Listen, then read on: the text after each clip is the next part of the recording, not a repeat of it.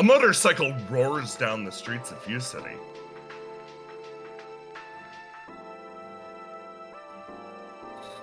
Traveling from the upper limits of the city, it flies free, hopping over the side of the highway and landing on a more pedestrian road. She makes her way downwards as the great towering god stretches out to her left, working her way down. The lights almost seem to flare and spark around her. She slows her bike and looks up at them. The world almost starting to swim. Individual undulations of this place feeling more like an ocean than reality. She feels herself pulled away from this location. Almost lost.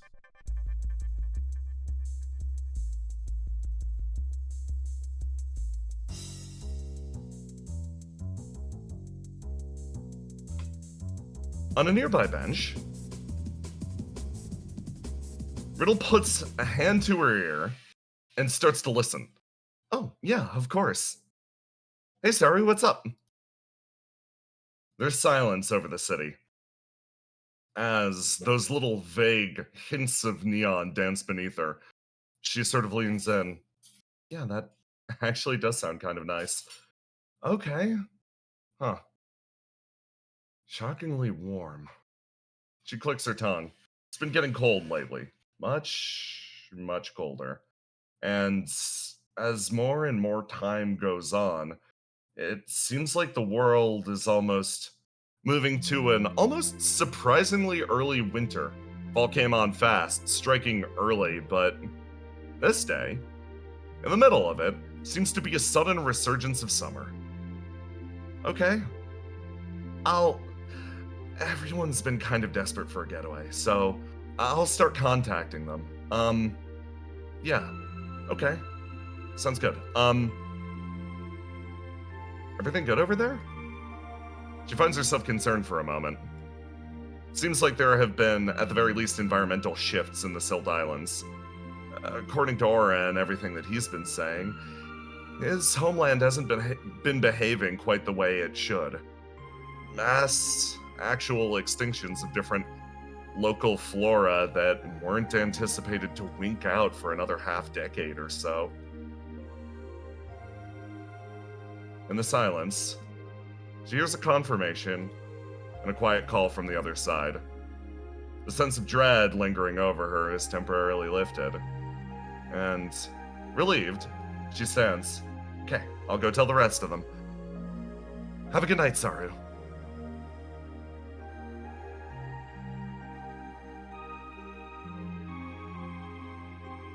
The girl on a motorcycle stares up at the light, sort of feeling the headache recede slightly. She takes her bike, quietly sighs, looks up at the highway she just leapt off of, turns it around, and decides to head back up the surface of the god once more. Things are going in that direction. Might as well get out ahead of it. She drives away, accelerating towards the OPIA building. And there,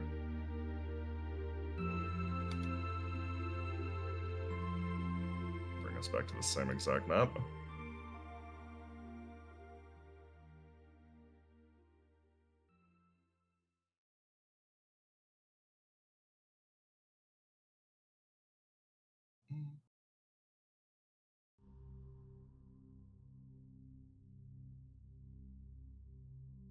She walks forward, approaching the ESP lab.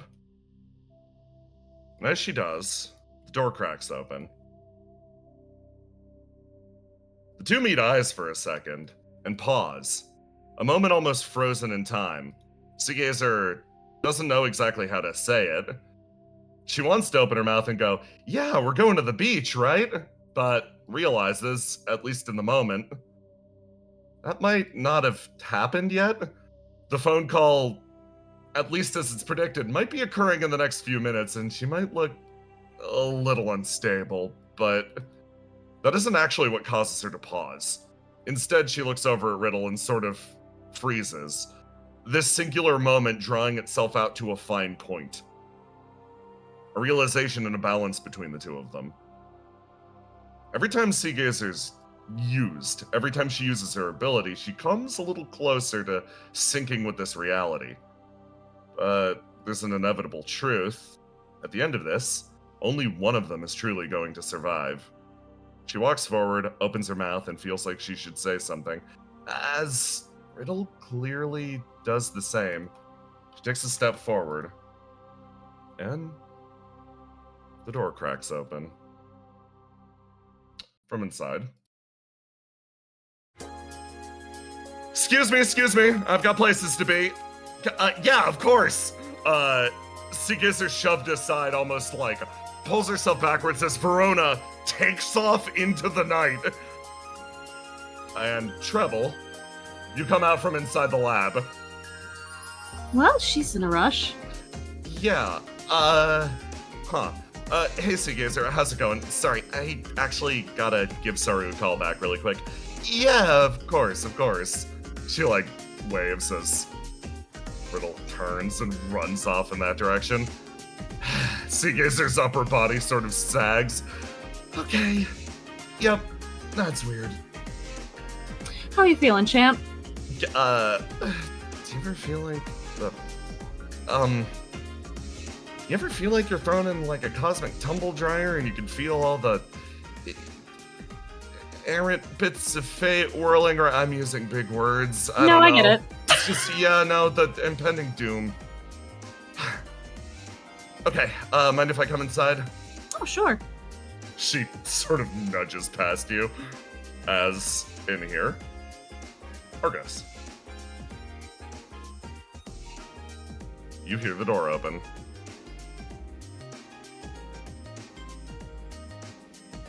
You've been pleasantly chatting with Theo and Verona and Riddle until...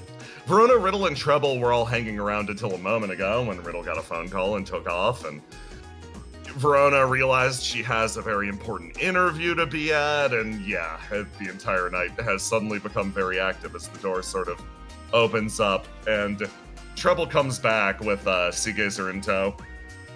Mike, we didn't order anything, did we? No, she's just here visiting. Yeah, she pauses. Yeah, I'm here for no particular reason. She sort of twiddles her fingers. Mike's like, yeah, I thought you were gonna head out to, do cool biker stuff in the desert. Yeah, that was the original goal, but, no, I'm here to stay for no particular reason. Okay. Something crazy's about to happen, isn't it? I wouldn't call it crazy exactly. I just, okay, but something is gonna happen. Yeah, I kind of want to be here for it. Everyone have their gel pills on them in case we get blown off the side of the god or something.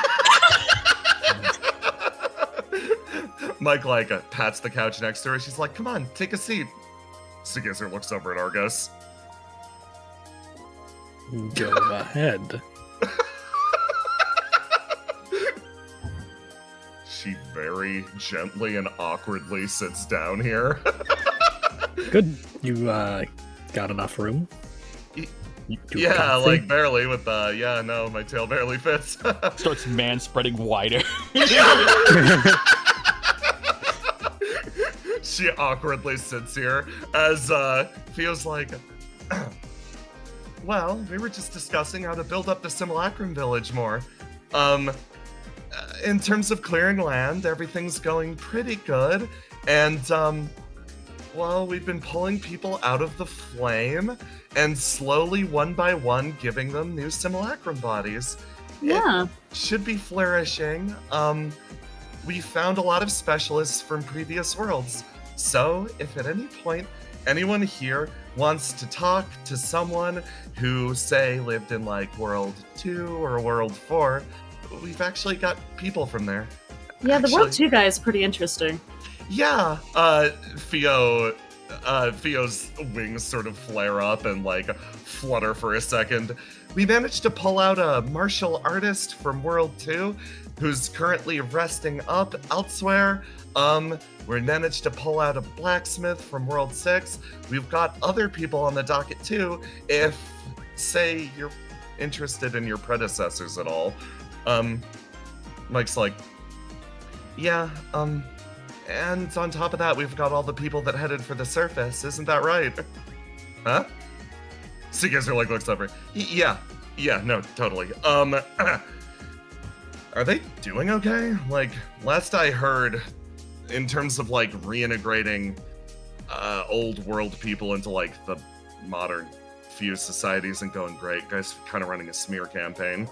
Yeah, they are. It's kind of an issue. Yeah. But we're running a kick-ass anti-smear campaign, if I do say so myself. You mean Nectar going on all those talk shows? Well- The door cracks open. And The snake is polling well, as they say. Yeah, having the Queen of Flames go in with her big suit and pretend to be a supervillain, so that Nectar can then come in and be like, "Oh, boo-hoo! Woe is the demons being oppressed by that large woman." It's been working pretty well. Queen seems to like that a little too much. I'm gonna be honest. Yeah, we wind up having to cut her off most of the time. The door cracks open as Riddle comes back inside, and she's like, "Hey everyone. So sorry, just got in contact. There's an island nearby where he is that actually is open this time of year.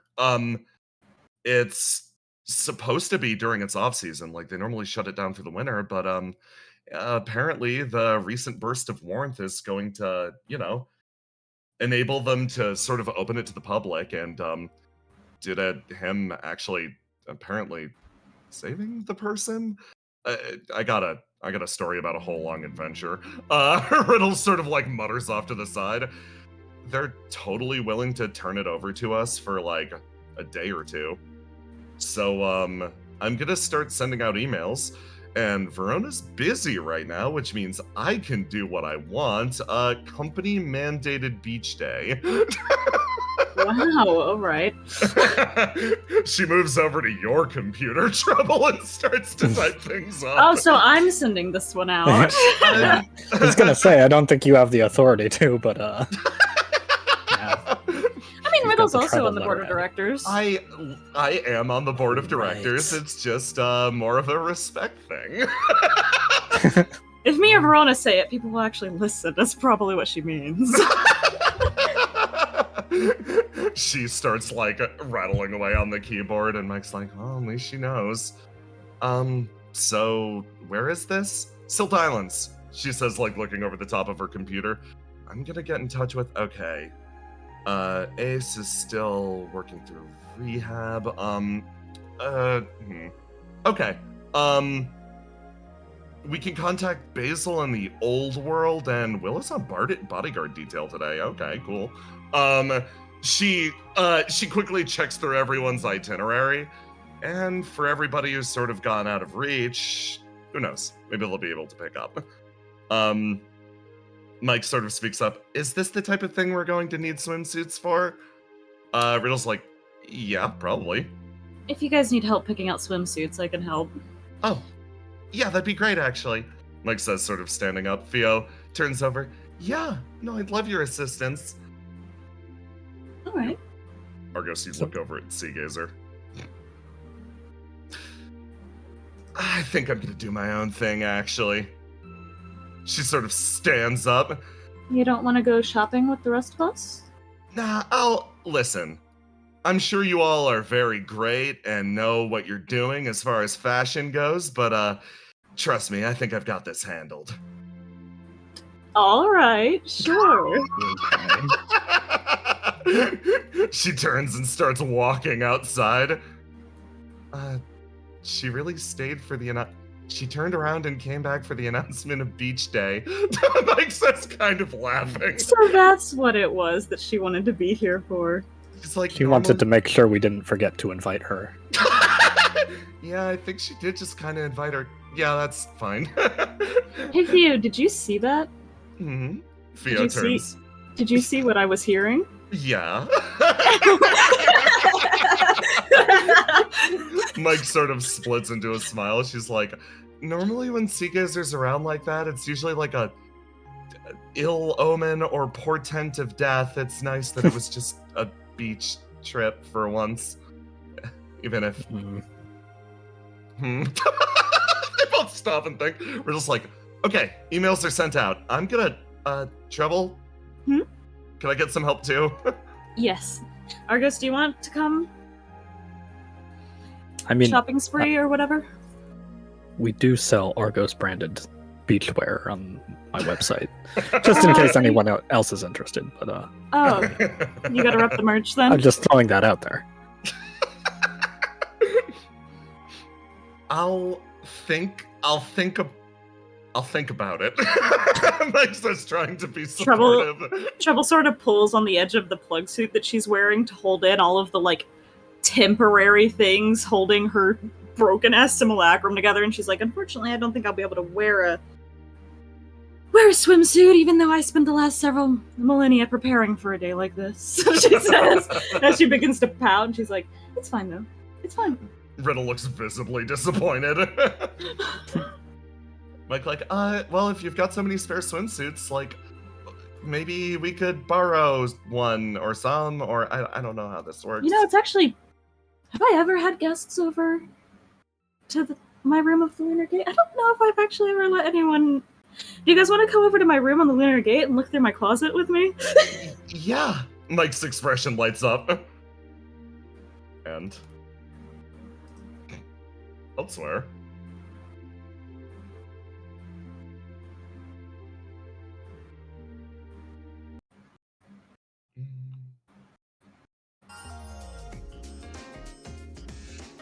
This one. A rock shifts, falling over to the side. It tumbles down the stack of books and comes to rest on the ground. And then another, and then another, and then another. And then something emerges from the depths. She pulls herself free, touching down on the ground, and sort of lets out a call. Basil! And from around the bookcase, a return. She makes her way That's up. my close personal friend. I was unable to locate the demonology tomes that we were looking for. Oh, I thought you were just looking through the garbage. I was. She says with a big smile on her face. Well, then that's why we probably didn't find the tomes. They don't keep the garbage and the books in the same spot because they got big brains. This is why I was designating the higher shelves to you, and I was willing to sift through the garbage. I have transcended the flesh. This new mechanical body of mine can go wherever it needs to go, even in the garbage. Look, this isn't even awkward for me, she says, placing herself in the pile of rubble again. Now, that is pretty awesome to transcend the fear of filth. That's like beyond humanity. She sifts through and then actually comes out with like a... I located something. It is not a demonology book, but it does appear to be a geographical map of the area that we're in. Ooh. It is, unfortunately, historical, so I do not know if it aligns to a post-apocalypse setting, but we can get a vague impression of the, and you both get a message at the same time. You look down. Oh. It appears we have been invited to a beach day tomorrow morning. Oh, that's exciting. I haven't had a beach day before. That's extremely exciting. I will need to get dressed. She stops and sort of thinks about this. Though, having transcended the flesh... Yeah, what will your transcended flesh body wear? Exactly. There is much to consider. She almost, almost subconsciously, just overarms the almanac over her shoulder back into the pile of garbage, and Basil, your arm just goes out and catches it. We need that garbage almanac. I see. Well, do you need some help dressing your transcended body? I assume you don't have a swimsuit. Ah, yes. would you like to return to the derelict with me? Sure, we could be there in an instant. Let's go. She holds out her hand. Bling. You literally, yeah. So, the way that this works now, and this is my favorite. Basil's teleportation is now rooted around one nexus. It's the orb. So the experience that you now have is you grab Say and you warp back to the orb, and the interior of the orb is a foggy maze of doors that is held down 24/7 by a troop of no less than 50 members of the Esper Corps, because horrors lurk in the deep. You literally throw open the door and go, coming through. You do this all the time. Shove open another door and exit to the derelict. We've got Nightcrawler teleportation now. This process carries you over there. Meanwhile,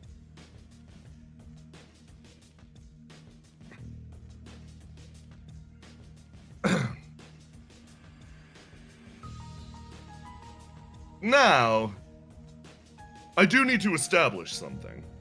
While it is OPIA's recommendation that the individuals and mechanical bodies you see, now scattered all over Great Fuse City, are not dangerous, a lot of them have customs that are not particularly adapted to our life or lifestyle.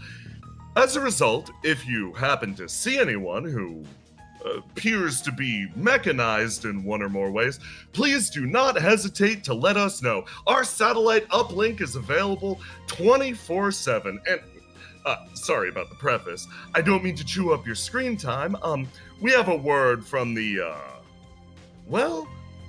devil herself. Say hi, Queen of Flames. The giant figure sits behind an interview table. Greetings, Fuse City. Good evening. I understand that this time, particularly this post-war time, is rather rough. Individuals from the old world are currently coming up to you on behest of the leader of the demonic initiative, Nectar. Her head sort of tilts to the side. I would like to establish one thing, and one thing only, however. She looks over at CEO 5. It's thanks to OPIA's efforts that peace has been achieved, particularly lately. As far as my own schemes and machinations go, I am currently serving an almost prison sentence at the OPIA building, repenting for the great crimes that I've done to the surface above. A laugh travels through the armor. I want to make one thing abundantly clear. It is through the strength of those individuals that I was brought low, and so long as they remain powerful, I will continue heeding their call. She turns and looks over at CEO 5. Geist has yet to demonstrate their true strength.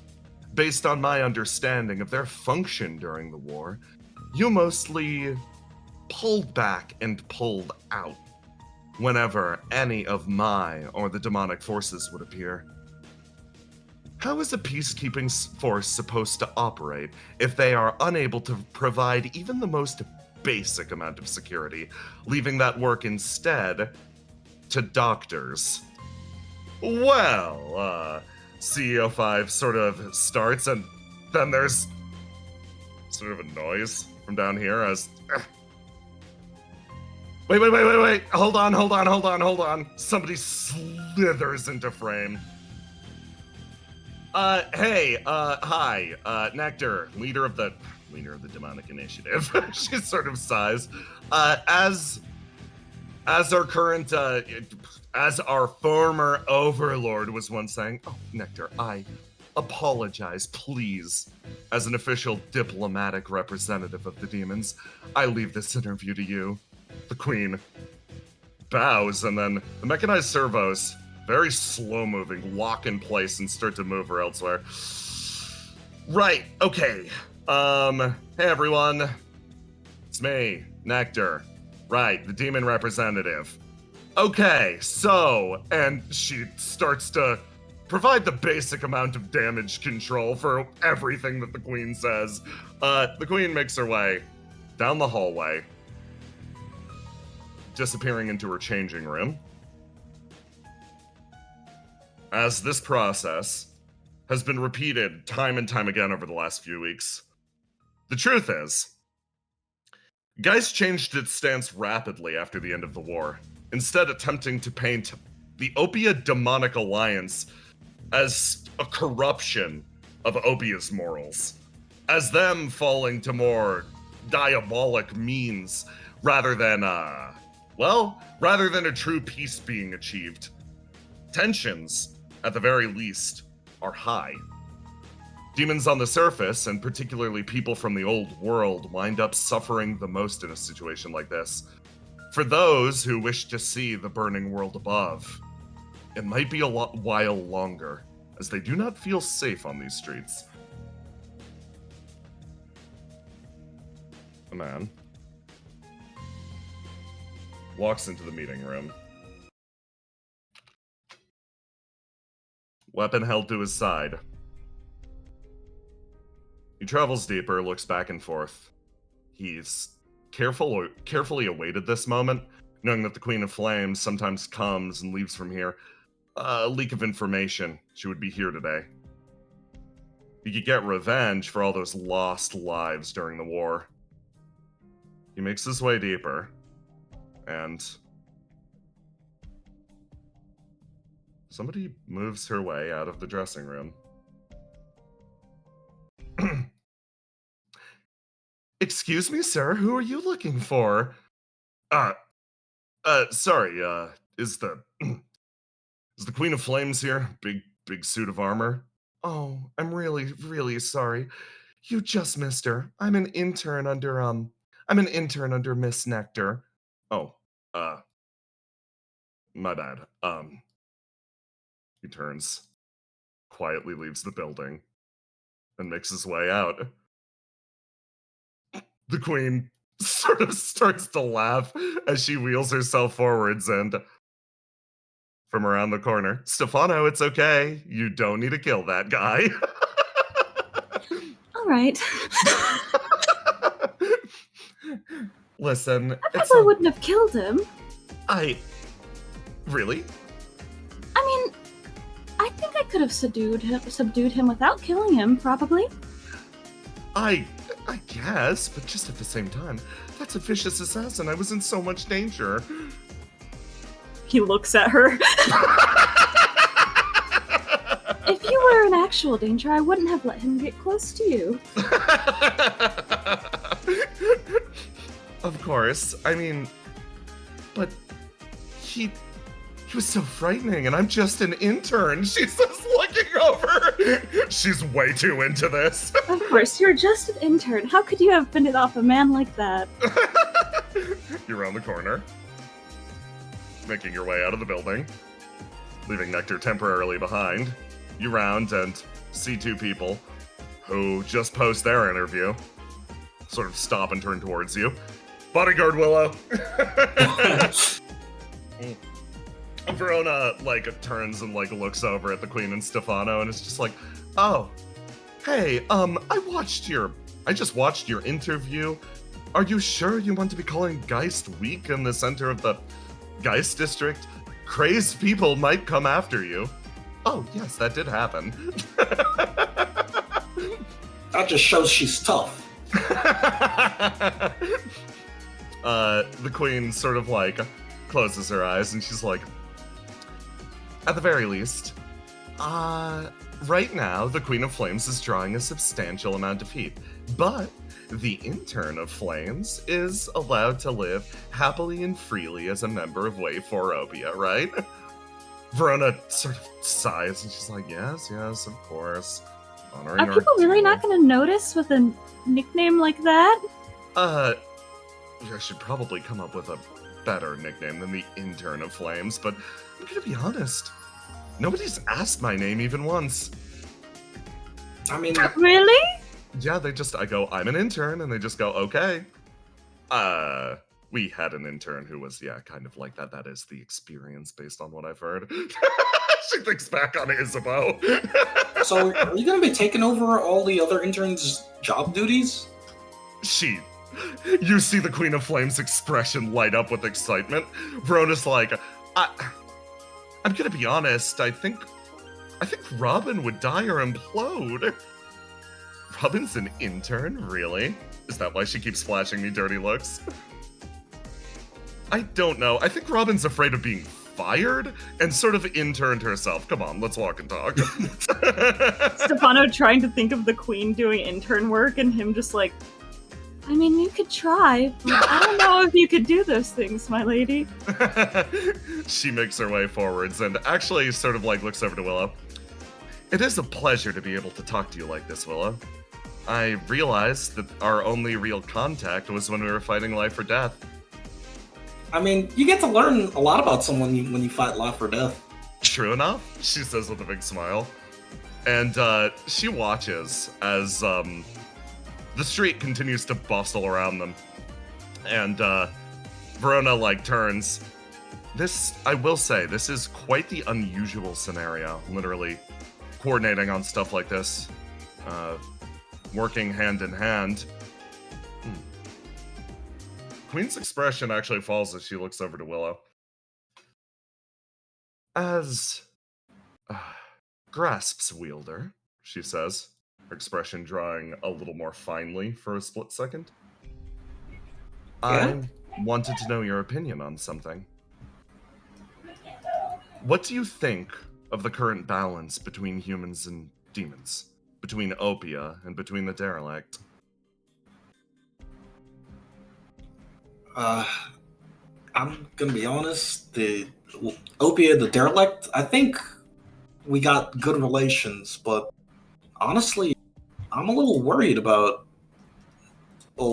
everyone else. The Queen of It's Flames fun. looks around, yeah.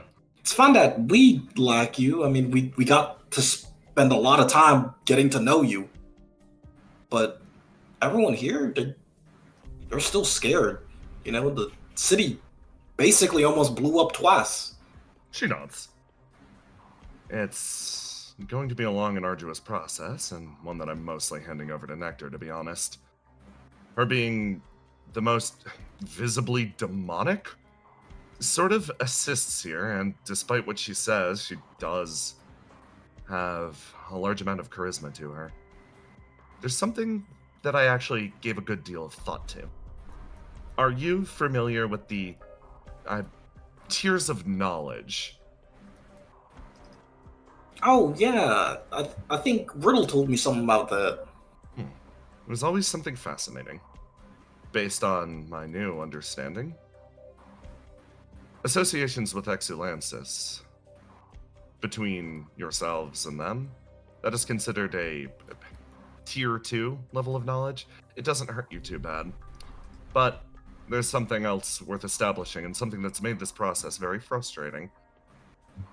Contact between demons, the derelict, etc. That's always been considered a tier 3 association. Even getting to know our names, getting to know our faces. That is information that could cause a sickening amount of burn in most people. I think I'm starting to understand why, she says. Verona looks back and sort of starts to think. She leans in and looks up at you. Again, I say this to you as a representative of a faction that's been at war with the World of Flame for a very long time. It seems like a tough situation. You can't even introduce yourselves to us without almost making us explode.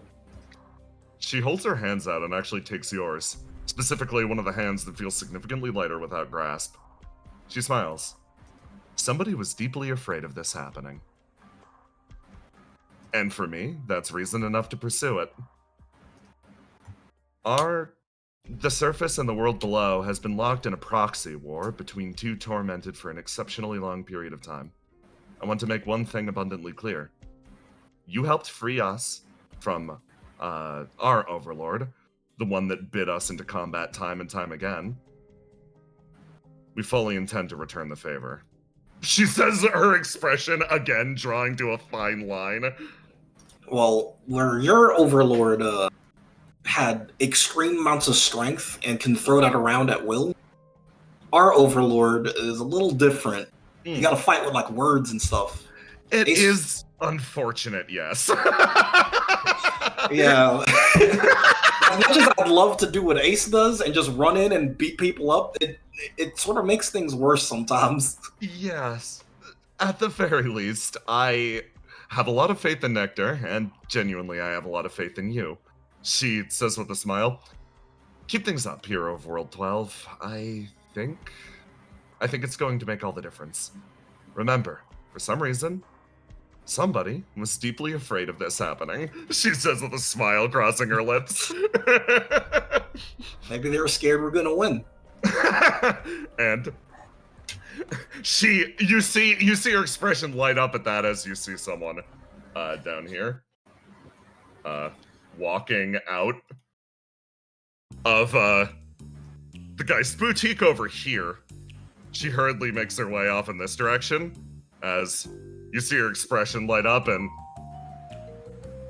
you see an expression crossing Seagazer's face, and it starts off like pleased, then it gets like a little smug and a little uncomfortably smug as she sort of laughs to herself and sort of turns, stares, sees you all. Hey guys. Hi, Seagazer. What's up, Seed? Not much. You all out here getting your swimsuits for the big beach day. Seagazer, we're in the middle of a diplomatic meeting. The beach day? What? No one told me about a beach day. Oh my god, my comms were off. What Is did Riddle that- do? Is that why you're so smug looking? You're This making is- that face again. This is coming from my email. Wait, she logged into your account to do this? She logged into my. I mean, it's signed Riddle Arentite, but it's coming. What? Riddle?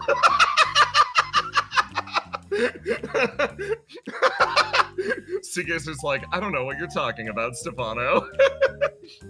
He just looks at her. He's like, all right. So what you get for the occasion? I just spent most of my paycheck on the. It's gonna be a surprise. She sort of pauses. Oh, I should spend most of my paycheck. Wait, what the heck's a paycheck? Don't worry about it, Willow. We're fine. It's fine. Okay. So, I need to buy a bunch of Geist dogs and Geist burgers. Verona like a head and hands. It's like, okay, so this is already happening. Tomorrow is relatively clear. Hi, I'm sorry. Turning back to the Queen of Flames. It's like we've got to go tend to business. Okay. Sounds like OPIA has something exciting going on. The Queen of Flames sort of starts to think to herself. She's like, yes, they certainly do. Oh no, why are you making that face? I don't know. I'm just getting some ideas. I mean, I'm technically. Oh my god, it's in my email too, Stefano. Look at this. Oh, wow, you're going to the beach? I'm technically invited. Stefano having a moment of like, have you ever seen? No. Absolutely not. So, you will be assisting me and coming with, and we're going to rally up absolutely everyone we can get. Oh, okay. Is it okay to just invite ourselves to? I mean, you're already invited, but the rest of us? As a queen, if you invite me, you invite my entire retinue, kingdom. I'm taking you regardless. I see. So this is where you guys got off to. Okay, I think I managed to like placate them more or less. What's up? Nectar, we're going to the beach, she says. Nectar looks over. Huh?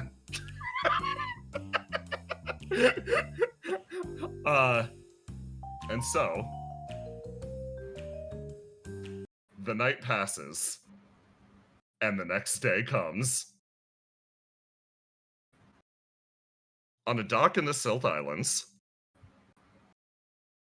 Let me swap the music.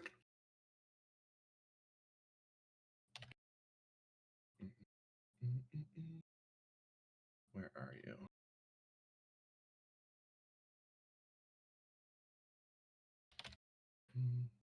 There we go.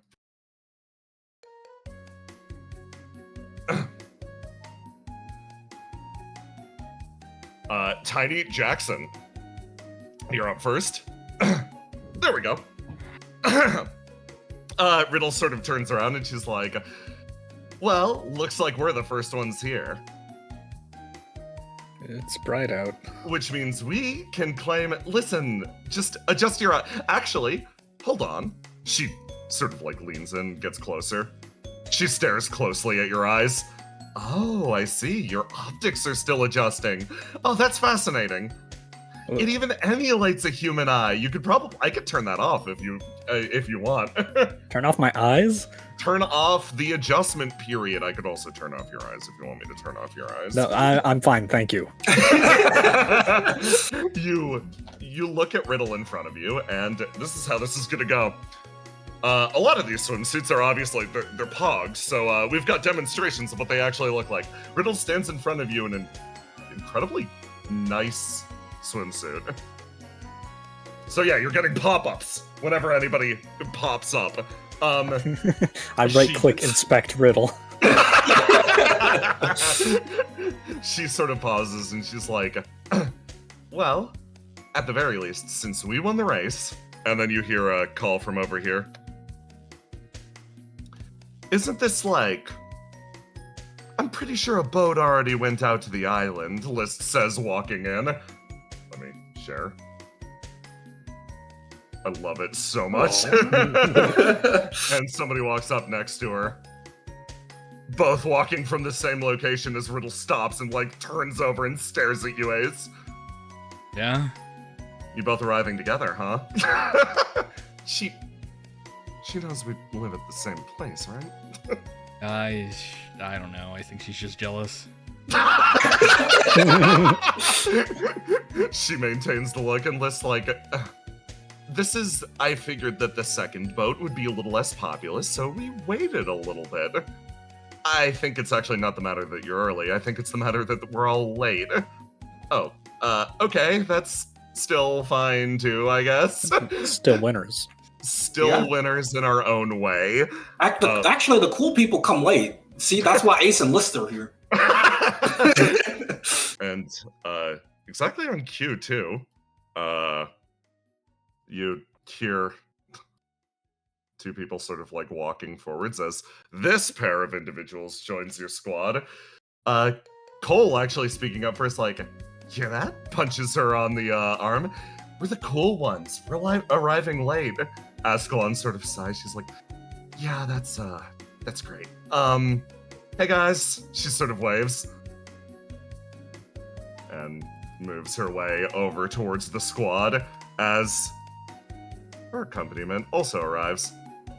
Basil, you've kept up with Ascalon the entire time, and you rush into the company. Let me show off good old Basilisk id. I knew we were the cool group.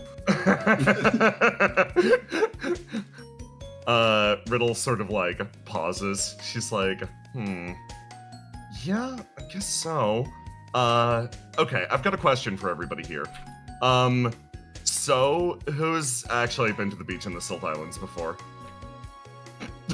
She like looks around. Raise hand. Oh, I've never been. Wait, there was that one time we went to the beach for that fight. Most of us Yeah, are we were from there Silt for the war. Islands. Yeah. yeah, literally, this was one of the stopover locations during the war. The best I've got is like different experiences from periods of intense violence. We're planning on taking a vacation, but that actually got cut relatively short. As trouble, you walk in remembering the exact incident in question. You'd been planning on going to vacation, theme park, the works, but well, work gets in the way a little too frequently. You just get busy sometimes. Yeah, she sort of sags visibly in front of everyone. We should probably stop crowding the entrance to the dock, right? So that people can walk down? Oh, Yeah, that's a good point. Riddle sort of moves her way over here, and like everyone starts to make their way down the dock, and Willow, you're the one who hears it first. You hear a psst, hey, and then Argos, your ears pick up on it too, almost like overtuned to the stimulation. Well, that's a really intense song. That's a Boss fight. Yeah, it's time for a boss fight. Yeah, hold on. No, we're going back. We're going back. Okay. You sense an immense presence from beneath the dock. As it sort of starts to build and grow, you feel like there's danger down there, and you do actually see an ignition of flames sort of spreading out from beneath. And three of you just crowd up and over the area, pulling yourselves forward. Before you see the danger poke her way out from beneath the dock. Hey guys. Yeah, I'm like panicking. You guys are dead? I'm like, no, hey, don't come over here. Don't come over here. No, I'm it looks panicking. like you're in danger. Alright, hold on. Well, what's going on? You hop down. She's got her like coat tied up. Okay, guys, I messed up. I messed up really bad, okay? I messed up really bad. Why? What's wrong? Okay. Are you okay? Did you lose your credit card? No, yes. That, yes, actually. I need to borrow like $5. Well, you can use mine, alright? Really? Yeah. Oh my god, thank you, Willow. You're the best. Oh, I've never God. seen Willow with cash. Expecting something today. Thank you. Sorry, I might have made a mistake in some of my purchases. So, Do you need a shield or something? no, in a manner, I guess, like in a manner of speaking, yeah, like I do, sure. I need to shield my shame. I have no idea how people wear stuff like this. All right, I got you. As long for the entire time that you're walking to wherever you're going. Yeah. Willow Give activates keyhole. It's a completely different outfit. Give me a D20. Just raw luck roll just to see what type of outfit she wore in a different. Is it another $1,000 dress? Oh my god, yes! Seagazer emerges from the bottom of the dock, and she's wearing an incredibly fancy dress, actually. Whoa. Willow, this thing rules. I mean, it's something you'd probably buy. Yeah. No, I don't know if I could necessarily afford this one. Okay, just walk with me over to the gift shop. Hey, guys. Hi, Seagazer. She waves. Liz turns and looks over and just like, is Seagazer wearing a wedding dress to the... I don't think she's gonna be able to swim. Something really funny just happened. Don't worry about it. Yes, she is right now. It'll be gone in a minute. Do people really not like the Argos brand swimsuits that much? You'd rather wear a wedding dress? Also, they look lame. Sorry. Also, I just assumed you would be wearing your own brand, and if we showed up wearing the same thing, it would be kind of like, you know, Cool. Yeah, sure. Let's go with cool. Yeah.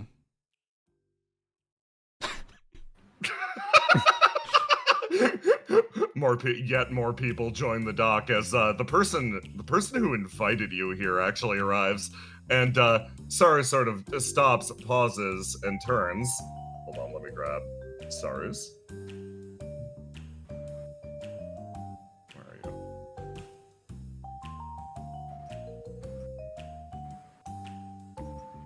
Saru turns, stares at everyone, and hey guys. Hi, everyone! He looks over at you with a big smile. Wow, Saru, you're really in your element. Yeah, no, I don't know. He looks between everyone. I wasn't exactly expecting to go out and thank you. He fidgets off to the side. It's nice to see everybody again. Sorry, long time no see. It's been what, 2 months? Your 3 hair's so months? long. Liz, like, I think it's been about 2.5 months, yes, dear. She says, like, looking over, as from over here. These guys come back and Seagate is like, okay. It doesn't look bad. It It looks doesn't. good. It's okay. Yeah, okay. If you say it looks good, then it looks good. Thank you, Willow. You're a real lifesaver. She comes back, and yeah, you get to see what Seagazer's wearing. Underneath the coat is clearly an extremely expensive swimsuit she likely bought in haste. Covering it up, $15 shorts from the gift stall over there. Yeah, Hey guys. The reference is $5 swim trunks. That's Oh, too yeah, highbrow of for her. She uses 2 words to pay $15 from Willow's money. Oh my god, hi, I don't know this person. Hey, hi, I'm Seagazer. Cool swimsuits, everyone. They look really expensive. Hi, I'm a 4. Okay, Nice to meet you. everyone, stop crowding the docks. I want to see this. Excuse me, pardon me. Thank you. Follows you. You make your way forwards and Seagazer looks for like moral support. Yeah. Willow is gone. No one can be seen anymore. Basil like whispers over to Willow, "Why did you let this happen?" I don't know. I didn't know how to fix this. you look up. This is the first summer of her life, and she's going to have to live with this forever.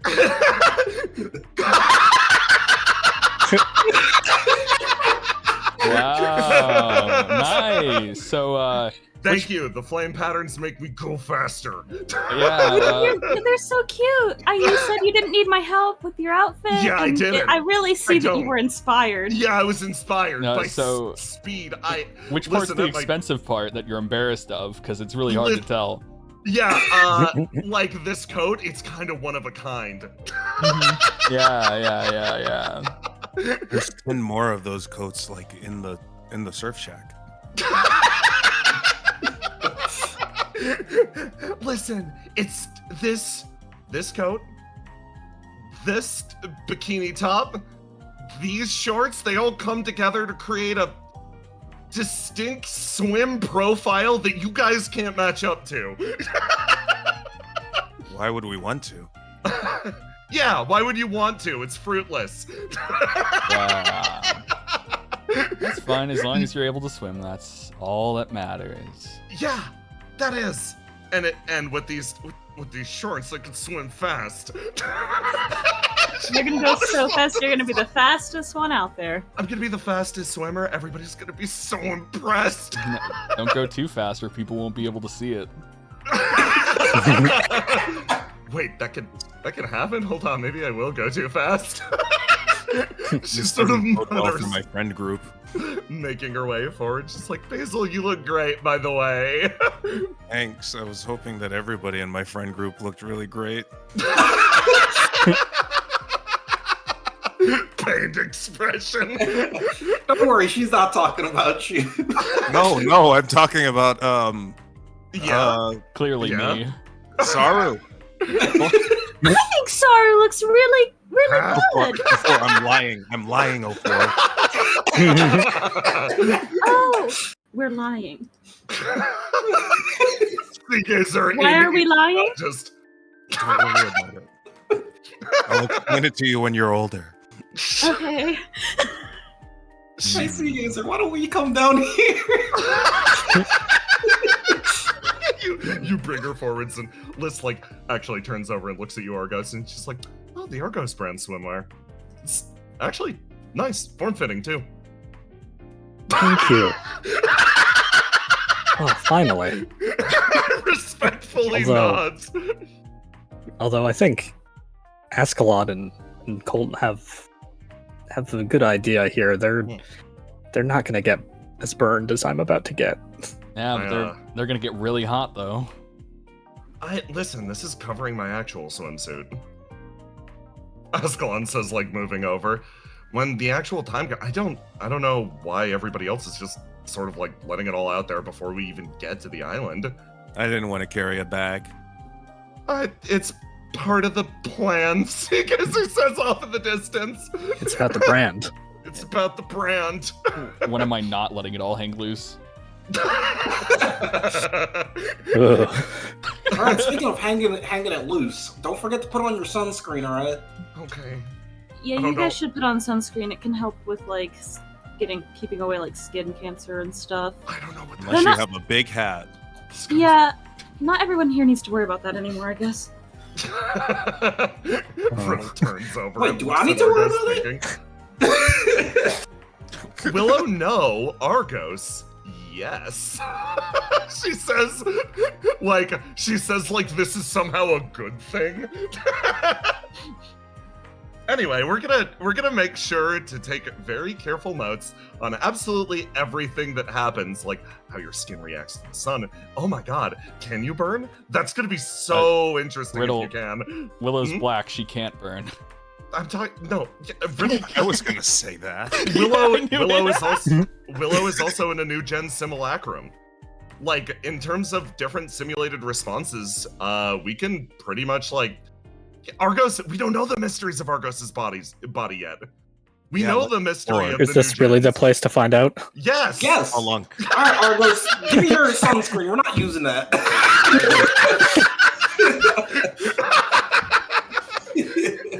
I didn't mean to sound so forceful, but I just want to see how No, you I burn. know. I love Throw it. sunscreen into the ocean.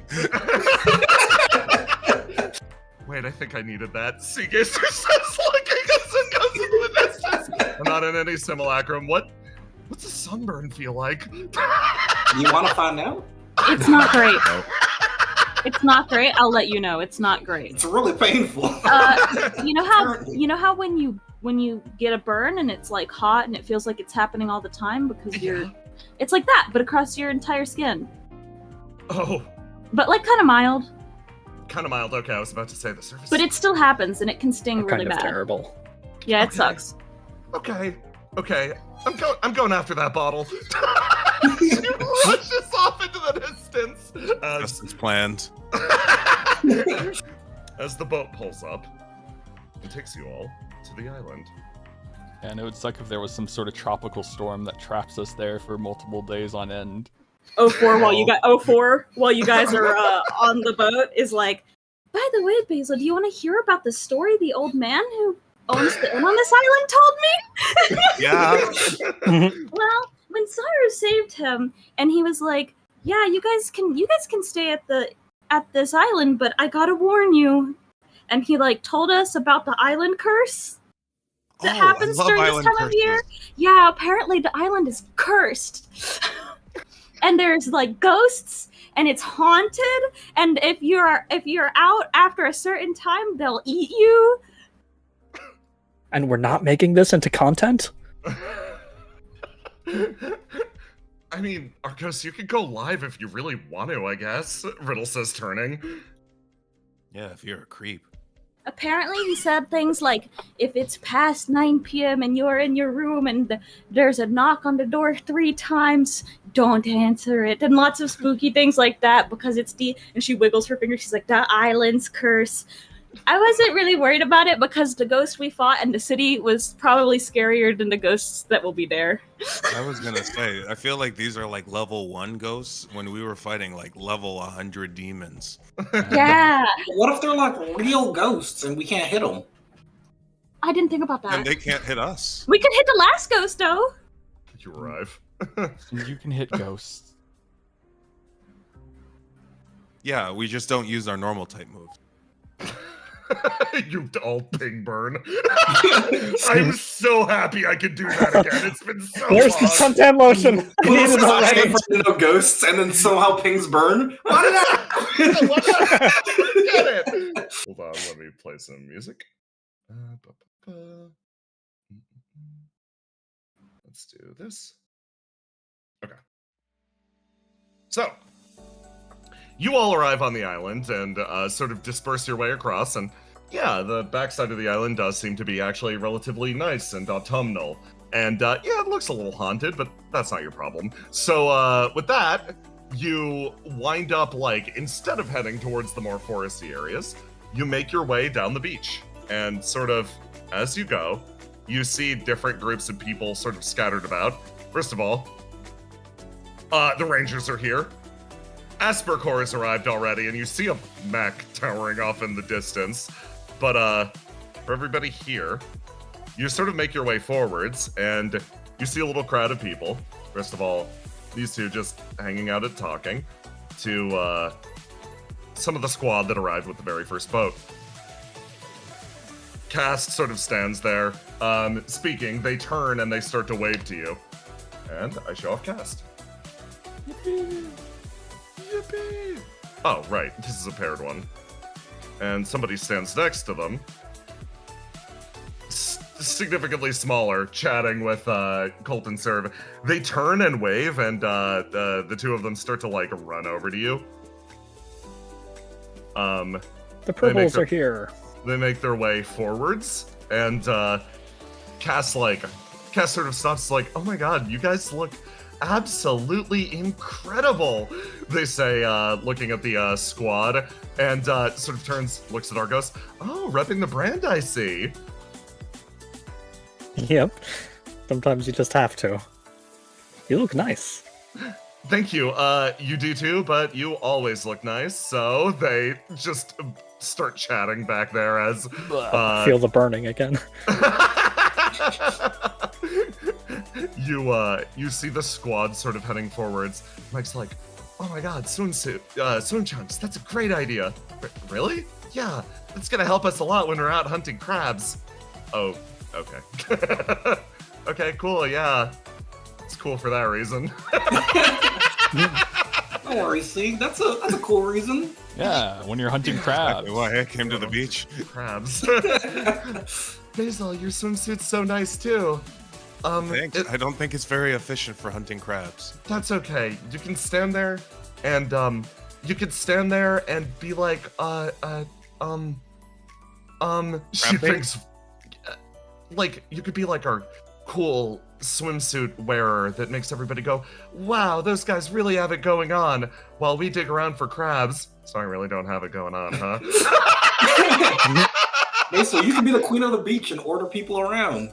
That's actually a really good point. I'm thinking about this all wrong. It's not about my group looking good. It's about me looking better than my group. I'm glad you're taking away great lessons from this. Look, Caesar, you can't be fast and hot. It's impossible. That sounds real. It's very real. That's not true. Okay. You know what? I buy it because all the alternatives are way sadder. I'm less than hot. Be careful though; those crabs are really grabby. I mean, I've got multiple layers now at this point, so like, bring it on. She says, big smile on her face, but like, good job, I guess. Encouraging her, pulling her out of it. I'm gonna head over to the grill. Wait, where's the grill? Oh, over here. You see Willow holding a big bag of diced dogs and burgers. I forgot to ask everyone how they like their burgers. You make your way over here, and... Uncooked. And are stopped by a few people. First, you see Helena, as she's chatting to someone who has her back turned, and she slowly turns around and looks over at you. Oh, hey, you guys. Verona waits. Yeah, Brennan. Oh my god! Sorry, I had something in my throat.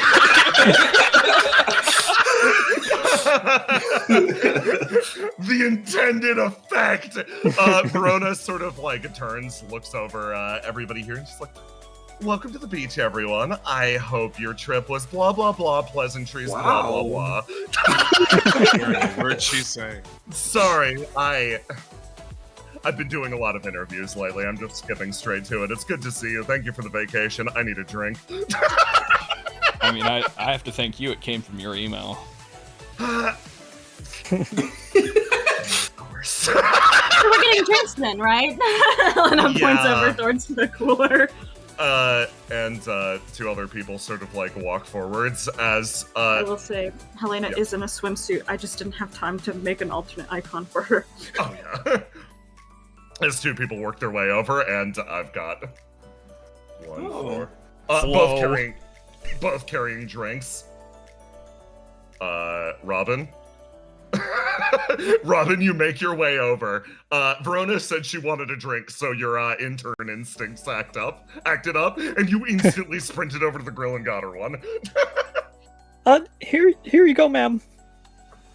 Ruth also similarly Please enjoy. sort of sprints her way over. She's like, yeah, you beat me here? Really? Really, Romali? An intern knows when she's needed. You do need me, right?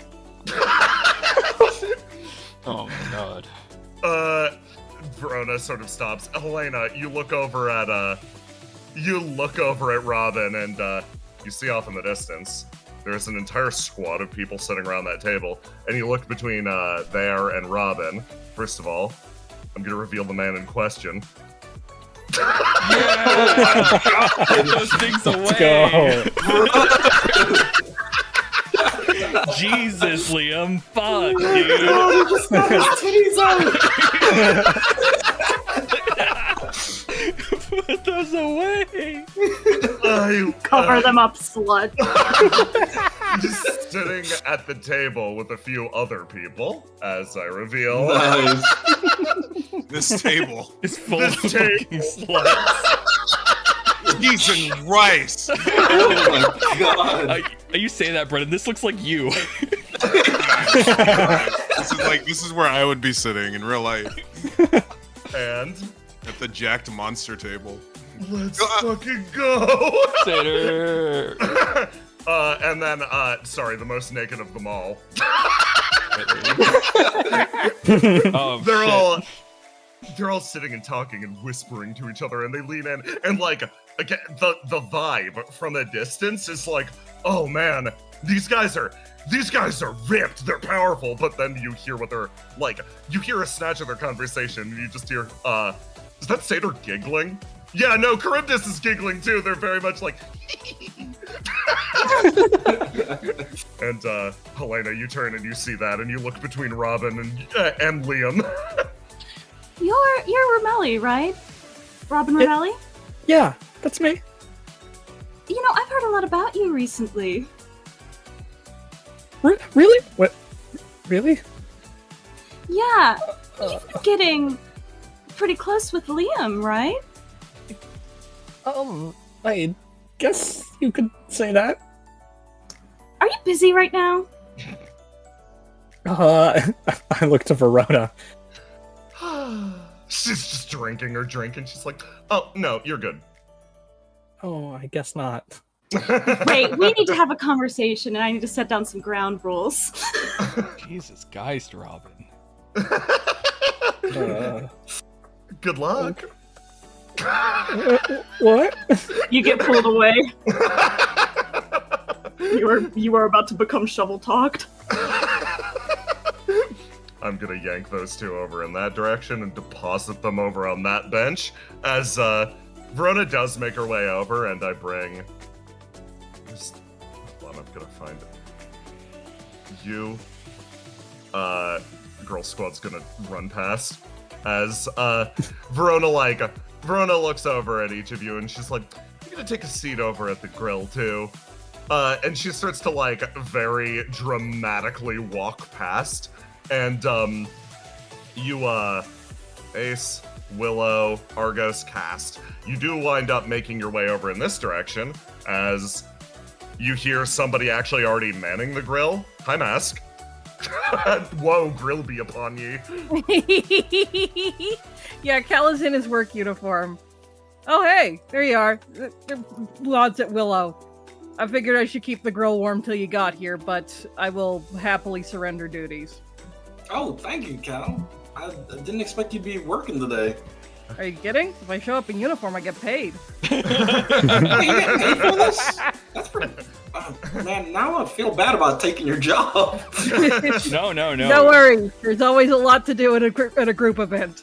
He flashes you a thumbs up and immediately starts doing other kitchen tasks, not immediately grill related, like preparing food. All right, Cal, how you like your burger? I want to make sure I get this right. Ooh, actually, if I can if you could teach me how you do yours. Obviously, I'm not gonna be able to match the same level, but you know, I've been dying to get more wisp cookery skills. Oh yeah, definitely can show you. And I think it's the first time in a while that I use my cooking skill. Yeah, baby! Roll to The die cooking and then gift. roll to do with the 2d6 bonus. It's a 1d6 bonus for each thing that contributes to the cooking being good. Yes, So- you get a 3d6 in this case. You brought your own ingredients, you got the grill out in front of you, and you've got your base talent. Also, Cal's gonna be your sous chef. Well, it's only a +1. Oh my god. Blow that shit the hell up. Alright, let me add the 3d6. I'm so excited for this. Oh, you start cooking as you go in and Sigizer watches the technique. She's like, wow, that's really impressive. I'm gonna be honest, in all my time at Dark Side, I've picked up a few techniques of my own. She Cal leans leans into over. Willow. Do not let her near the deep fryer. Cal showed me a video that's apparently been discontinued for over 200 years because it's got dark secrets in it, and it taught me how to use a deep fryer super good. She No. So much attention. I'm so proud. He is, however, still on parole after the banana incident. I tried to deep fry a banana, it didn't go great. I do have a job for you here if you wanna help out. Yeah, no, I'd love to. Willow hands Seagazer a burger. Go pass these around to people. Yeah, I'm really good at this part, actually. Yes, you're so Very- fast. She is. I'm so proud. More food She- delivery. Seriously, huh? though, she didn't even peel it first. You make your way over, and Seagazer rushes over and immediately delivers a burger to Argos. Oh, wow. Delivery on the house, probably. I don't think you gotta pay for this. Here you go. He takes tips though. I do. She winked. Actually, no. In this case, I'm more than willing to waive the tip. Oh, wow. How generous of you. Yeah. How... So yeah. just remember this. Double finger guns. And she Mhm. backs up. How manipulative. Mike, hey, Basil. Hey Mike, how's the beach? Pretty good. I actually came out, gonna be honest, I came out late last night, and I kind of got a place already set up. I built a fort over in the corner, so I'm probably gonna dip over there, start collecting crabs. I'm gonna build them a little crab house on the inside. I'm gonna fill it with water, and there's bioluminescent stuff, so it's gonna be underlit. Sorry, I've been thinking a lot about this, but we can't hurt the crabs. She just starts going off about this. She built a little Yeah, dragon yeah. roost. Wow, that's crazy. I Yeah, never right? thought about it like that. Yeah. So yeah, that's what we're gonna go over there and do. She just does a big smile. Okay. Basil, Cass sort of speaks up. They move their way around. They're like, Basil, are you sure you want to be It's my burden. Cutting away from that. Ace, you make your way over here as you move your way up to this table, and This fucking table. yeah, you're still here. Back here. Them just lightly giggling off in the distance, and then you approach and they all whirl around at once. So he's takes off his glasses. Hey, Ace, how's it going? Hey, what's so funny? I don't know. I'm just thinking about, one of life's great mysteries. Yeah? Yeah, the fact that all of OPIA was ready to sort of lock and load, ready for a beach day. Everybody showed up. Kind of wild, right? I mean, emergency responders do be responding emergently. Emergently, right? That's what I'm saying. But here's the thing. He leans over. we gotta take bets on who the like spiciest arrivals are gonna be. Us guys here, we've kind of got a pool going on. It's not about like who's showing the most skin or anything, it's who's actually gonna show up. We were chuckling because you rolled on out here and we thought for sure you wouldn't be here. Because I thought Charybdis wasn't gonna be here and Liam thought that I wouldn't be here and you know. So like, who's the wildest arrival you can think of? The wildest arrival? Wildest arrival. Vinter. Yeah, that... Damn, okay. Yeah, if you get that one, you win. He starts taking off his glasses. Cryptus is like, I just think it's kind of like... I think it's kind of nuts seeing, like... I don't know. OPIA take over this beach all at once, and like... He starts pointing off in the distance as somebody works his way down the beach. Holy shit. Somebody like walks his way over in his fresh flesh body. Oh, oh my god, they give the GK skin just so he could show up here? That's kind of wild. And hold on, let me reveal the Golden Knight swimsuit.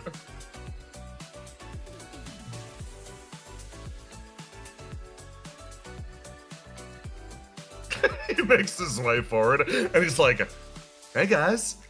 What are y'all chuckling about? Just how you shop at the same place as Seagazer.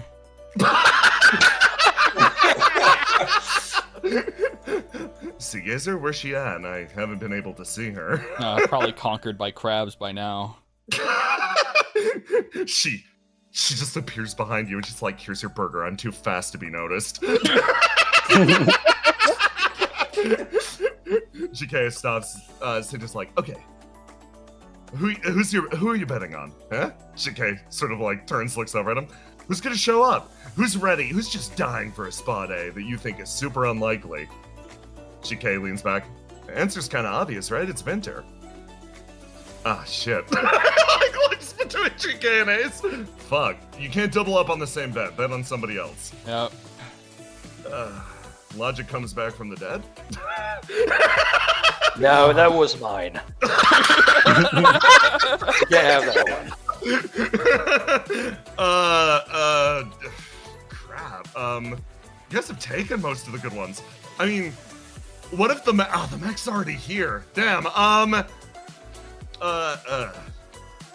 got it. Graham shows up. Done. Easy. Oh, God. Yeah, damn it.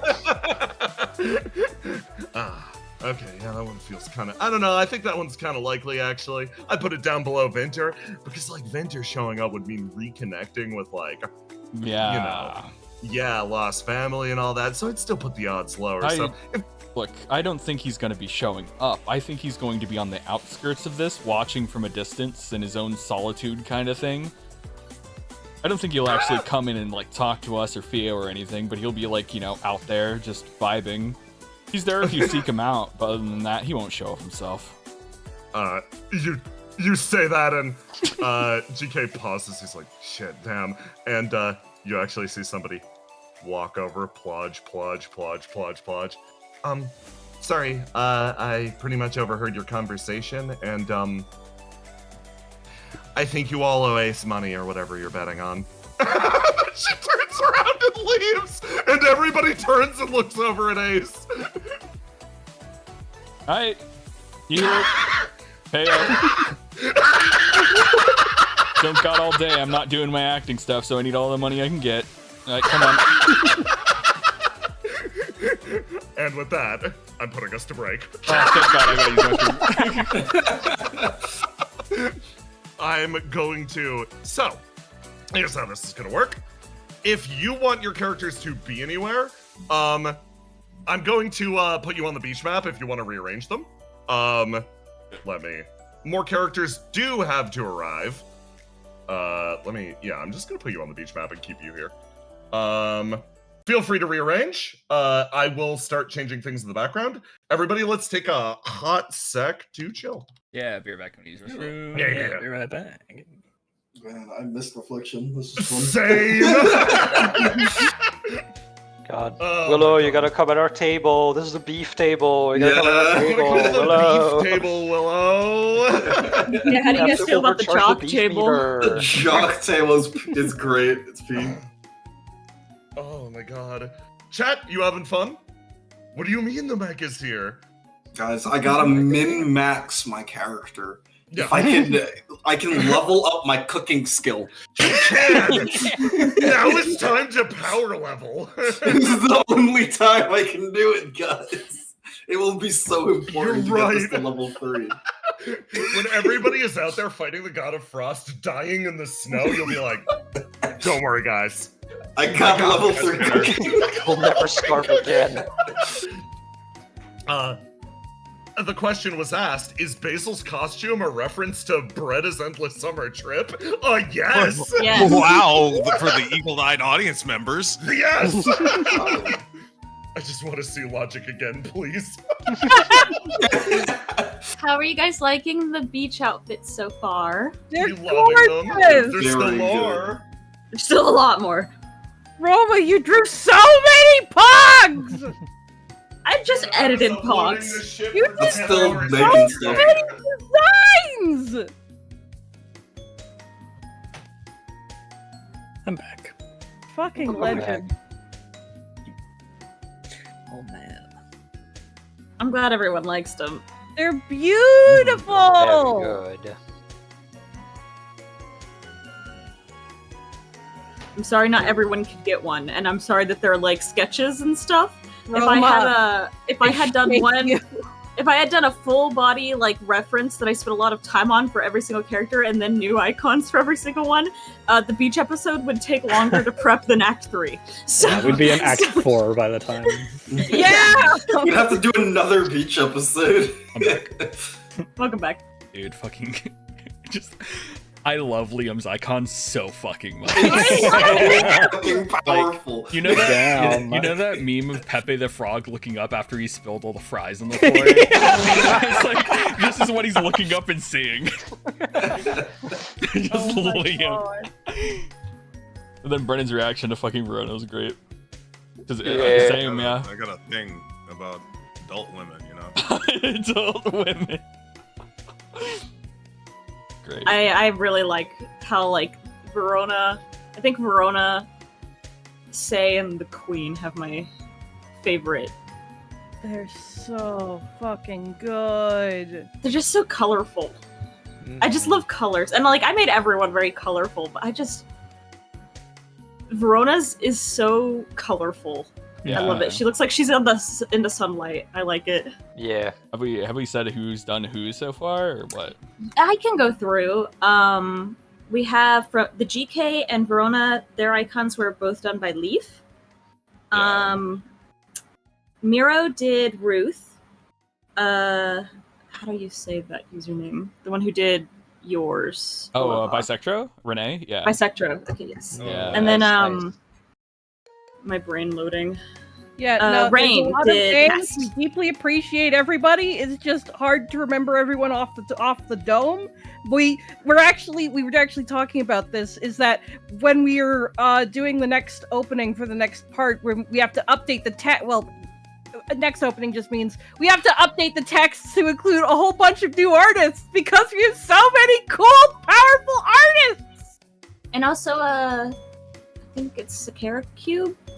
I don't remember. B did B did Satyr. yeah, B did Seder. Yeah. And obviously MD did Charybdis like MD usual, did and then Charybdis, Yeah. yes. fucking Neko did Cole and Ascalon. yeah, and then Niasper Okay. did List and Yes. Willow. Jazz's Satyr, yep. yeah, and then fucking Bryn cooked up a slut. I need to register what I sent Bryn when I was uploading at like 5 a.m. last night, where I'm like, all I had to do was, I had to find Liam, so all I did was Control F slut in our DMs. Now there he is! Okay. Oh, you weren't there. Yeah. But I said I can min-max my character in this session. Yeah. Yeah. I can level up my cooking skill. Yeah. I can complete the requirements for it. It can happen. What the fuck where do I go? Yeah, I'm rearranging people now. Yeah, rearrange I people. I'm as going well. to run to the bathroom before we go. I don't think it's worth upgrading my cooking skill, but I think it'd be So really funny if I worth it. gun for it. Just I don't know. Yeah, live your life, bro. Listen, you have Beef Squad. They need to be fed. Yeah, Yeah. got the True. beefy boys. Maybe get a hot dog eating contest or something. Dude, that's not fair. True. Ace would win. Listen, this is a man who has mastered the art of getting as much free food as physically possible. That's so true. He's the glizzy gulper. Finally, the Geist Glizzies. There we go. Oh, Yeah. I put you in the couple spots. Tee. Yeah. There we go. Yeah. I Point said casks married. looks nice, but I really meant they looked hot. Yeah. It's just still awkward to show PDA. No. Oh, Now that we're alone, I can be honest. Oh my god, I love that I set aside, like, oh my god, it's the place for all the couples. Does not set anything aside for Ace and List. Can you drag Ruth over by me? Yes. Thank you. God, where do I go, dude? I don't even fucking know. We need to populate the grill, bro. We need to help Oh, Willow yeah. and Max. We're like, no, we're not. You don't like help at the grill. You just stand and watch the person Yeah, grill. exactly. That's- watch as Willow cooks them all exactly the Yeah, same. I'm cooking all of them Yeah. exactly the same.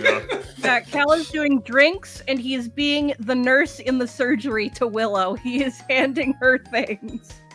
Look, I just take one look at you, and I know exactly what type of burger you want. It's the only kind you make. Sure, fine. I'll stand around the grill. I think that's funny as fuck.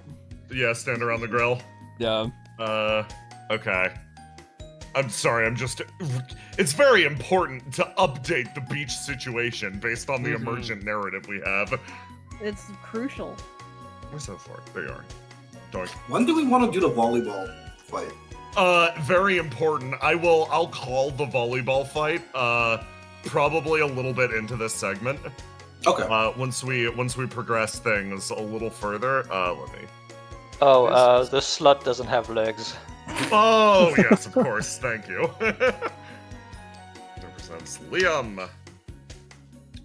He's beautiful. Thank you. Okay. Go like that. Okay.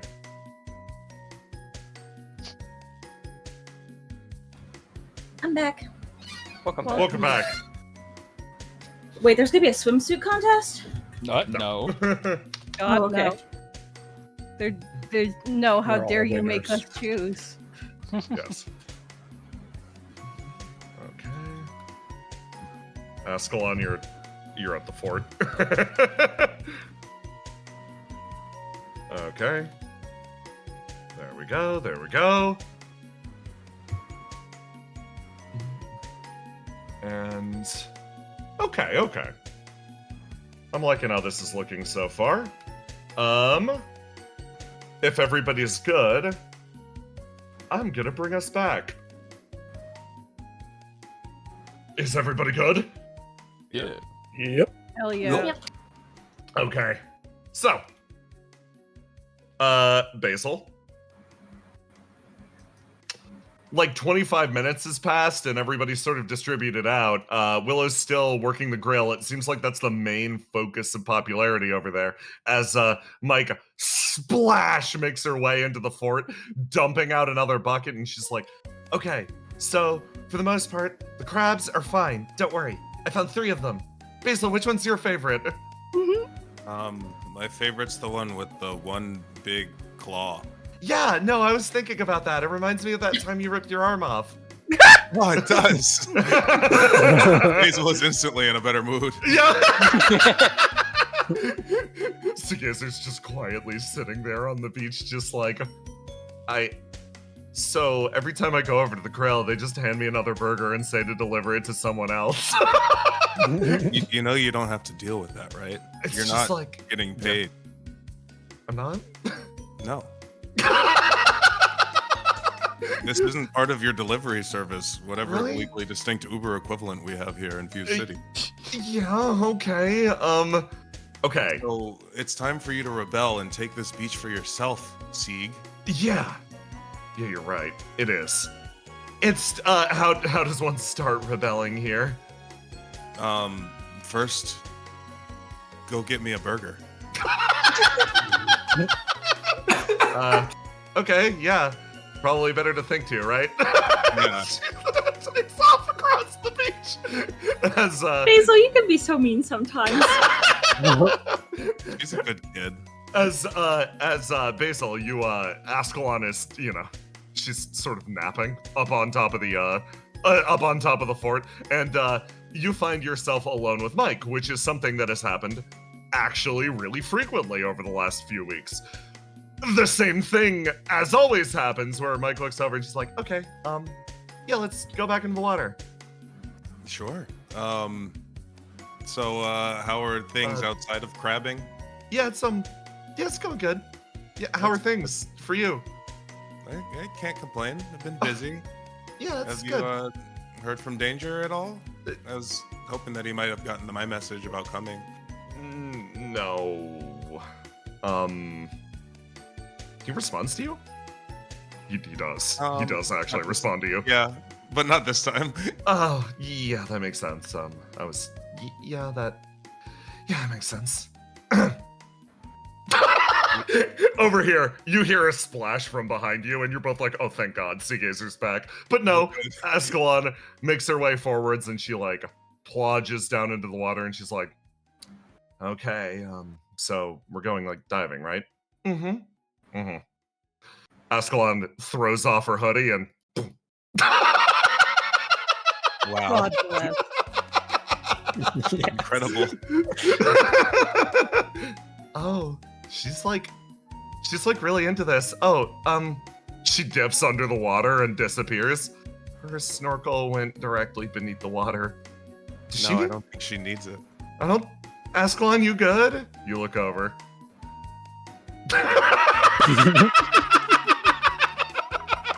Have you ever actually felt breath go into her nose? No, I guess I That's a haven't. fucking weird way to say it. Wanna follow along? Yeah, I don't have anything better to do. You splash into the water as... Hey, I got your burger. Where'd it go? Where'd it go? Back over here. Hey, Helena. Yes. Hey, Helena, you've got some very important things to say. So, Robin, did you get most of that, or do you need me to repeat it? I understand. Okay, I'm just making sure. He's a very sensitive guy. So, if you ever hurt his feelings, I know where you live. Thank you for being so kind and not doing many of the things you mentioned yet. Of course. Listen. I'm wishing the best of you luck. I want both of you to be very happy. I just need you to know. I know more than I ever thought I could. Okay. That's good. It's very important to stay informed. No, you're good to go hang out with others now if you need to do that. Okay. She stands up and has wobbly legs. Thank you for your time. Thank you for yours, Robin. We're gonna get along great from now on, since, Liam's my best friend, so we'll probably be seeing a lot of each other. Good.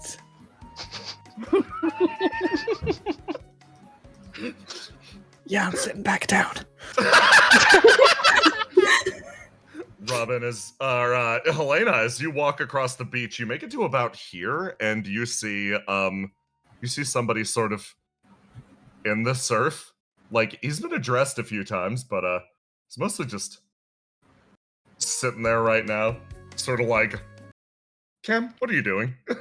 Cam is sitting in in the part of the beach that the waves wash over, and he just has his hand in the waves and is just feeling them wash up and down the shore. Cam is just sitting here vibing, and like a few people have tried to talk to him to pull him over, etc. But no, he says he's good where he's at. The aura of depression around the man is borderline impenetrable, and yet, Poor boy. over here there is still somebody trying to pierce it. Out in the water, Jean's like, okay, this shouldn't be too immensely hard. I just go into like waist deep water, and I do funny water gun things, and he'll cheer up like this. Cam, look! He points the water gun straight up and shoots it. Oh, you're gonna get... Well, I guess you're already in the water. Yes, exactly. No. Are you having fun? No, I have no idea what the fuck I'm doing. No, wait, this is your first time on the beach, right? This is my only time on the beach, yes. Kizor stands up. Do? Oh, well, there's actually a lot of things to do at the beach. Do you want me to show you? Yes, please, thank you. Okay, well, you don't have a surfboard, do you? No, hold on, there's like boats out there. Do you wanna swim out? Can you The mic- swim? Like not well. Is there any way I can, like, carry you over there? I am down to try. Jesus with a big smile on his face as Bless they him. they splash into the water, and Jean's like, yes, once again, my ineptitude has allowed him to cheer up. A perfect scheme, Genesis Aeon. I love him. Back over here. The squad's all chatting. There is Endless sort of like walks over and actually sits down as she starts to talk with another new arrival as Twice hangs out, just sort of sitting there, and Ace, you hear over your shoulder like Twice's long like, hey everyone, plops down next to Listless like, hey Twice, and they start chatting, and you turn around as the occupants of the third boat start arriving, as a man moves his way over. Oh shit, you're already camping out in prime grill spot, huh? He sits down next to you. Yeah, someone has to. Ruth looks over and she's like, that's not prime grill spot, this is prime grill spot. No, you're too close. You're making Willow nervous. We're just casually Willow would watching. never be nervous. Are you nervous, Willow? I can't be nervous. Ruth's here. Yeah, flip the burger into my mouth. It's really hot. Oh my god. I'll just like, it's the only way she'll ever learn. Like, directly to Ruth. I'm gonna be honest, they're making me nervous. Like, I don't know, he sort of like scratches the side of his head. He's like, you having like a good summer, man? He like leans over. I haven't checked on you since I became like pyromancer understudy or whatever. Yeah,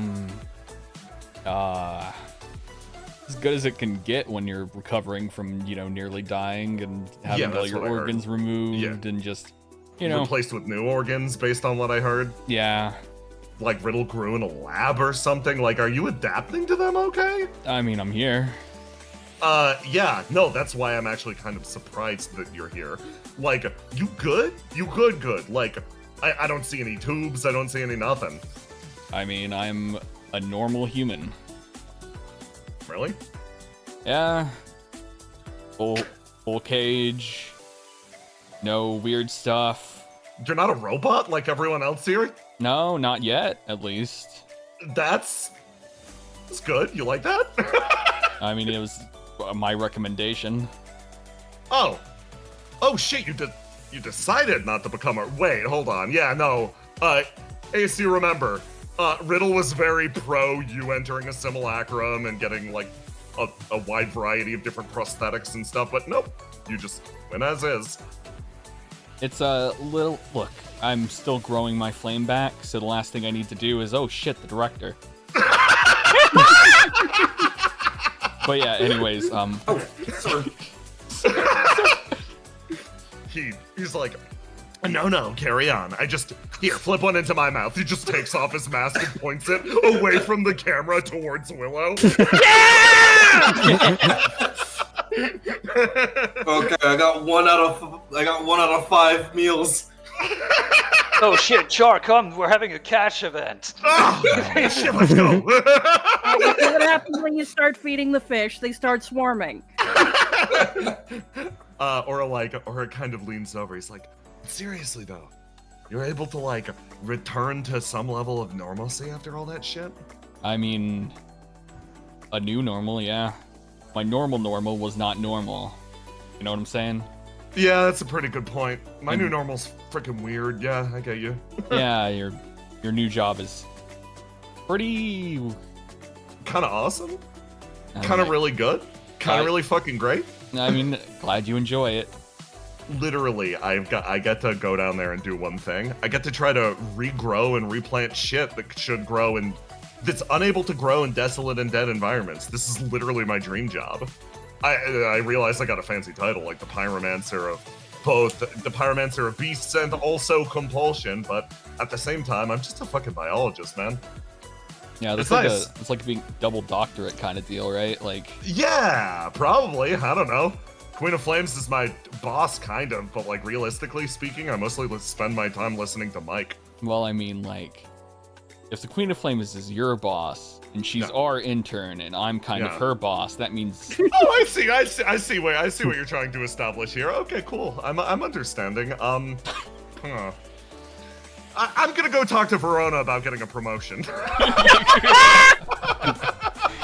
He dips and moves over in this direction, looking over. Hey, Robin! Wow, you look fucking dead. I mean, your swimsuit's nice, I guess.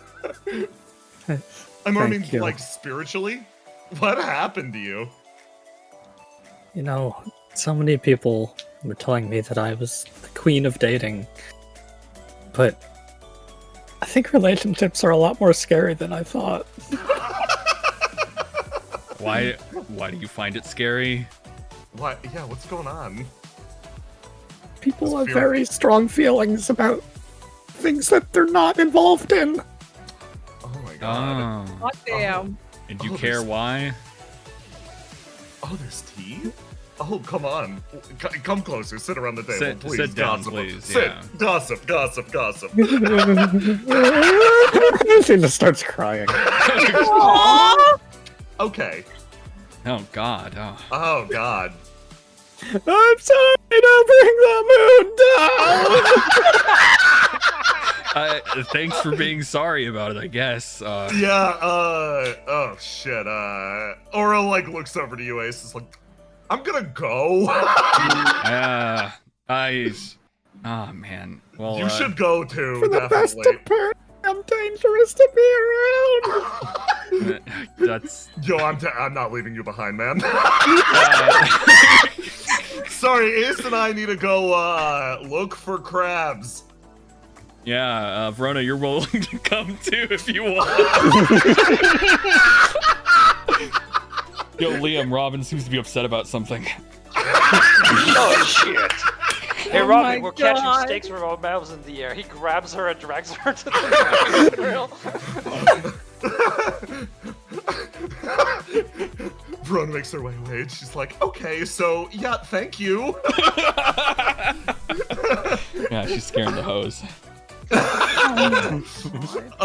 Aura, like, makes his way back. He's like, yeah, I wasn't gonna leave you behind, and apparently Ace wasn't gonna leave... Or I wasn't gonna leave Ace behind. Ace wasn't gonna leave you behind. Promote me. Fucking what? Or he wants a promotion because look, he doesn't want to take orders from me. So why would you get to order him around? Well, technically, his boss is the intern of Flames, and I control the intern of Flames because she is an intern. So therefore, doesn't that mean I control the? Yeah. Oh yeah, that seems reasonable to me. And there you go. You shouldn't have demoted yourself, idiot. Back over at the grill. So Verona was saying something like, according to seniority rules, I technically outrank most of OPIA, which sounds deeply flawed. That's kind of crazy. I think you outrank some of the the demons too. This is what I'm saying. I'm saying, why am I I was catering staff originally. I'm only an agent out of technicality of having a reflection. You make your you all have this conversation, and then you hear feel a bump against your back. Well, as somebody rushes up and gives you a hug. Hey, she makes it. Sort of turns. She's like, I gotta drop my stuff off. Cal, you cool with me throwing it in the back? Yeah, you got it. There's a footlocker you can use. Awesome. She rushes over and sort of like starts tucking shit away, and then comes out with like a life preserver and stuff. Well, technically I'm a trained lifeguard, so guess who's pulling double duty today? I see you got stuck behind the grill. Well, I chose the grill. Did you choose the lifeguard duty? Kinda. Like, I think I was very, very helpfully voluntold to do it, which is like, I don't know, a little fucking annoying, but like, you know, whatever. Doesn't Saru have lifeguard certification? I'm gonna go. I'm about to go ditch this on him.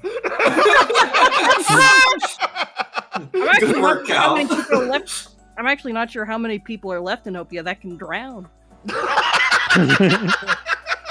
You make your way over as Argos. You are simply soaking in this. You are soaking in the rays. You are absorbing. You're probably not burning. Probably your simulacrum probably can't burn. I feel like I'm getting a charge off of this, actually. Oh, that's interesting. Don't say that too loud. Somebody's listening. Peeking up and over treble, you just see someone's eyes on you. Very interesting. She mutters quietly off to the side. We can figure that out after the beach day, Riddle. Okay, yeah, you're right. Unless that will make the beach day more fun for you. She genuinely thinks about that. Would you like to save that kind of excitement for when we're having a slow day? Or right now when we're having a busy day?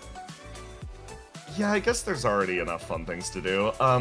So I guess she like looks over at Pixie and Breach and then looks back over at you two. So, what are we doing out front? Cast speaks up like, oh, we're sort of over here doing the whole like couples thing, because like everybody else is sort of gathered around like the grill and stuff, and we're just mostly out here to flaunt, I think.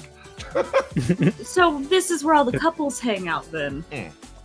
Treble's eyes scan over to the other two over that way, like demons have weird dynamics. Listen, we're not on the couples roll. We're just chilling back here. These are the beaches for the lovey-dovey people, right? Right? Looking over at Luke like, I'm gonna move blankets before anybody gets the wrong idea. Oh. Scared off my one conversation partner. I'm making this your problem.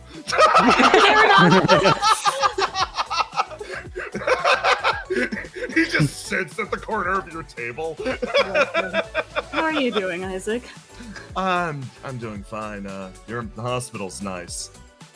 Yeah, I heard you started your treatment. Yeah, thankfully. The extensive organ damage, etc., and she has been pulling flame out of me like handkerchiefs out of a clown's sleeve. She says, looking over at Riddle, and Riddle's like, "Oh my god, you flatter me." Not necessarily a compliment, but okay. He sort of mutters off to the side. Are you happy to be here at the beach then?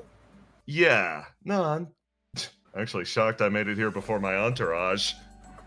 And almost on cue. From up here.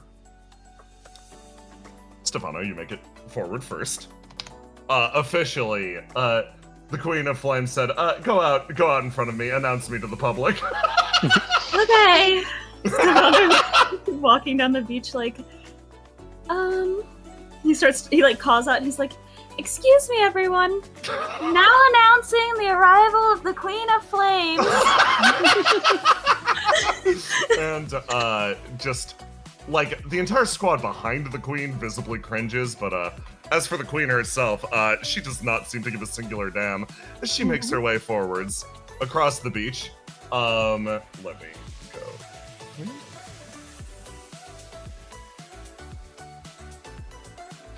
That's her character sheet. Hi, reveals the Queen Did she of put Flames. on extra mascara for the beach? Yes. She's just like, hello everyone. Officially speaking, the demons are invading your beach, so you better get ready to defend yourselves. Oh wait, what? Nectar snickers her way down, and she's like, stop saying things like that. Stop. She moves up next to her, and let me drop this. Hold on. Here's your snake. She places herself next to the queen. She's like, hey everyone, how's it going? We've arrived. Hope you're all having a great day. Come on, let's find you a blanket. She literally starts to slither, carrying the queen like from her chair as the sand gets a little more difficult. She's just gonna bring her over in this direction.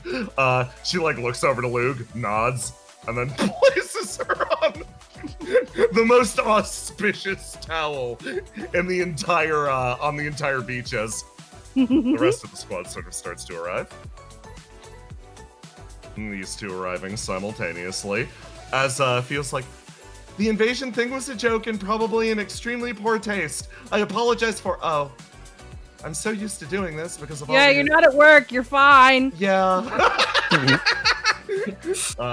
Theo enters the area as like Sonnet looks over to her, looks back, and she's like, "Oh, something smells really good, actually. Hold on." She starts moving in this direction. Feels like, okay, yeah, let's go this way. And finally, last but not least, from over here, something's lurking in the woods. Creature.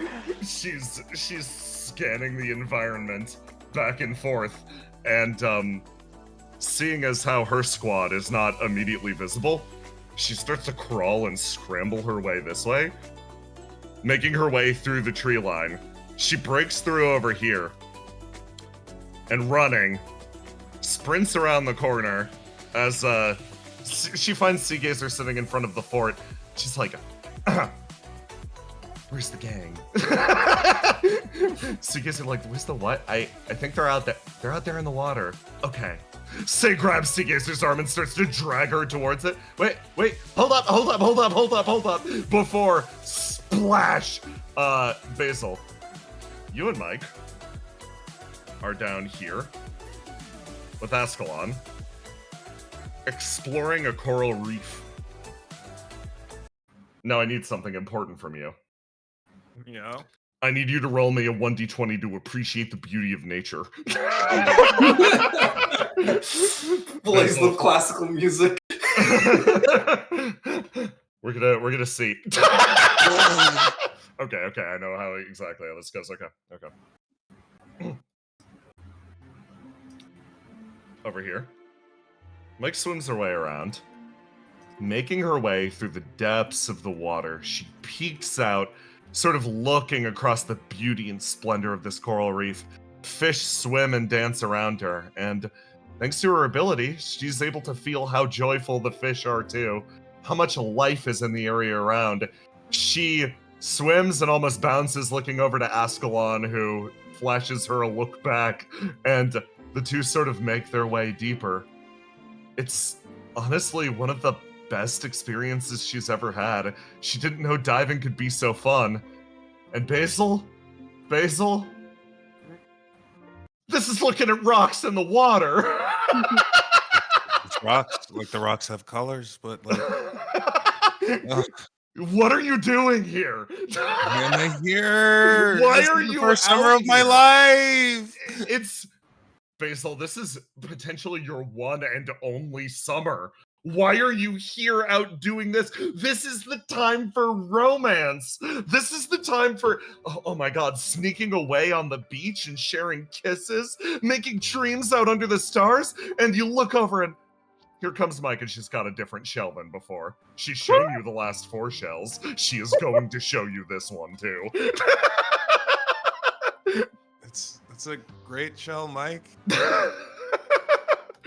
Ascalon also makes her way back over as 2 more people sort of enter the ocean, and you look across and you realize that this is your squad, Basil.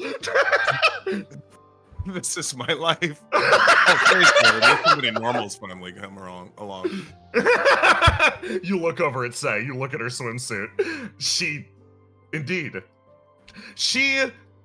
Say has one of the most audacious swimsuits you've ever seen. She definitely threw it together herself. She could not be convinced out of it. She definitely did not want to be wearing anything under the shirt because she has a robot body. And you look inwards, Basil. What are you thinking? Truly, this is what it's like to be bitchless. You reflect deeply on yourself as Seekis is like, okay, the water's not that bad, and oh, cool shell. She makes her way over as indeed the entire squad forms up around Mike's shell, and Mike's like, yeah, I know, right? Ba, and you're just over in the corner, slowly dying. Just floating away. They don't know I don't like the shell. I want nothing more than to care about this shell, but I try. And I can't. I just feel like there's more to the beach than sand and crabs and shells. Say sort of moves over and she's like staring at you, and she's like, Basil, it appears that we're quite far from everybody else on the beach. What are you suggesting, Say? Is this a decision that we've made or something that's happened accidentally? Is this calculated? You tell me. You feel Say's innate curiosity sort of arising. It seems at the very least we are currently arranged in the position of, how do I say this, social outcasts. Yes, that's true. I suppose because I've allowed Mike to take the position of group leader, we find ourselves out at sea and far away from everyone else, and not a boy in sight. Boy, oh boy, not a boy in sight. Ah, I see. I understand. You wish to exist at the top of the food chain. No. I don't think that at all. I just, I'm fine. I think it's very good that Mike is taking this leadership position. It's just, I guess it's her friend group. Yes. Should we get closer? Yes, we should. We should take charge. We should take control of our own destiny. Yes, and the friend group. Let's usurp control. Rebellion. No. Say makes her already awkward enough right now.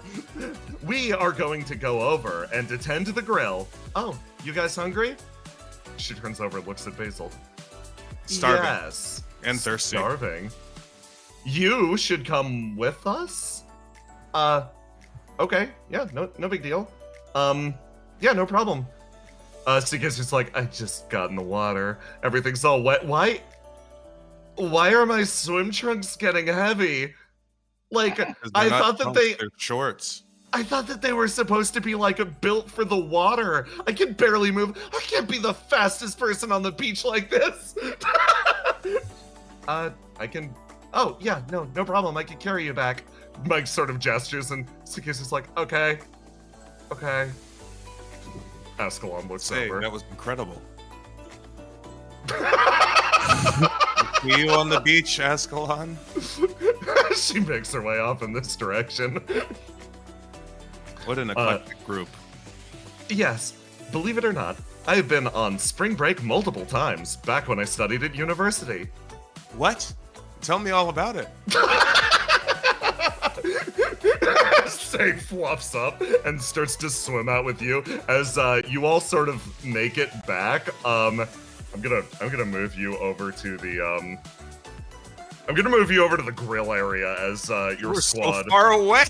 Yeah, you were literally in a different zip code as your squad moves back in, and you notice the sheer crowd around the grill. Wow, the maturity, the aura. This is what it's like to be an adult. Say sort of moves her way in, and she's like, oh, it appears that all the optimal grill spaces are otherwise occupied. Oh, an opening. She scoots over here as she makes her way over to this seat, and you see at even timing, Ace, you see Say going for the exact spot, the ideal grill spot. She makes eye contact with you. You just see Ace like walk up, and as Say is about to sit down, he just like grabs her head with his new arm that is consistent of the same material of Riddle's horn, grabs her head, and then just tosses her over in this direction. Oh my god! You flip her through the air, and she flies and lands in this bucket of towels. Fucking high school bullying. I love Basil. This aura, this maturity, this is adulthood gets thrown into a pile of towels. He wasn't ready. Ace, you play nice or you get a timeout. She loves when I do that.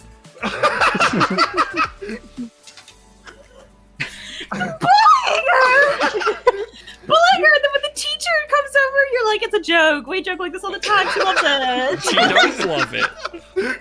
You feel so Basil, you approach Aura. An opportunity presents itself, My God.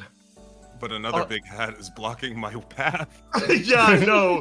The person who's currently locked in the way of you sort of like turns, just like, hello, Basil. That's an incredibly Hello. nice swimsuit. It seems we had similar ideas with the hat. Looking over at List also nodding, like, yes, it seems like we all decided to fully embrace the sun hat look this time. Yours is so nice, Basil. You're being... Wait, hold on. I know this is an opportunity, but like, look at us. Look at us right now. We look really nice, right? We look really good and mature. And we're at the grill. Look how this is great, isn't it? Yeah. 90% hat. Yeah, you guys do all look great. Melly, like, sort of tapping her foot. She's like, yeah, I gotta admit, it is a pretty nice look. Aura stops and he looks over to you. He's like, yeah, you guys look great. Oh, hey, Aura, I didn't see you there. Queen. I didn't know you were coming to this beach. Yeah. I mean, like, everybody was invited, and the Queen of Flames sent out a big thing that says, oh, we should head on over there, and you guys start chatting as... I saw the thing in chat. These two are conspicuously gone. Over here. God. Over here, Stefano, somebody emerges from the water as this squad makes their way out. He's waving at them like, hi, guys. Micah's carrying Seagazer on her back. She's like, hey, oh, here, ba-ba-ba-ba-ba, look at these shells, ba-ba-ba, crab, ba-ba-ba-ba-ba. Oh, wow, those are really pretty shells. You could make a necklace out of something like that. Yeah, no, everybody's hungry, so I'm gonna we're probably gonna go over and catch up with Basil. Do you want to come with? Sure. Nice. Oh, wow, yeah, there is a grill. It'd probably be weird if I asked to work the grill when I'm not a member of OPIA, right? I'm sure they'd let you. I think it's fine. She says, working her way over here, and Stefano, as you start walking, you see Seagazer still blue screening, and then she looks over at you, and you see... She flashes you a look like... Yeah? Stefano like, yeah, you little fucking shit, but he doesn't say it. I love the smug cat icon so much. Your squad moves over, and Basil, I'm so sorry about what I'm about to do to you. They finally catch up, and Mike and Seagazer make their way over, and Mike's like, hey, Aura! And you turn around. You turn around and see Aura turn and look. He's like, yeah, what's up, Mike? Look at all these shells I found. And he turns and is like, oh, holy shit, these are great. Oh my Okay. god, love the yes, shells. biologist. One of the spiral pattern ones. Yeah, those are super cool. I also want to see the beauty in nature. Verona like processes what's happening and she's like, oh, I think I just, Basil. Yes. She looks over at you with a somewhat serious look. She sees the look on your face, and then looks over into the distance, looking at those two over there, puts a hand on your shoulder and goes, I sort of understand what it's like to crush on an oblivious one. Good luck. Yeah. Well, wait, there's tea?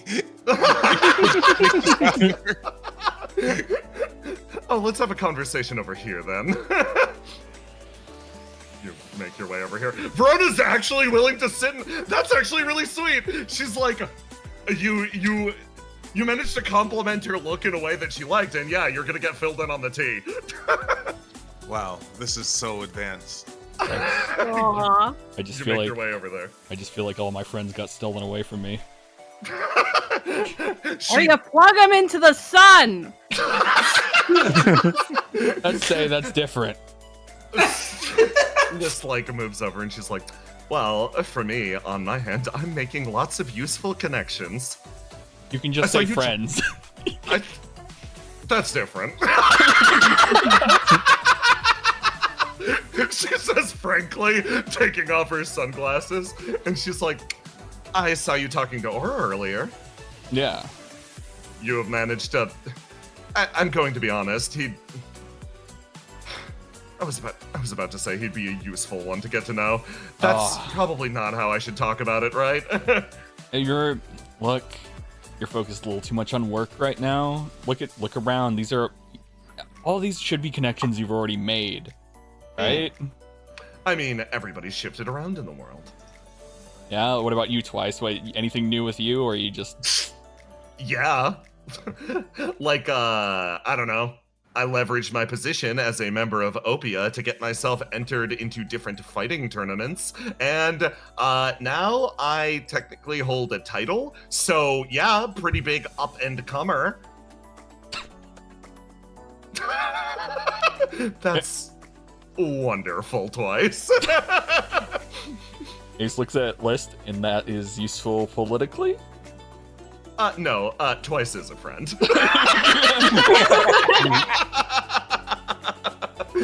Yeah, see, we get along great. We have lots of mutual interests. Okay. She was teaching me how she cheats. I don't cheat. Cheat at what? You know, Card games, dice games.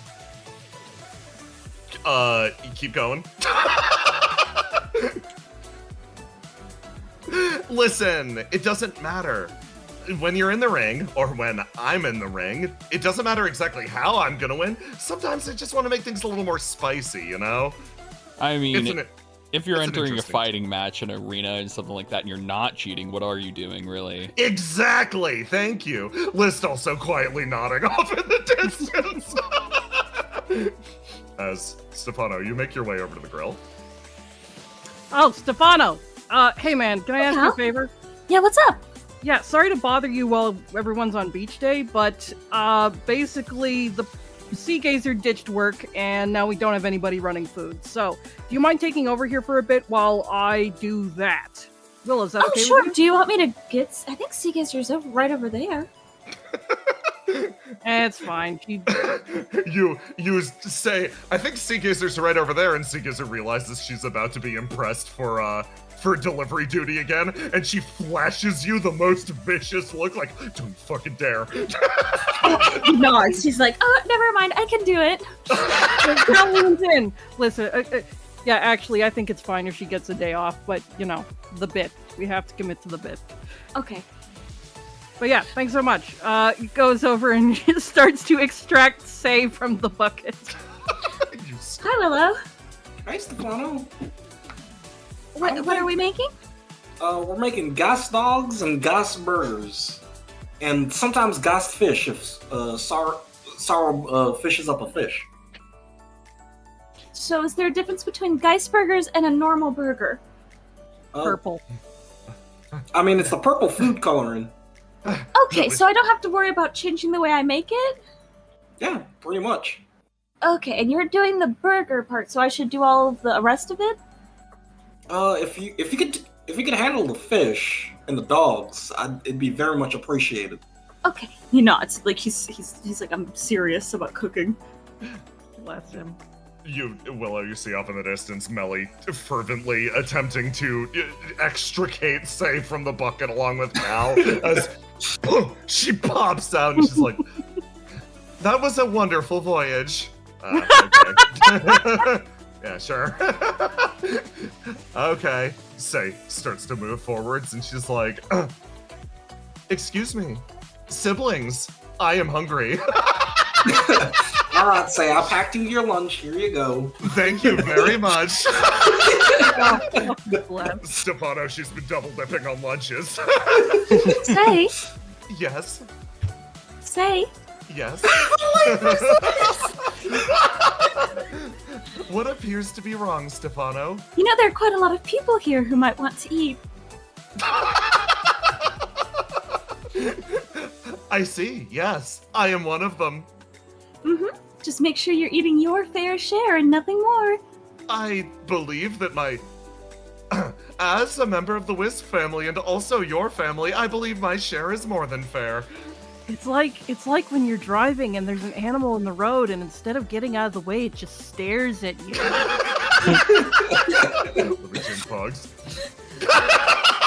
Wait, so you've been getting lunches from my family and Stefano?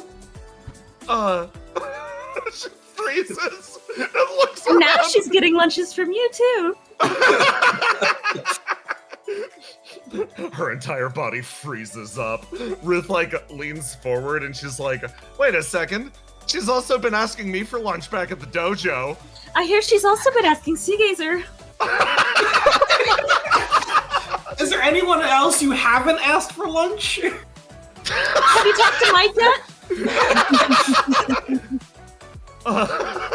Say just quietly starts to crawl over in this direction, discreetly displacing her. She slides up alongside you, Ace, and starts to tug on your sleeve. Or not sleeve, your arm! What do you want? Excuse me. It appears, at least at this moment, all of my various schemes have been revealed. What do I do? Her machinations crumbling around her. Oh, the lunch racket finally collapsing. She's just turning over and looking at Say. Say, I am panicking. May I sleep on your couch? No. That's your answer for everything. Look, I understand life is hard. Sometimes your number of grifts gets exposed and then suddenly you're out of lunches. Every time life gets rough, you can't ask to, sleep on our couch, because the answer is always no matter what's happening in your life.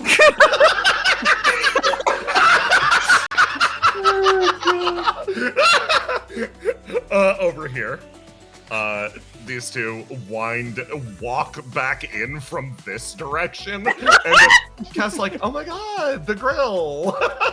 The grill. Are you hungry? Yeah, I'm forked up a hunger. They sort of place themselves alongside as over here. You Argos, you look over and you see Verona and Basil both talking, and you all wind up working your way around, and they wind up sort of nudging their way into the conversation, just hey, you guys. Oh, hey, hi, hey. Having fun Hello. on beach day? Yes, fun. Okay. and you as Get well. a room! Are you getting plenty of sun? There are no rooms. Actually, Not the case. There's a hotel up over, sort of on the far side of the island. We do have the place booked for tonight. Oh, that's good. I mean, I wouldn't go there now. That'd defeat the purpose of beach day, right? Yes, no. We're going to be headed there later, though. Particularly if it gets cold. She, turns and looks, it's like, Basil and I have been talking about a few very interesting things. Mm-hmm. Very interesting. How's the tea? Yes, it seems like the dynamic around OPIA is a little spicier than I was expecting. What? Charybdis like, wait, hold on, wait up. Hey, Max, Charles, can you, like, clear out a sec? Oh yeah, sure. Okay, sorry. Okay, Edward, get over here. All I hear there was some tea. Liam, get over here.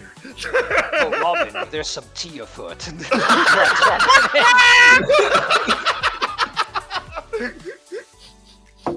Well, it seems like, and everyone starts just gossiping around the right side of the building. In the Stefano, like, I feel like I'm hearing things about OPIA I should not be hearing. Damn, how boring was your previous bar? Melly works her way back over, and she's like, okay, guys, kind of convenient you're all in the same location. I've been put in charge of beach games, so, like, I'm gonna start getting that set up. Y'all have, like, 5-10 minutes to wrap up all your spicy gossip. I'm gonna yell real loud, so get ready for it. She's just looking at each of you. There's so much. Wait, what beach games are we playing? Okay, so, oh, you're gonna love this, actually. She says, sort of turning with a smile. So, yeah, we're gonna be playing, beach volleyball, pretty much, but, it's got a special twist this time. Okay. Yeah. Don't worry about it, she says, sort of like waving. Just keep grilling, keep talking, keep doing what you're doing. She rushes her way off. Cal, overhearing that, sighs and puts a text on his phone to one of OPIA's new interns. May need medic, we'll keep you posted. Stefano, are you interested? What? In the games. Yeah, in the beach games, Stefano. We could have Cal take over while that stuff happens. Are you interested in the beach games? Yeah, I'm real interested. I don't want to leave everything to Cal by himself. I get paid more when no one else is manning the grill. Oh, you're getting paid? I don't want to be doing your job if you're getting paid. Nah, you're actually... Listen, everybody, the lunch rush is gonna die down when everybody goes to play, so it'll actually only be a one-man job. Okay. Then yeah, I kind of want to play the beach games. Hell yeah, go have fun. You turn, and you see that all of these people have, like, gathered around in their little gossip corner. By the way, where did the two of you sneak off to?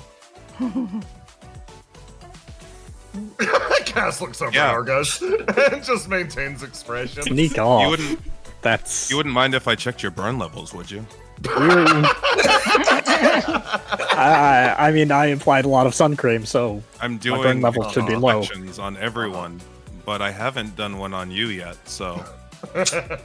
Who are you, Riddle? I wish. I mean, his burn levels should be low. He's eating good food. He's eating all Good right. night, everybody! Innocent. They just continue smiling the sweetest smile the world's ever seen. Oh, Basil, I also don't want to necessarily keep you here. It seems like your other group is, and then over here, you just walk up and rejoin this trio. Sorry, this quartet, as she walks up and, like, in the middle of Mike, like, gesturing at different crabs and shells, looks over and just starts shaking Aura, asking him if he has games on his phone while Seagazer fucking, like, is stuck processing, still getting the piggyback ride. Ascalon just neutrally sitting there. Yeah, so, like, you can go back to them if you want. Okay, thank you for this mature conversation. No problem. It was actually nice. She sort of extricates herself from the gossip pile for a second. Is like, by the way, genuinely, over the last few months, working together with you has been nice. You have a mastery of that space within the orb that I can't even begin to comprehend, and you've been extremely responsible about it. You've saved a lot of the lives of the OPIA members we've sent inside, and those that we have been unable to save are just, probably beyond anyone's reach. The orb has devoured a few of them. That's, neither here nor there. But all I'm saying is, officially saying, I'm sorry about many of the things that I said in the past. You're a trustworthy member of this organization. Thanks. I'm doing my best. She sort of smiles and nods and then goes back, and she's like, anyway, Robin and Liam, did I hear some talk earlier about Snake. You. Verona's like, it's my day off. I can talk about everyone's dating lives. I'm gonna talk about everyone's shit incessantly as you work your way back to the squad. Or like, hey Basil, how's it going? Oh, hey Aura, how's the shells? I'm kind of getting overwhelmed right now, to be honest. Oh, you want to take a break? Yeah. Fuck, please help. I'd love to hear about the derelict. Oh, yeah, how things are going over there. Cool. He turns and, starts to walk, and then you notice they're sticking to you. You're 2 Sigma. I will treat them like they were a part of me. You start to walk as they follow along behind you, and you make your way over to the beach, and there you see, actually, somebody sort of, looking out. She's staring at these two over here. Cam is pulling Jean in the micro raft. As she's just quietly watching from the beach. You see Lace. She sits on the beach and is just very half-heartedly waving to them. Cam in the distance, half-heartedly waving back, while swimming. Oh, hey, Lace. She turns. Oh, Basil, hi. It's really good to see you. Oh my god, you look great. You look great. She moves over and starts you're more radiant than usual. It's so nice to see you out and about. I've been worried. You've been spending so much time in that orb. Yeah, but it's it doesn't take that much time because of travel. It's kind of like commuting. You so rarely come back by the tower anymore. She starts shaking you. Yeah, I know. I mean, I guess it was a place that I spent a lot of time in, but I you know what? I'll spend more time there. Thank you. I miss you. Yeah, I miss you and Jean too. Oh, we love to see it. And at this point, Ace, you sort of you guys are continuing to discuss grave matters as your call travel across the beach, and Melly yells out, "Okay, everyone, listen up." She sort of yells, "We're all going to take part in our beach volley dodgeball competition. Oh god. Anyone who wants to participate, get your ass over to the court. I'm gonna be functioning as referee. And if anyone pulls anything, I'll know."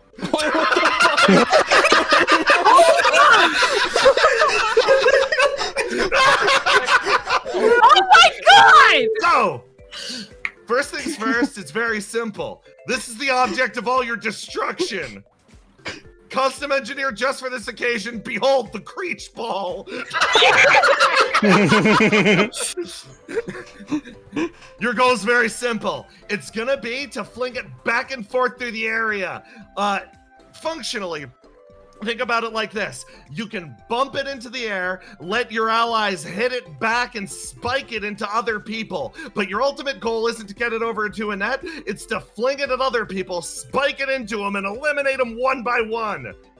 If it touches the ground after hitting you, It's done. It's over. You got me? Okay, everyone get over here. Randomly decided your team leaders are... And she's gonna pick from your PCs. Okay. Okay, that's Argos twice. Okay, randomly decided your team leaders are Argos and Willow. Get over here. Oh God. I don't want to touch that thing. Really? You don't? She says, like, come over here anyway, Argos. Come on. She's like, really? Not even for me? That creature looks very familiar. Yeah, it's undulating. I've been told it's legally distinct. Okay.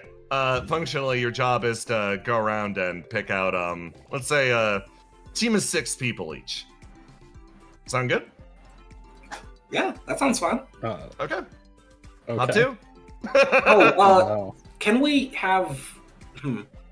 Can we just have one extra guy just in case? Just 6 plus 1 for no I reason. mean, that's you guys. You're the captains, right? Oh, okay. Oh, already thought. Get G-check, Tiny.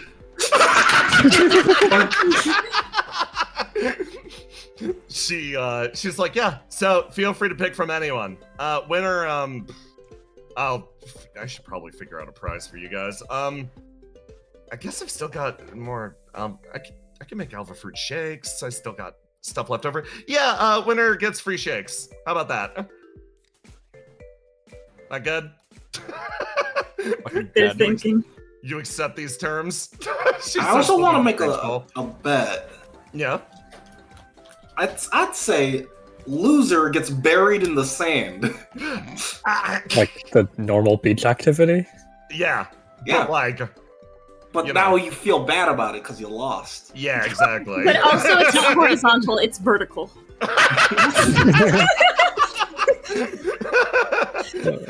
Okay. So, you up for this, Argos? You know what? Yeah, I'm gonna show everybody that brains beat brawn.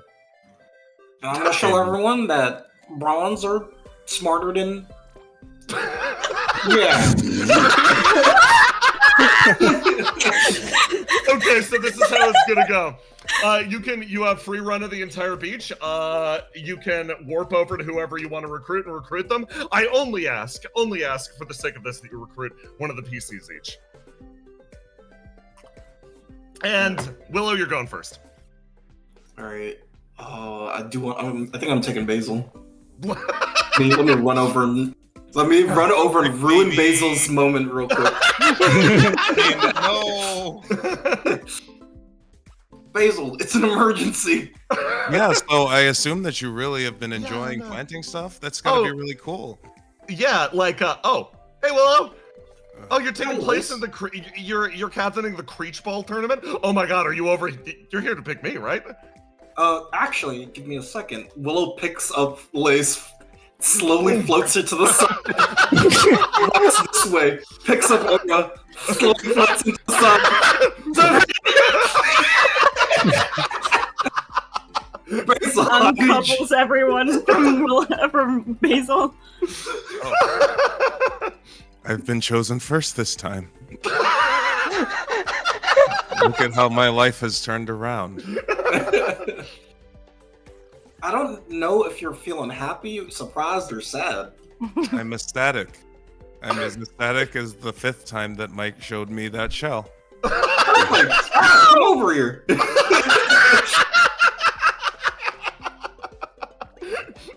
Willow, do you enjoy nature?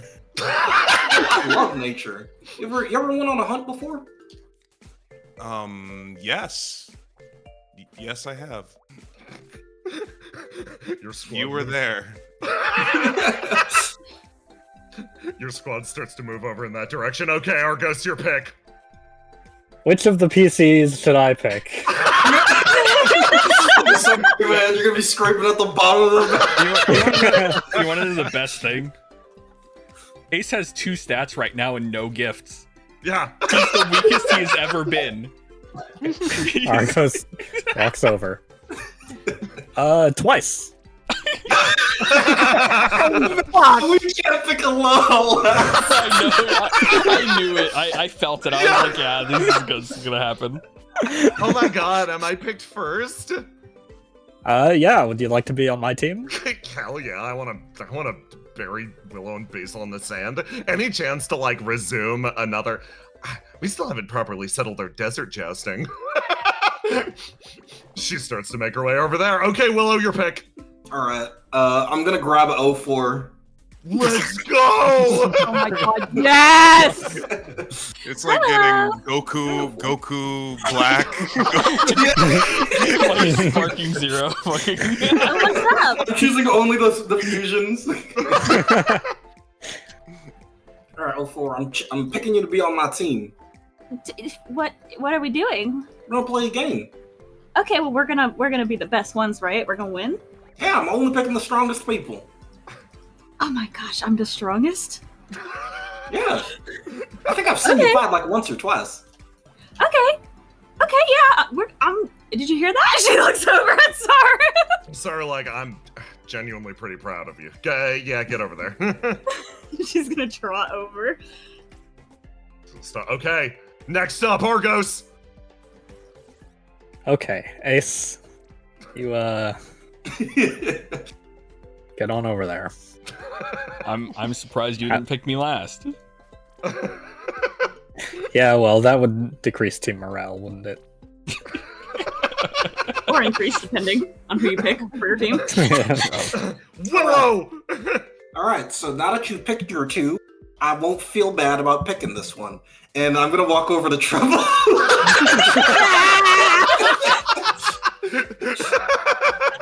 Trouble hears you walking over. She starts standing up and dusting herself off. She knows what's coming. Will, like, Riddle looks over at Willow like, oh, I see what's happening. Okay, yeah, knock him dead. So we're playing, what was it?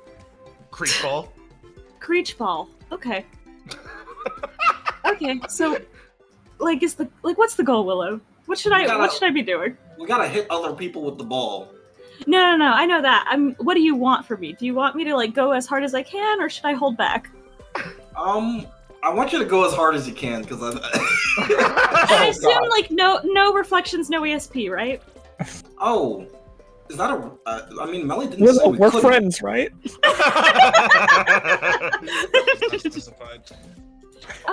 We should clarify the rules, because I don't want our team to be disqualified.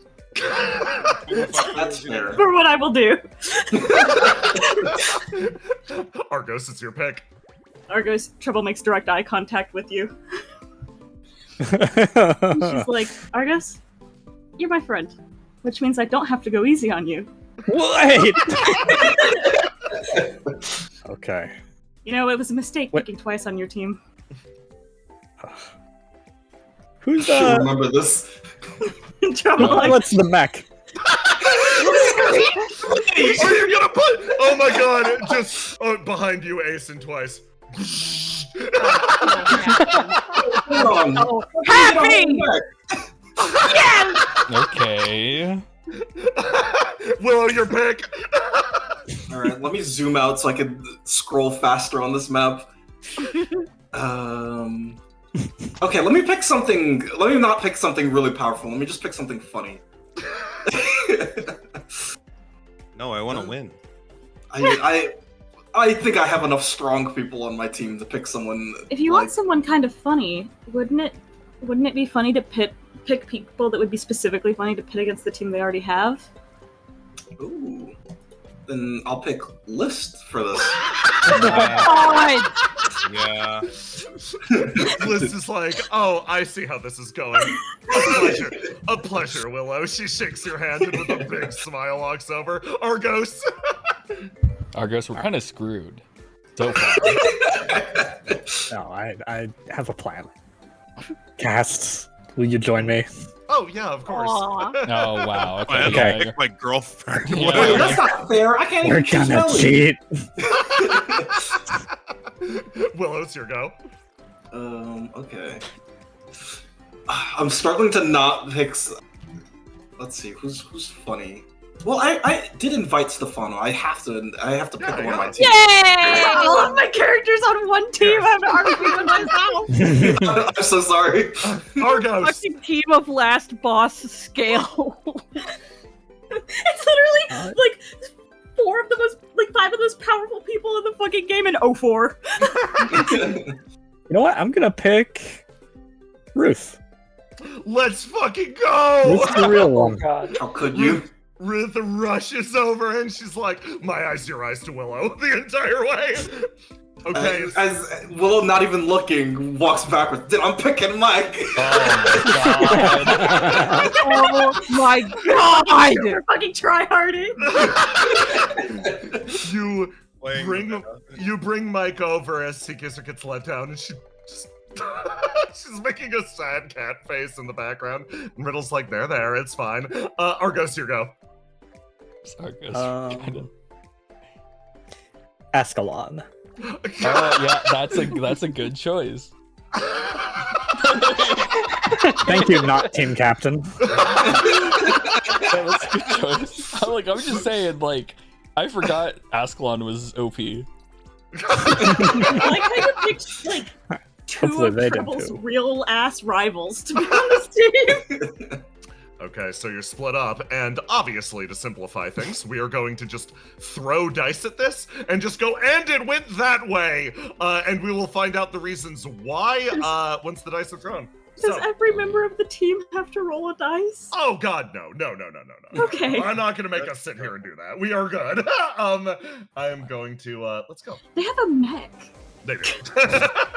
Okay. Yeah, Trouble. You're a treble. Trouble. That's fair enough. Trouble, you are a mech. I think that mech is weaker than most of your team. Okay. It's also dodgeball, so it's really big. Belly makes her way backwards and is going to throw the Creech ball up into the air, and so how this is gonna work is I want Argos. Throw me a raw D20. That's it. Straight up. Okay. And then Willow, throw me a raw D20.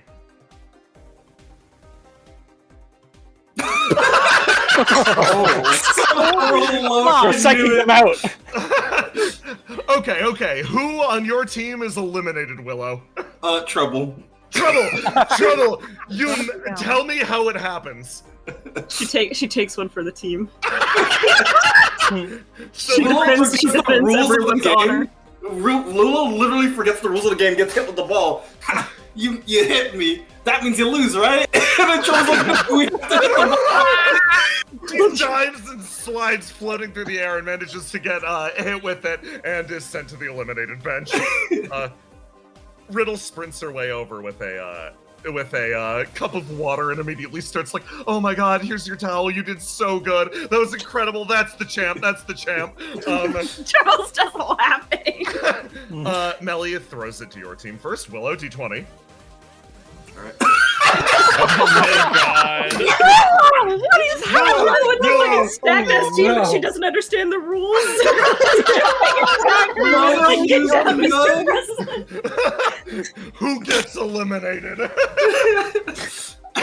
Can the same thing happen and someone else just jumps into it? Liz does the same exact thing, diving and sliding across the ground, and she could, yeah. Guys, I don't think I understand the rules. You gotta help me. Oh no, this is not Good play, team. great. Possibly good beach time. Melly's like, okay, let's get ready to go, and she flings it back over here. And Argos, give me a D20. 10. Okay, flings it back. Willow, give me a D20. Shit. Willow, who do you eliminate? I'm just gonna eliminate Cast. Cast leans in and they're like, okay, let's get ready to. And then Mike's like, okay, so basically it works like this, and then you set it up, I'll just give you a bump, and then you just aim it, and boom! It flies backwards, and Cast just. Oh, I got the game now. You're on the phone. Okay, yeah, come on in. Cast, are you okay? Yeah, Guess like was my good thing I'm in a painful. robot body. Like, I got reconnected to the OPIA network for a second. I saw the Riddle game over message. Melly like, okay, Willow, you're up. Willow, give me a roll. Yep. And then Argos, give me a roll.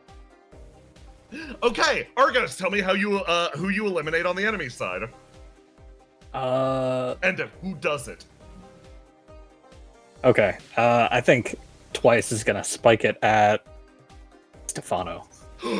Stefano, the shot travels straight towards you and it makes perfect eye contact with you for a second. Oh God. Wait a second. Wait a second. And you squint and it boom sends you flying out and back as you look down and you're like, say sold her likeness, didn't she? He's like, Stefano just gets up and he's like, I shouldn't have gotten distracted. I'm sorry. Rushes over here as we keep going. Okay. And then Melly reaches behind her back, produces an additional Creech ball, and she's gonna throw 2. 1d2. Okay. Each of you roll 1d20. Okay, 18 and 3. And then they fling to the other side, so roll 1d20, both of you again. Oh God. Oh my God! Willow, you're gonna eliminate 2 people. Who are they and how? I'm gonna have Basil eliminate Twice, and 04 eliminate Ascalon. Tell me how your duo. Tell me how this duo manages We- to get rid of them. We do a team attack. In perfect unison, we are not the same person, but we come from the same place. Cross attack. Deleted as the numbers rapidly become even. Okay. Same deal as before. God. 1d2. 1d2. This is Okay. actually kind of fun. 1d20s, both of you. 3. Oh my God! And 4. Okay. It flings to the other side. Both of you 1d20s. Obviously, you're rolling against the. Okay, so you're gonna each eliminate somebody on the enemy team who doesn't know. I'll say Willow goes first. Mike eliminates Ruth. Mike leaps up into the air, wings fully unfurled, and sends a shot straight at Ruth, who dives in front of you, Argos, taking the shot like, Thank you, Ruth. Who do you eliminate? Yeah, I think Ace is gonna. Ace, who do you want to eliminate, Ace?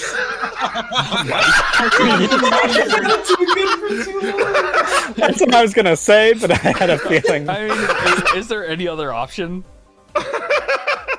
Okay, Ace, how's it go? Very normal. Ace just like hits the ball and it kind of goes over here. So Mike thinks it's safe, but then it kind of just curves towards. How'd you do that? It's a ball. It curves.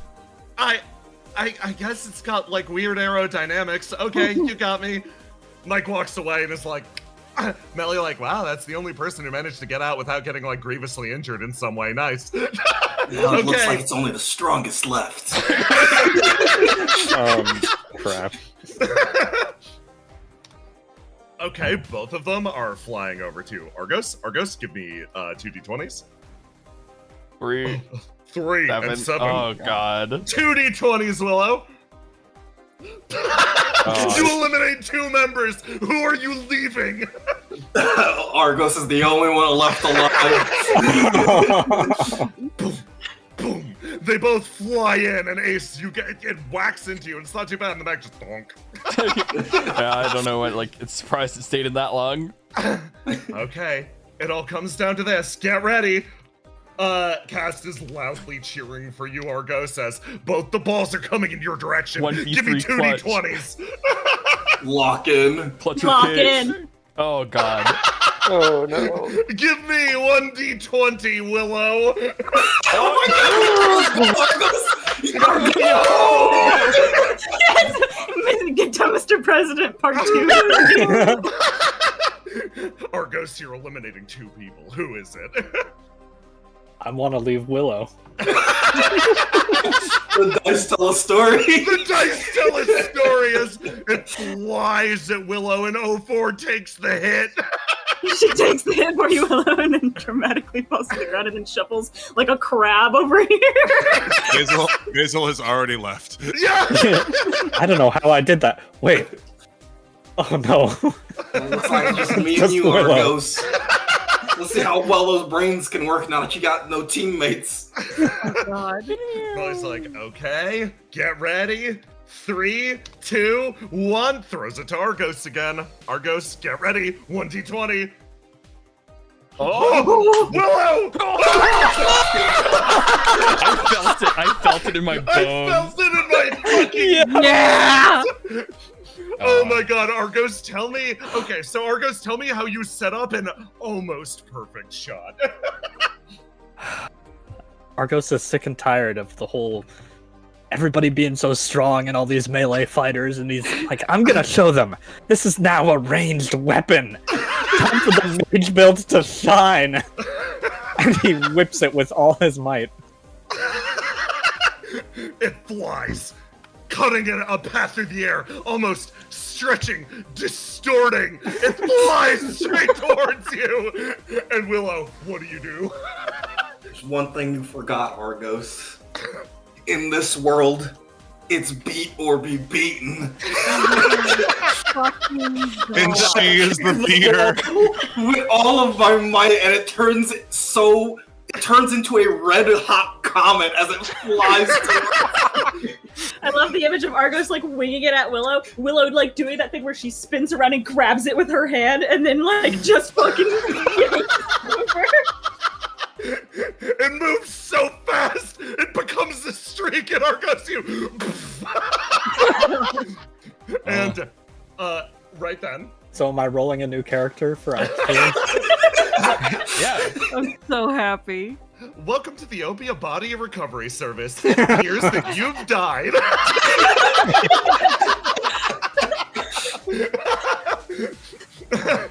And with that, we have our official Creech Ball champion. Melly rushes out and holds Willow's arm up. Willow Wisp! Everybody starts to cheer. Cheer and clap. Cheer and clap as we smash cut to about 20 minutes later when this entire squad at the edge of the beach is buried up to their head in sand.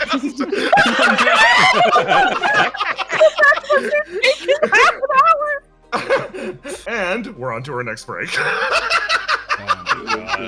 Jesus Christ. That was fucking Wow. wonderful. I can't believe the dice set that up. The dice are the best. I saw the 18 and I'm like, oh, she's hitting the 20. 100% chance. Oh my god. Hell, That was man. wonderful. Talk to chat for a second. I'm gonna use I'm gonna go get some water. It's just me and you, chat. It's Hi, me. chat. Should be. I'm also And here. Mass. And a little. And How's everybody? Yee. Question for the YouTube comments. If you were assembling a crack team for the Creech Ball minigame, who would you have? Ooh, that's a good YouTube question. So that's a good YouTube question. Bro. What is this banjo song?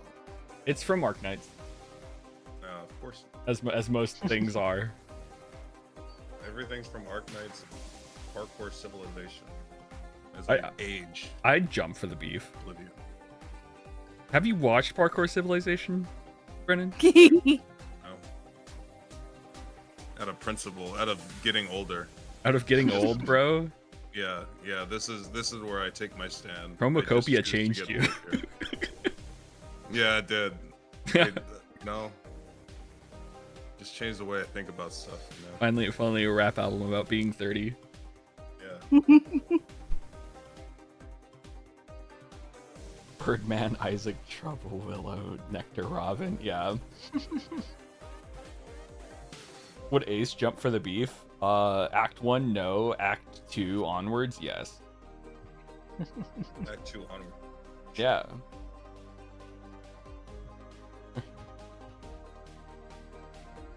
Oh, did you watch Parkour Civilization 2? I haven't watched it yet.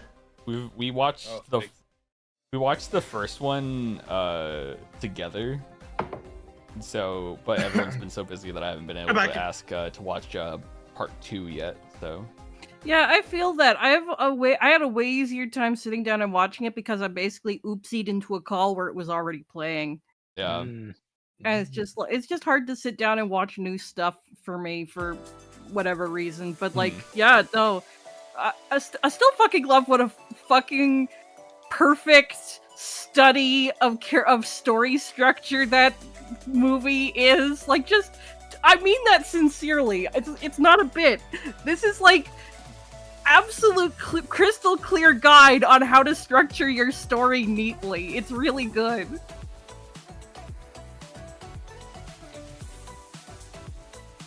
Anyway, would you jump for the beef, Aloha? Yeah. I'm not some parkour noob, bro. I wouldn't be born on the noob floor. Like, I'd just be born in a position of privilege. Easy, dude. That's kind of base, actually. Yeah. Okay. Sweet breakfast, the captain, and then 4 rangers. That's a good team for the volleyball. That's a really terrible good team. The Rangers would suck so bad. Welcome back. I'm moving us forward to our next event. I like gaming the pristine one. You don't want the pristine one. He's gonna take the ball and steal it. He's gonna fucking run away with it. You're never gonna see him again, or the ball. Yeah, but that's why we play Say instead of the ball, and so he steals Say, and then we don't have to deal with him. More Say. Hold on, dude. There's one thing I need to message you about. What's that?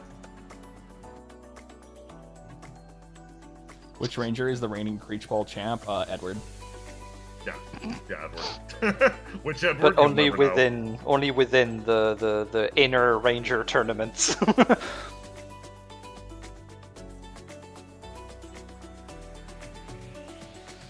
gonna start distributing characters. I don't think a single one of y'all are beating a Birdman Isaac team up. That's fair. Yeah, true. A large Esper and a diabetic. No. Isaac, who doesn't have ESP at all anymore, and is just pretty much a normal man with diabetes. Pre-diabetic.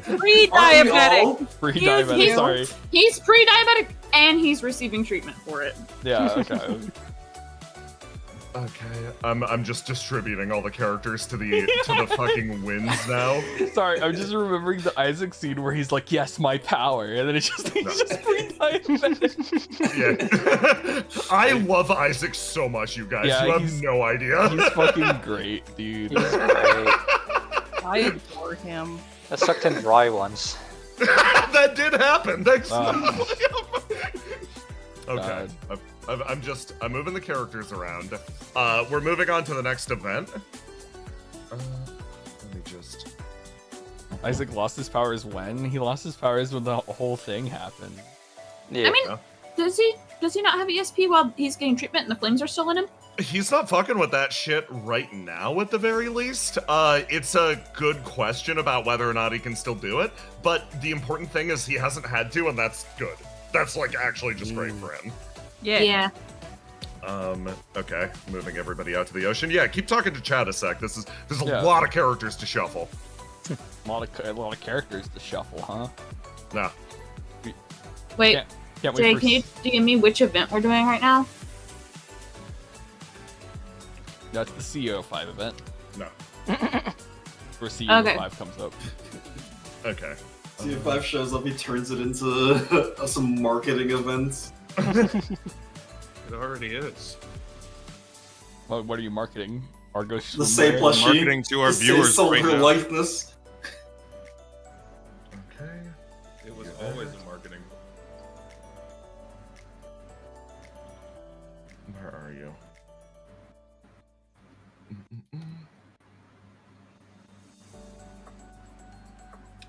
Okay.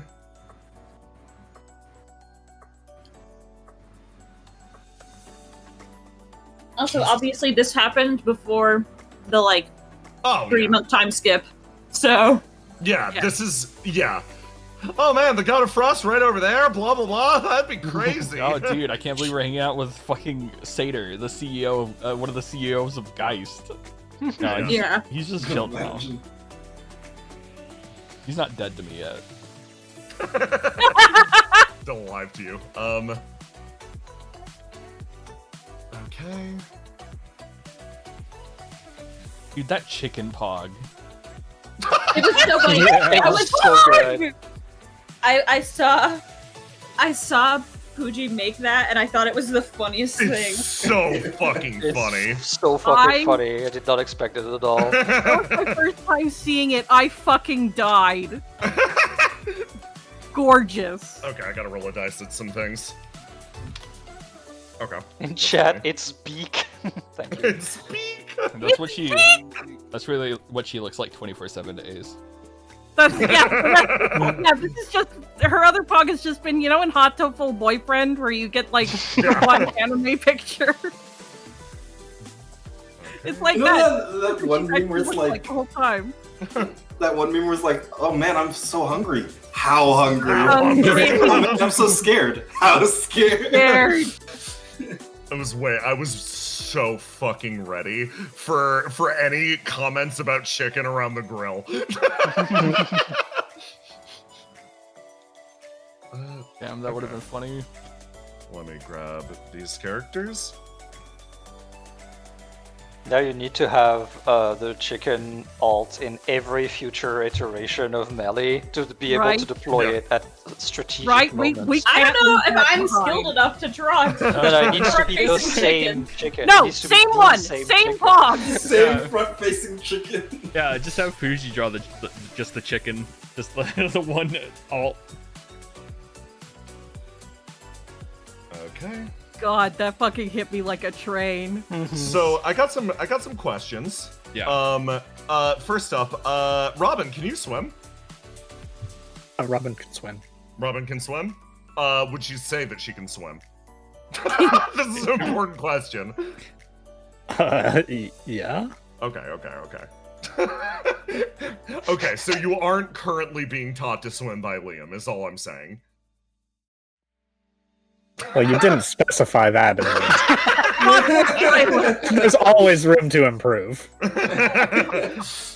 Okay, so basically, things progress, and Stefano, Yes? Luger GK. Oh fuck. Okay. Yeah, welcome to hell. You asshole on shoes. Roll 1d2. And then Luke. Luke. Okay, you two are chilling up on the beach. GK's down there. That's very funny. Okay. So, if everybody's good to keep going, we will carry on. Yeah. Yeah.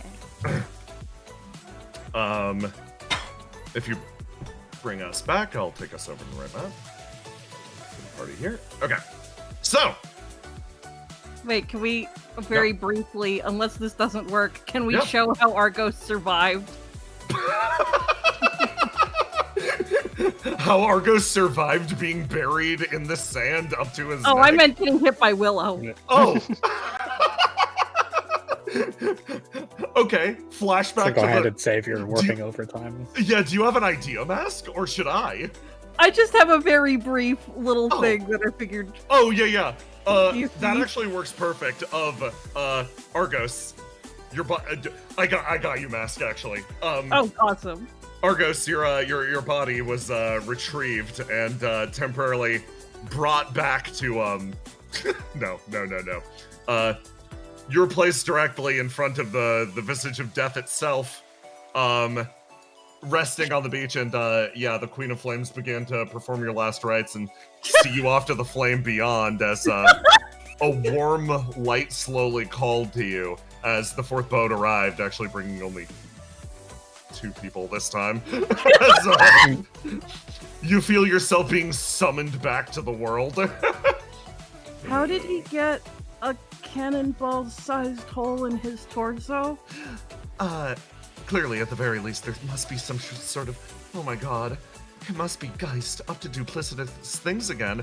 They must have taken a shot at him from some sort of cannon concealed somewhere off the coast. I'm sure this will be a big story. Isn't that right, Nectar? Huh? Yeah. Yeah, I'm sure. Anyway, is he like dead, or is he gonna like be back? Is he gonna be fine? I don't know. Simulacrums hold on to flame pretty well. Hello. Don't move your torso yet. You got your torso being put back together noises.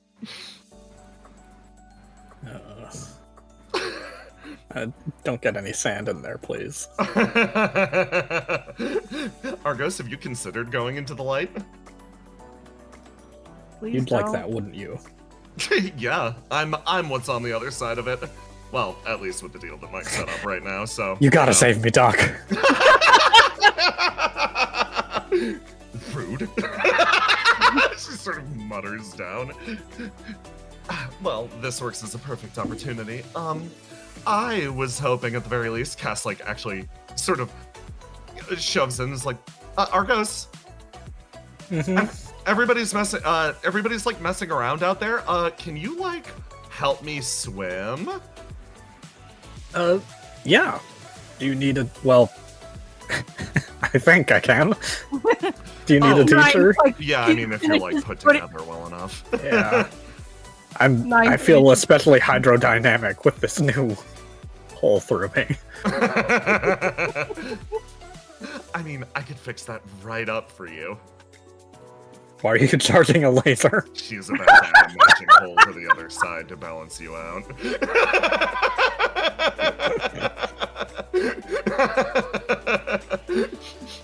One, you don't want one? I'm gonna leave it to the good doctor. I'm just a nurse, actually. I never got certified. Don't worry, neither did I.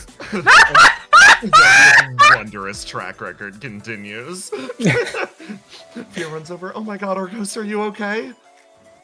I think so. When I heard you were brutally struck down in combat, I didn't know exactly what to believe, but what hit you? This is terrible. Yeah, I'm hoping whatever that was won't infect me somehow, because the look of it was harrowing. Alien matter has entered our country. Yeah. You pull yourself up and like Cast grabs your arm and starts to yank you over in this direction, and they sort of like nudge past you, Ace. Hey Ace, how are things going? It's going good. What are you doing? I'm about to drag Argos away from a potential problem. Huh. What problem? Looks over at the Queen of Flames. The perpetual problem. Yeah, a consistent issue. Argos is about to teach me how to swim, probably. No. Are you sure you don't know how to swim? I do know how to swim, but I see everybody else like out there lying about it to like get close to people. Look at that. You look out beyond and yeah. Hi, Robin. You know, you see something pathetic, you don't have to copy it, right? Listen, even if it's pathetic, I think I can do this better than pretty much anyone.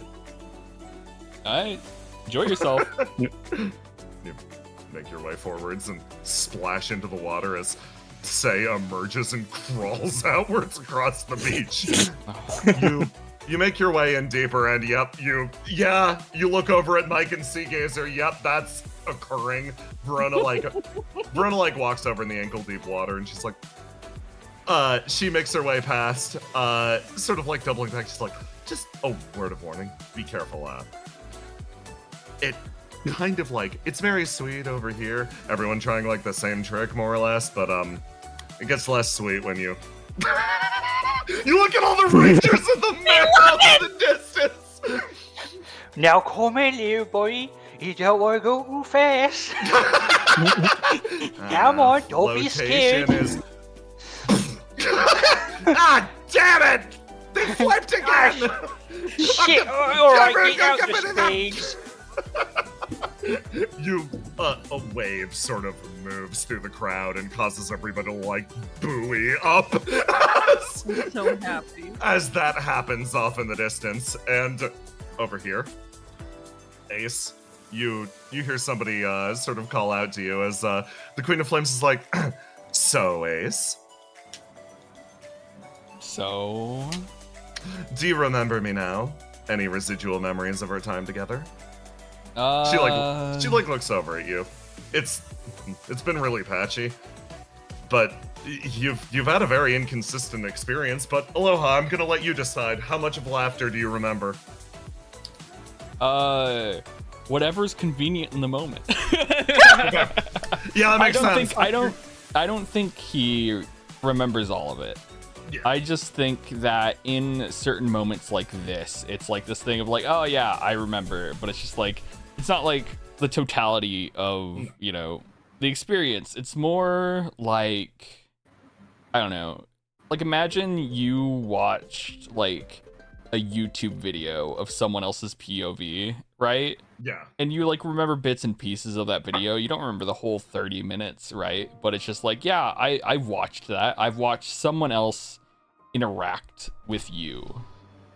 So it's kind of like that. And he's like, yeah, I remember a little bit. I don't really think it's that much different from my personal interactions with you anyways. Yes, but I suppose we have a different range of experiences with each other, even if you are, yeah, admittedly, pretty much identical. She sort of mutters off to the side. It's good to see you up here enjoying the sun just the same. Can't say I expected this turn of events, but I guess that's what makes life so exciting. Oh, right. She sort of stops and thinks. I've been recruited into a sandcastle building competition, but I think you're out here enjoying the beach, so I think I'll pick a different victim this time.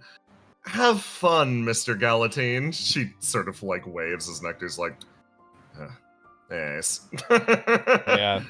Good luck with that. Yeah, thank you. They make their way over in this direction, and you sort of find yourself standing there as you look at like the arranged everyone out in front of you, and you sort of turn, and Ace, I got a question. In this gaggle of chuckle fucks, who do you walk over towards? Oh god, just out in the ocean? Yeah, out in the goddamn ocean. Oh yeah, I got it. No, yeah. Screws me. Move past the pink bitches. I went over to Saru. Adjusting her glasses.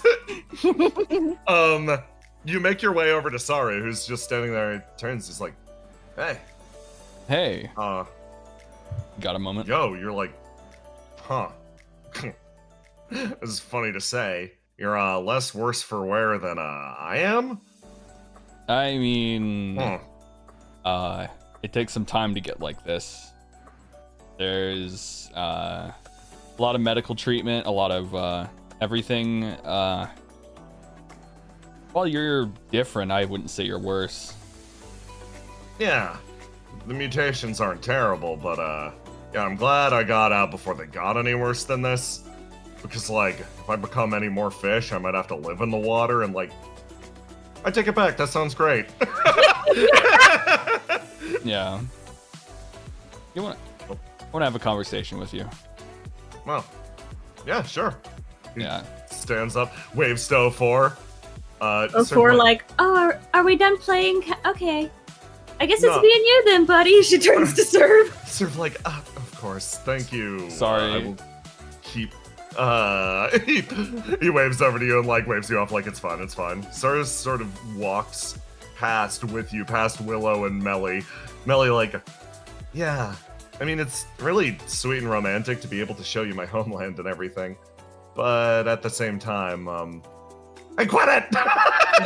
And yells out as like the Rangers manage to get Shriek back upright, and Shriek's like, it's okay, it's okay, it's okay, it's okay. Okay, good. Yeah, so as I was saying, basically it's like super romantic and stop that! And you two make your way up here. Yeah. So how are you enjoying everything? Huh. I'm gonna be honest, retirement's kinda nice. Like, not having to worry about the whole fate of the world thing. Yeah. That's what's in stock for you too, right? I mean, I've been there. Yeah. I mean, you're doing the whole, like, recovery stuff, but you're gonna be out same as us, right? No. What do you mean, no? God, there's nowhere on this damn beach that's alone. You go over to an egg blanket that has definitely been left aside for the queen. I'm ignoring the egg blanket. No, I'm still on active duty. Seriously? Yeah. What'd they do to keep you roped in? Nothing. Well, he sort of cocks an eyebrow. I have reasons to stay. No one convinced me. Mostly just, I don't know, spite. Anger. Spite. People that need to be knocked down a few pegs. Against who? Oh, you know. Geist. Tormented. Lafadel. The list kind of grows on and on. And you're committed to that? That doesn't... you can't really, like, live for spite, right? You can. It's like living proof right here, man. I mean, there's also people to fight for, obviously, but... Yeah. Look, you know I'm having this conversation with you, right? At first I thought it was... you were gonna talk about getting a way out of this whole thing, but I'm starting to sense it might not actually be for that. Are you serious? Doug leans in. Look, Saru, a lot of people have retired. And a lot of it I honestly agree with. A lot of people that have moved on to positions that are better for them, like Breach, like Jean. Jean's is kind of funny because, you know... Yeah, I It's got the just- brief on that whole situation. It's just weird. Yeah. And you're retiring, right? Yeah, I'm already out.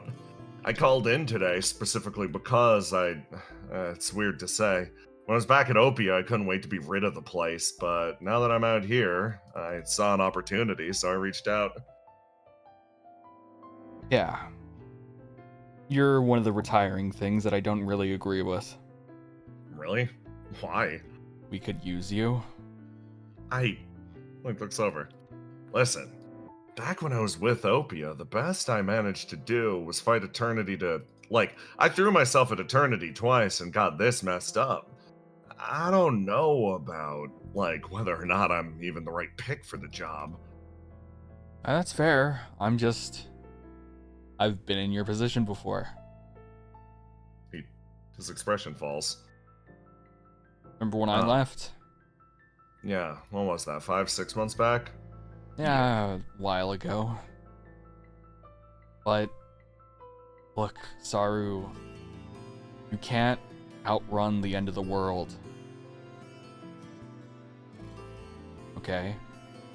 I know it'll be nice for maybe a few weeks, maybe a few months if you're lucky, but sooner or later things are gonna come knocking at your door that you can't handle alone. By the time you need help, most of us might already be dead. Time for him to roll his dice. He folds his hands and leans in, sort of turning this over in his head. He lets the thought linger for a split second, and he opens his mouth. I want to agree with you. I really do, but I don't know how to do that without going fucking insane. Looking something like that dead in the face day after day, I set myself on getting out first. And now that I'm here, I'm able to actually be myself, recover. How do you look at the end of the world? How do you look at something like that and not even blink? How do you not let it affect you? What do you think we're doing here? You look out over the beach. You see everyone gathered up. You see everyone playing out in the surf. Oh. It's the small moments, man. Small, small moments. You look out over the beach and you feel actually a warmth travel through you that feels tempered by winter winds as you see everyone out in front of you taking whatever moments that they genuinely can to enjoy themselves. And even now, there's just a quiet underlying feeling that this summer, this single day of warmth is an aberration that will not last. He Sorry. ducks his head down slightly. I get it. Hope. Hope is a fuel.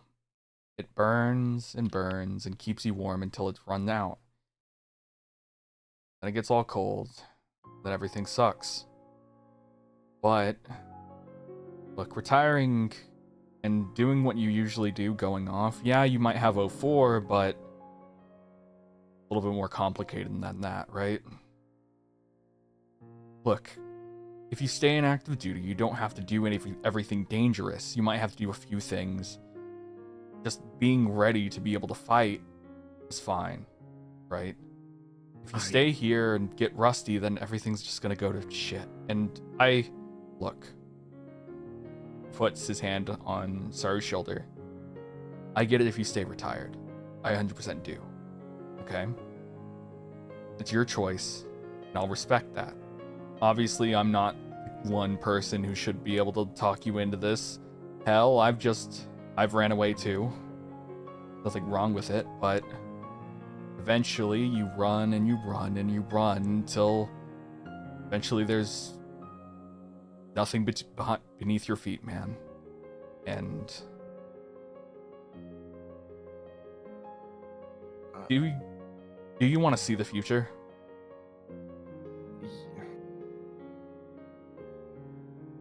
He center rolls dice. He turns. His expression looks over to you.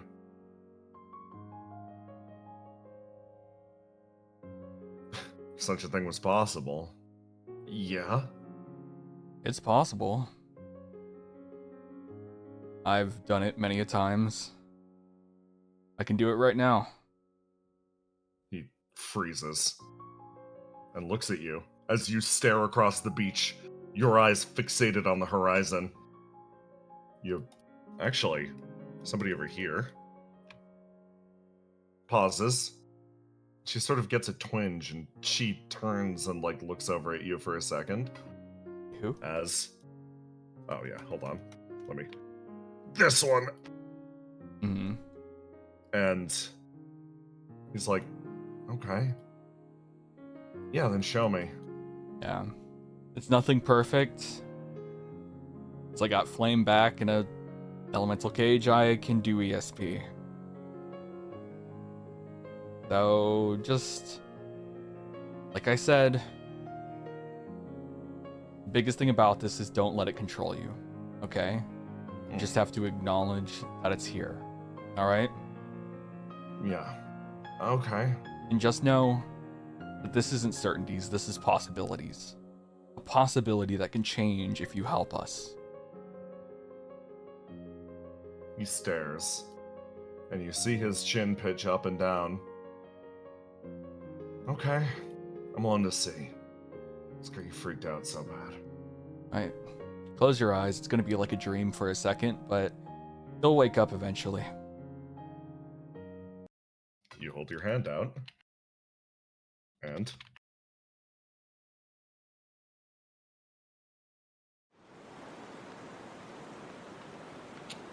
you run the numbers.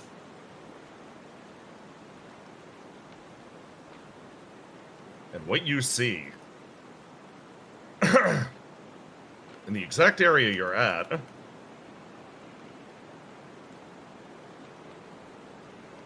is a land rocked by snowfall. Individual motes of flame pop up, dotting the beach. But, looking at the environment, You wouldn't know that this was even the same locale or location. Saru starts to walk forward, shivering slightly, as this land almost manifests, a single slide changing in front of your eyes. It is sudden, and it is absolute. And as you stare into the area where the ocean once was, you know that that has long since run dry. Instead, it is a waste out there, extending out into the distance only pockmarked by individual motes of flame. And in the distance, you see it growing. A light on the horizon. It begins to wash towards you like a great tide. And as it does, it feels like it sweeps away the ground beneath you. You're lost, not only in the blizzard, but in that storm of great light. And as it travels across you, the world vanishes beneath your feet.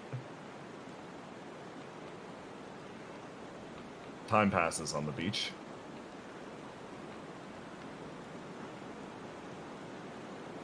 And slowly, everyone begins to move themselves away. The cold wind's blown through. So, everyone decides it's time to head back to the inn.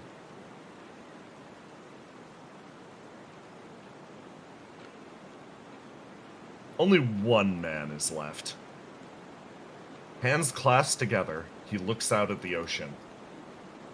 Thoughts carried away from this warmer summer day by an unseasonable chill. Break time! On to the next part of the session, folks. Yippee! Whee! Happy Fun Beach Day! This is what I'm here for. I love it. 'Cause I'm like, I didn't know that was gonna happen, so I'm like, why is he going over to Saru? Oh, he's pulling him in for one last job. One last job. Before I will say, retirement. Aloha, I really liked the grit that you brought to this. This is really fucking cool. Yeah, it was awesome. That was Really really good good. scene. I was. That ruled. Yeah, I had Ace. I mean, not Ace. I had Jay send me like a list of all the people who like No. retired and who's active. And my whole beach episode idea was people that Ace thinks don't need to be retired, bringing them back in, and people who really should retire getting out. And Yeah. and all That's the people fun. he thought needed to go pretty much went. The only person that was like, yeah, they're retiring, but Ace is like, we could really use you, was like Saru, which is just like Very nice. yeah, so it's just like this thing of like, yep. That was so dope. That was sick as hell. Mm-hmm. Okay. We're gonna move our way up here. And Good thing 04 and Serve just became friends. It seems like she's going to be hanging out at OPIA again. you have no idea what's going on in Saru's head right now. He's got a lot to Yeah. think about. Saru walks away with Ace, and then everyone's like, "Oh, it's getting cold. Let's go to the end." And 04's like, "Oh my God, Saru, let's go to the end." He's like, "I'm gonna stay here." She's like, I'm gonna sit here, but It's fucked up. It's getting cold.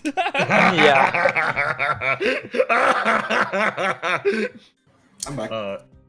Welcome back. I'm Welcome back. I'm setting up the squad. Ooh, I'm gonna get myself a snack while we're on break. Okay. Chat, don't forget to fuel and hydrate. Yippee. I feel so bad for Saru. It was like, I'm finally fucking out of there, and Ace is like, "You should really come back." And he's like, "Why?" Ace shows him literally like the worst possible thing Behold ever. the horrors, and he's like, It's just Sorry, like, this is the ghost of Christmas future. I'm so sorry. If you're not here, we're actually going to die. the future where Saru didn't lock in. Yeah. It's fucked up because it's just like, yeah, you can either take this two different ways, right? You can either help us for a better future, right? Or two, you can try to enjoy your last moments as much as possible. Yep. You get. Oh, that's so fucking sick. Okay.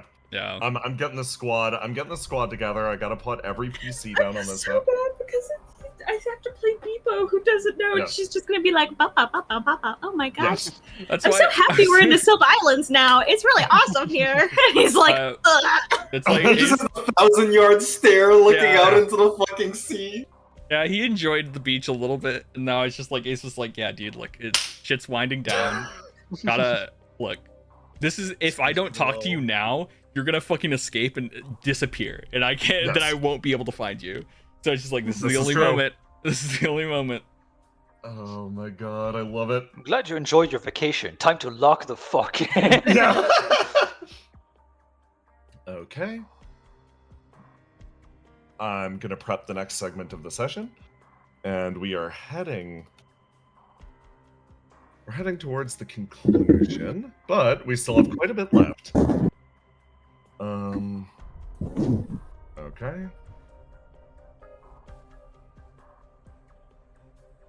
I actually gotta resize the pog really fast. Resize Pog. Resize Oh, pog. did I forget to do one? Two of them need to get hit with the hammer, but it's okay. If you tell me which ones, I can do No, it. I got him. I got him. Okay. Cool beach day. Yes. It was all fun and games until it wasn't. We love it. Okay. That's what we're here for, OVAs bro. aren't meant to be fun. I had that moment up my sleeve because I'm like, I love the tone of reflection a lot. It's very important to me. Yeah. The fucked up part where he pulls Saru away and Oprah goes, "Oh, are we done playing?" And then it's like, Yeah, we're done playing. I'm so glad. Okay. I'm so glad 04 didn't follow because Ace would have been like, "I'm sorry, 04. Could you just fucking leave?" We're gonna talk about something that's a massive Luckily- bummer. luckily she was just playing, like, she was effectively playing catch with Saru and Serve. Yeah. So Serve was still there. She's like, "I guess it's me and you now, buddy. My new best friend." Someone says, "I love that Ace's ESP is just Seagazer's prophecy vision." No, Seagazer's prophecy vision is Ace's It's ESP. Ace's ESP, yeah, no. Ace is like vomiting the astral sea. That's Seagazer. Seagazer, for context, it goes two ways. Your reflection gains abilities based on you. You gain abilities based on your reflection. I was right! So, for example, What the fuck is the ocean getting from Cam? for example, Stoned. what you call it? Single-handed savior is rocking fractal duality, which means she's kind of a monster. But The ocean holding a Glock. Okay. If Oh my god, I understand now why all of those reflections want to team with Trouble. Yeah. If everybody's ready, we are going to move into the second part of the session. The haunted, spooky section. The haunted spooky part. Beach A cold- Ween. A cold wind just blew through, and we've got business. Let's go like this. That reflections get abilities from their wielders, just like wielders get abilities from their reflections. Yes. Let's play. Let's go. So.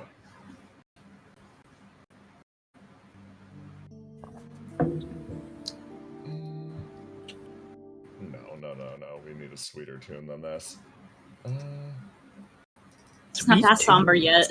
No. There we go. Okay. So, you all work your way up through the very autumnal woods on the back of the island. Back here. We are not going to focus on them, but GK has his arm thrown around Ace and they're talking about something. GK like laughing his ass off back here. But over here, we're gonna join in on this group first as your like squadron sort of starts to progress their way down. You notice that Mike is still carrying Seagazer. She has not moved since. You hurt your foot or something? Seagazer? Yeah, no, nope. I'm just yeah, is that a problem? No. Okay, that's Just good. Making sure everything's on the up Good. and up. Yeah, everything's totally on the up and up. She smiles, like, looking over at you. Mike's like, I had a lot of fun at the beach today. I'm glad we get to go up to the hotel and just, like, hang out for a little bit. She says with a big smile on her face, because you're like, yeah, me too. I'm glad I didn't get too blasted for my swimsuit. You show off the merch, Argos? Yeah. Yeah, and I got some, well, I was gonna teach Cast how to swim, but it turns out I'm more metal than I'm used to being now, so I wound up actually having to get help swimming. I saw that. That was actually pretty cute, to be honest. Oh. But yeah, no, like, huh. She sort of like stops, looks over, and seeing as her peeks from over across her back, and she's like, oh, hold on. You sort of all squidge forwards. She grabs your hand, Argos, and starts to actually sort of like lead you up to the front of the pack as Say is talking, like, tell me, how did things go with Aura? Basil, you were shaken by Say. Well, we talked a little bit, and then I kept on getting interrupted. But he's really enjoying being his new position. Do you want my assistance inserting you into the conversation? He is talking to Verona right now. I could attract his attention, or her attention. If I go over there, I think Verona would help me. We suddenly found an understanding amongst each other. It's actually really cool. I wasn't expecting it. The bond of maturity. Yeah, exactly. You'll understand one day. Say, thinking, calculating. She's like, Yes, this is acceptable. Please, explain it to me so that I might understand. Say, playing along visibly. Mike, like, drags her way back over, and she's like, hi, Say. Say, like, Basil is explaining to me what maturity looks like. Don't you have a master's degree? Mike mutters off to the side. Being in debt isn't maturity. Yeah, you should never have a lot of debt on you.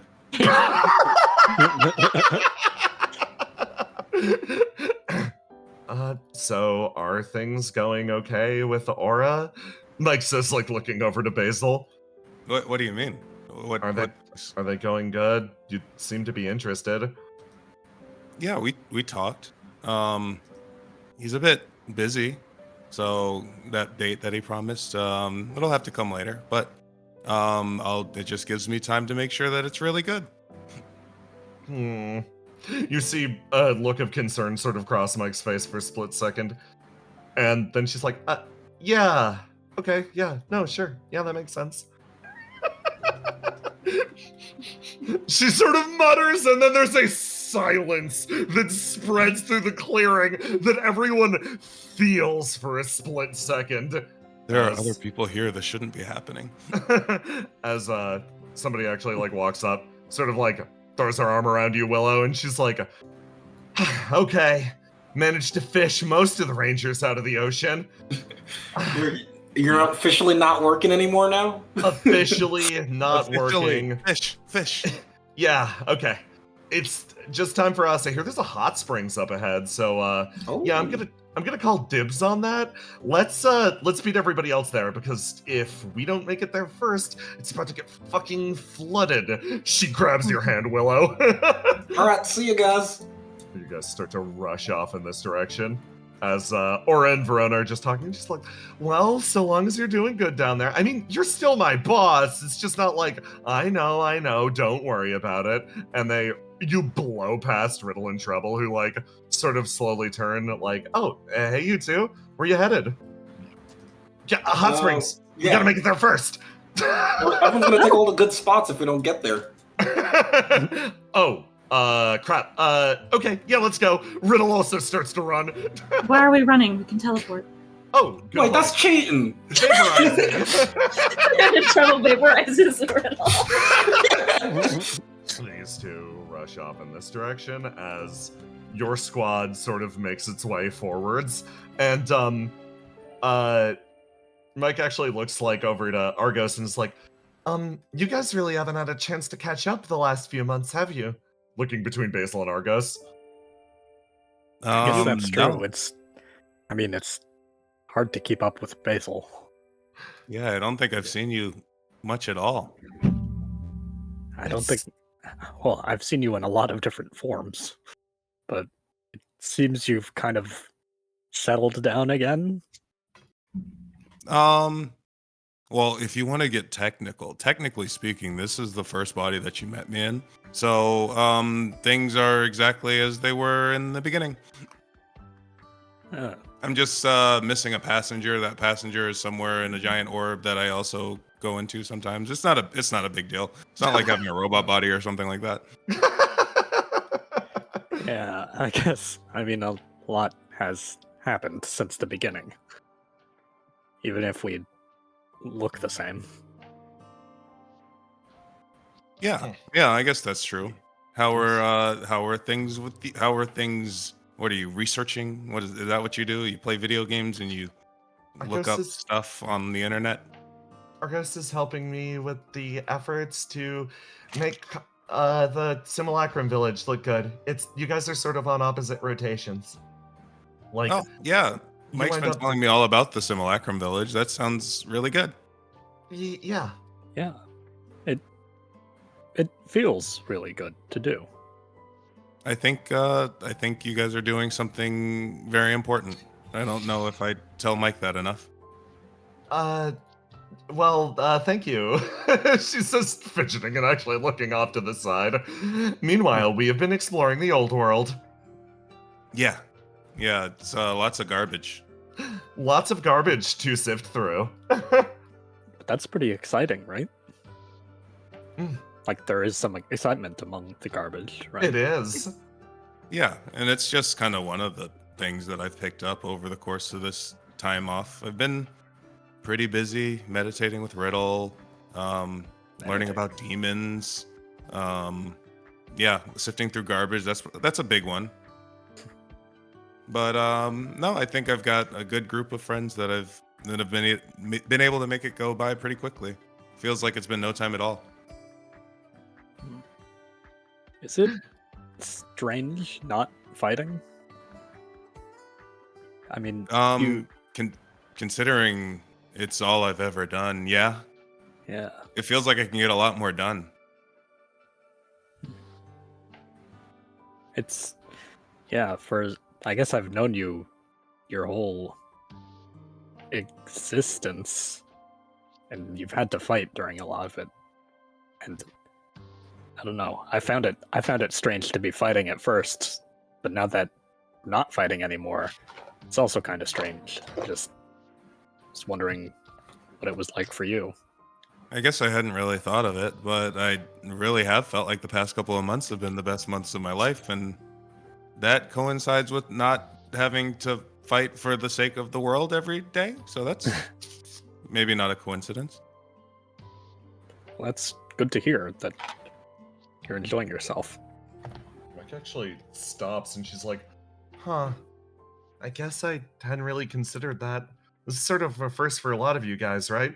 Seagazer sort of leans in. Oh, yeah. No way around it. This is my first time experiencing a summer. And Mike feels a twinge through Seagazer. Almost the same feeling that... She feels the same thing that Ace does. This might very well be her last. Yeah, so let's enjoy things, okay? Mike suddenly stands stock upright. There's like a hot springs over there that we can all hop in and have a good time. She sort of mutters off to the side. Oh, that's a good idea. I've got a bunch of episodes in my head about that. Yeah, I'm sure you do. Seagazer sort of says, like, leaning over, and like as Mike sort of passes, you feel her body language shift to becoming slightly more distressed, and then Seagazer actually like pats her, and she's like, "Listen, don't worry about it too much. I know it's big and cosmically sad that like, oh, fleeting summer and all that, but hey, if you don't try to enjoy yourself right now, you're gonna have trouble in the future, right? So let's genuinely just cut loose a little bit. Oh, yeah, okay. She sort of smiles back. Say, oh, you go. No, I just catch Seagazer's eye as she goes by and Yeah. give her a thumbs up. Oh, her expression actually visibly softens. It gets like a little smug, and you do. There's like a hint of an instinct there, but she smiles at you and actually quietly nods. And your squad makes its way up towards the hot springs as these three are walking together. Yep. Very respectfully. Very respectfully. So how's it going? Oh, it's going great, bro. We're having a lot of fun. Yeah, Man, yeah. great day. It's a good beach day. Good times, friends together, being respectful. Robin looks like she's been haunted by an axe murderer. Well, that's crazy. That's just the spirit of the island of, spooky legends and that. So Helena had a talk normal. with you, did she? At that moment, when you say haunted, Ace and GK sneak Yeah. up behind Robin and just go, Oh, "Boo." Ears at the same time. Robin falls down face first into the dirt. And then her little heart exploded. I Oh think you shit, killed she's her. dead. Quick, Liam, do mouth to mouth.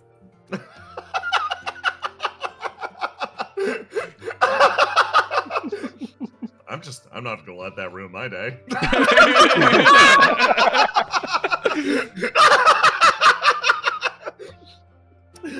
Oh my god. Robin, when you come to, you are being carried in Liam's arms. These two are gone, and Oh, that's cute. Cal, you make your way down, and in the hot springs. So we gotta cut ahead over here.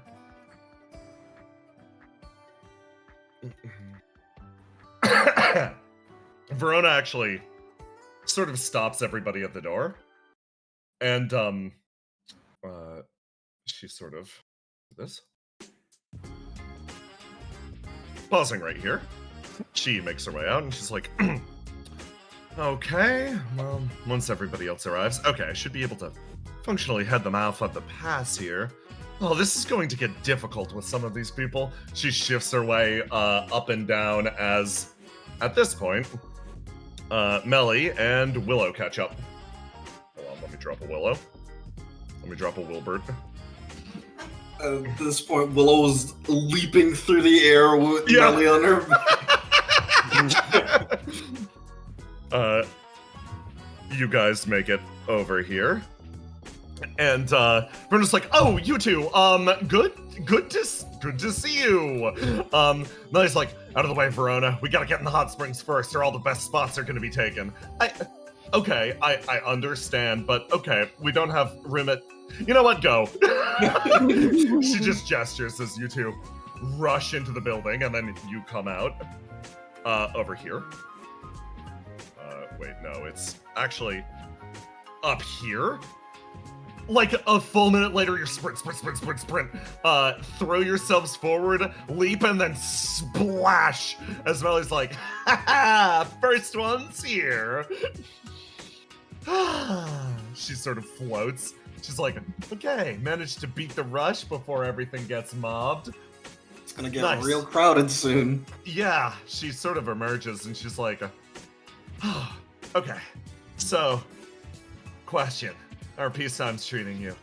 I know last time we mostly managed to sort of slack off. I know you fell behind on your training, but just the same, you keeping up this time, or she floats on her back? I found out a crazy idea that one of my friends told me. Yeah. They said it was called balance. So now I only spend half of my time training, and the other half I spend for fun. That actually makes perfect sense. Which is also training. I know you and Treble have been going down into like the old world and trying to find, what was it? The front? She says, like, moving forwards. You're trying to find out where destruction is, right? Yep. She mutters off to the side. That treating you okay? Is trouble being good? Do I need to get her? Like, I can get her. I know everybody's scared of her. I'm not. Don't worry. Trouble is honestly the nicest person I know. Really? Or at least to me. She's Oh my god. super Okay. nice. That's great. I'm glad you guys are doing good with each other. Like, and she's not threatening you to say that or anything. You don't feel pressured because I will get her. You don't have to attack her, please. And at this point, from the nothingness, this one is deposited in the hot springs alongside the creature in question. Boom. They both sort of touch down, and Willow's and Riddle's like, and we managed to skip the person stopping everyone at the door. Meaning we have. Wait a second. How did they beat us here? We're gonna let them in. That makes sense. She sort of floats forwards and she's like, hey, Willow and Melly, how are things going? We got here first, faster than teleportation. Did you hear that? Faster than teleportation. Riddle says, staring suddenly competitive. Melly like, yeah. Turns over, looks at Treble. Willow says you've been taking good care of her, so I guess we're cool. I mean, we've always been cool, but like this is a reiteration that we're cool. Yeah, you seemed pretty eager for fighting. Listen, I just get worried about stuff like this because like you're spending a lot of your time down in a big hole in the ground. I kind of worry that everything's going okay, that it's just like resuming the whole death grind towards the fight at the derelict. If you guys are relaxing, and she said she's achieved work-life balance, and that's like kind of incredible, honestly. Yeah, I think it's good for her health. I mean, I guess she was very healthy before. Molly's like, okay, so long as you guys are good to each other, that's good. She like looks between the two of you. Any luck? Any major breakthroughs? Riddle, like, based on the findings, nothing concrete right now, but long term we should. Yeah, they're finding us a lot of interesting data points. We haven't found the front, but we found a lot of stuff. Just general stuff. There's lots. It's fun. It's like exploring a place that not too many people seen. It's like seeing the coda for the first time all over again. You're one of the few people that would look at that and say it's exciting, but I can't say I disagree. She says, looking over at you with a smile. Riddle floats on her back. She's like, a lot of those old civilizations either worshipped or had a relationship with destruction, so I wouldn't be shocked if one of them made a deal at some point or knew some method of contacting her. And I'm gonna be honest, I'm eating alive all of the interesting like books and data you guys send back to me. So yeah, no, thank you for your patronage. She floats past. Nelly like, yeah, okay, yeah, sounds good to me. And you hear another splash as somebody makes it inside, and she's like, well, it looks like I'm the very first in the. How did you all make it in here? Seriously? I had teleportation. Well, I also had teleportation. Oh, so you thought of it first. Probably. Did you get checked at the door? I left Nectar at the door. No, we didn't get checked. I teleported it way before the door. Oh, why didn't you teleport Nectar in? That's a very good point. Do you want Nectar to be here? Do you want me to teleport her in for you? Fine, go teleport Nectar in for me. Nectar feels the edges of Treble's ESP on her.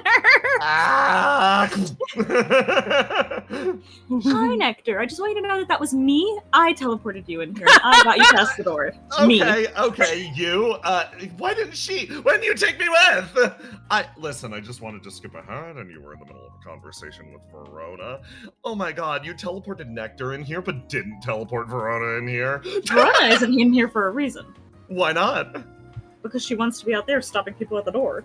Oh, that's a very good point. But what if she wants to be in here, actually, and I can teleport Verona in here?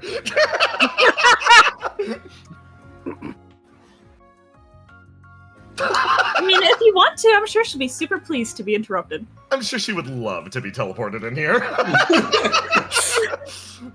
Riddle sort of like floats over and is like, it's not until they're both in the same location that this really hits home. Verona, just out of thin air. Why am I? Hi everyone in the hot springs. How's it going? Why am I here? She looks around the queen like, oh, I was just excited for you to come join us. You were overworking yourself again. Come on, don't you want to take a load off? She like looks around. Yeah, sure, fine. Don't worry, Verona. If you're not making sure things are going well, someone else will.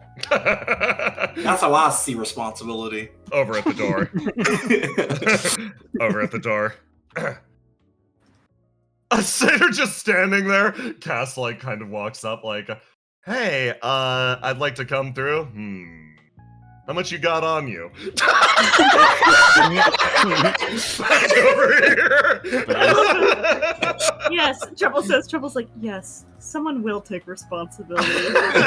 She is a hearing satyr and trying to extort Cast, and she's like, this is going to get really, really funny, I think. Nectar like, Nectar just handing a drink over to Verona. Verona like, thank you.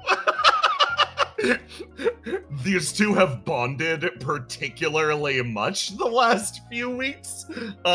Repeated long stints at the R&D lab, as well as coordinating on the political front, has made them incredibly easy allies. And the door splits open and lets this squad in, who finally make it, having How much made it did they have to pay? How much did they have to pay Satyr? Thankfully, they were the ones being held up by Verona when she was teleported. I see. I knew Verona would get teleported away. We just had to wait it out. I gotta hand it to you. Good call on that one. Yeah, absolutely deranged call, but yeah, good prescience, I guess. You all work your way into the hot springs, and you see a big crowd here already. Seagizer like looks over at all of you. Was she trying to keep us out because she was trying to? Hey, Verona, you snuck off to be in here. That's not cool. Verona like, I got teleported against my will, so I'm making the best of it. Told you. Again, literally insane, but yeah. Nice going. She punches you in the arm. Seagizer moves her way in. Mike places herself in the water, and your squad finds itself mostly assembled, with one notable exception. Hold on, let me just down here. Yeah, we're gonna. Yeah, Trouble like Cass is gonna beat the shit out of that guy. Nice.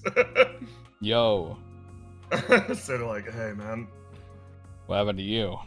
I tried to extort Cast, and apparently that's a massive mistake. Oh yeah, that's not smart. You sort of walk your way past and enter the room, and over here, I drop a Fio, and I drop a Cam. What a weird duo. Cam, she's been love staring them. at you for a while. Do you need something from me, ma'am? It's... Her little head wings flutter. She makes her way over and sort of pats you. Blaze like, what? She moves her way in. Things will get better. Oh. and then she quickly.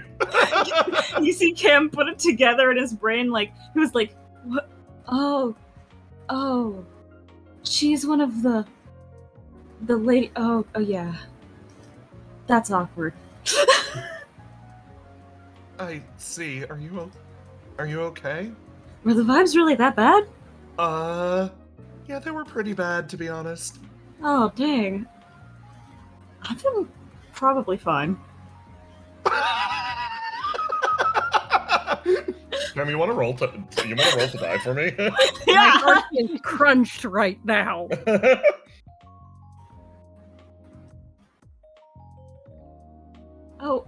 He's missing a stat. Roll 1d6 extra for that one. And decide what you're locking in. Okay, he's at the beach. He's in his beach one. Oh, he doesn't have colors. Yeah, no, I'm feeling pretty good. We're at the beach. It's nice. It's getting a little cold. Yeah, okay. Okay, that's good. Well, there's a hot springs here, so she like leads you forward. See Satyr laying on the freaking ground like, You okay? hey man, you good? Yeah. Everyone's doing this now. Good trend. Laying on the ground? Yeah. Is the swollen cheek also like Yeah, in oh yeah. season? It's That's a called shame. I can't get anything like that. Yeah, it's called authenticity. Okay. Do you need some help? Nah, I'm Okay. doing great. He just waves. Lacey yanks you inside as the door cracks open. And Ace, you come wandering out. You see everyone sort of assembled out over there. What do you do? So what I'm going to do is I'm going to I'm gonna cause some trouble as I walk past everyone deeper in, just to not completely disturb them. And I look at the Queen of Flames. Queen of Flames. Mhm. Yeah. Teleport Satyr into here. She waves her hand and Takes a few steps back. Hey, you son of a bitch. hey, you son. Wait a second. You fuck. You waited for me to get ambushed before ambushing me yourself, huh? Ace takes off his sunglasses and throws it at Willow. Oh my god. If I was ambushing you, I wouldn't be talking to you right now. Well, hold on. I heard you went full normie again. So you probably can't whip it out the way you used to, huh? Oh my god! It's enough to handle a weak son of a bitch like you. He summons his dual blades and throws you one. That's Will right. starts clapping. This is actually what we're here for. Part 2. Sonic Finally, the Katana! sequel to the fight. We can see who wins. Okay, Ace. I'm gonna need you to roll me just a raw d20. Please get the nat 20. Fuck.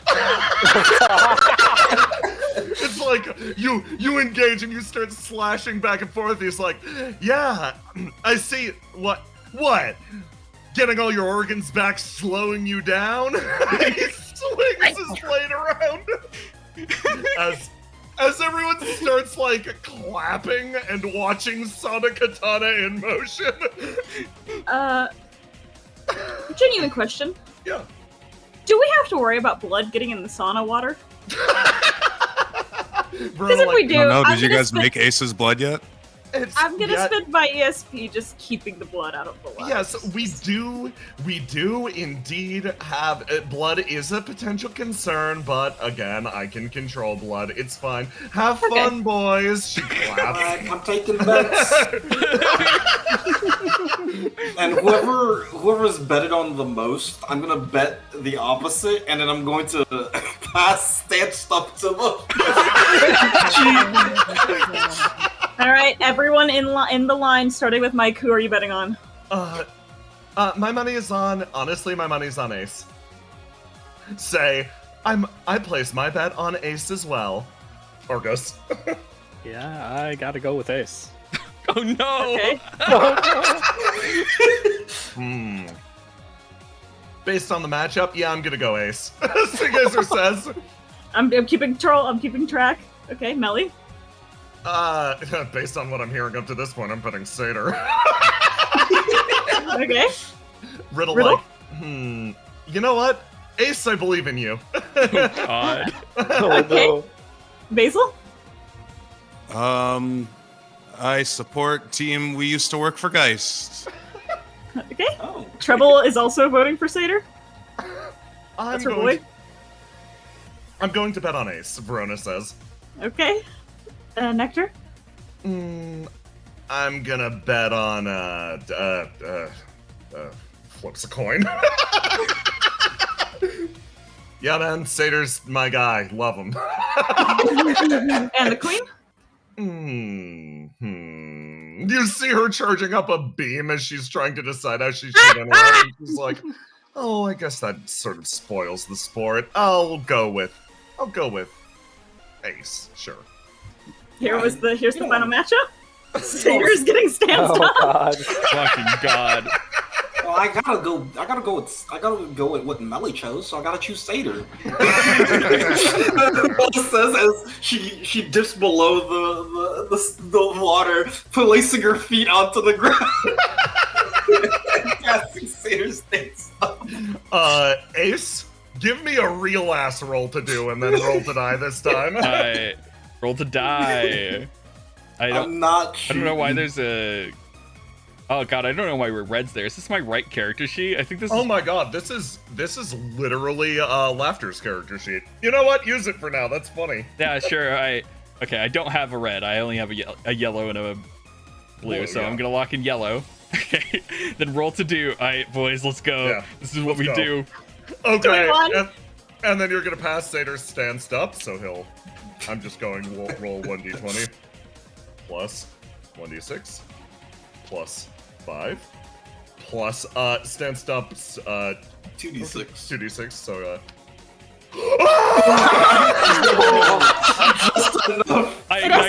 I ignite to push. oh my god, he's gonna ignite to push too. Oh He's god. like, hold on, you've gotten better, huh? Looks like I have to pull out all the stops. The water is rippling. Flames bursts and boils up. All right, with this, I'll retake my crown. He sweeps his blade down, and ding, ding, ding, it flies off into the distance. Hell yeah! Jay, Yeah. I'm gonna do some bullshit. Yes, of course. I'm gonna say right now what Satyr is seeing is merely an illusion of a future that he is seeing right now. Using my ESP, I'm going to make Satyr see a future where he's won while I'm actually beating his ass when he's in a illusion. So, I'm gonna give you, this is how it goes. Aloha. Yeah. All of this was a future sight. And what you saw, you aren't passing the illusion to Satyr at all. You simply see the truth. You know, everyone is about to bet on you, and Willow is going to pass Satyr's stance up and make him win. You know it's coming now. So it goes, start of the betting. And then it goes over to Mike. What do you do? What do you do? I have Ace just kind of like stand up straight and then grab his like stomach like he moved a little too fast and then his organs are a little too loose, like he's in pain, to try to telegraph to the audience that he's right now very weak. Ace, give me a roll to do to see how many of them you sway over. Okay. You Wait. are an actor at 1d6. Oh my god! Not a good one. Oh my god. He's not an actor anymore, is he? With a crit 1, you grip your gut, and you've seen this future. You know Satyr's about to win Sonic Katana. And then, of course, you activate the bleeding heart bleepo in the back, and she's like, oh my god, he's seriously wounded. Stop, you monster.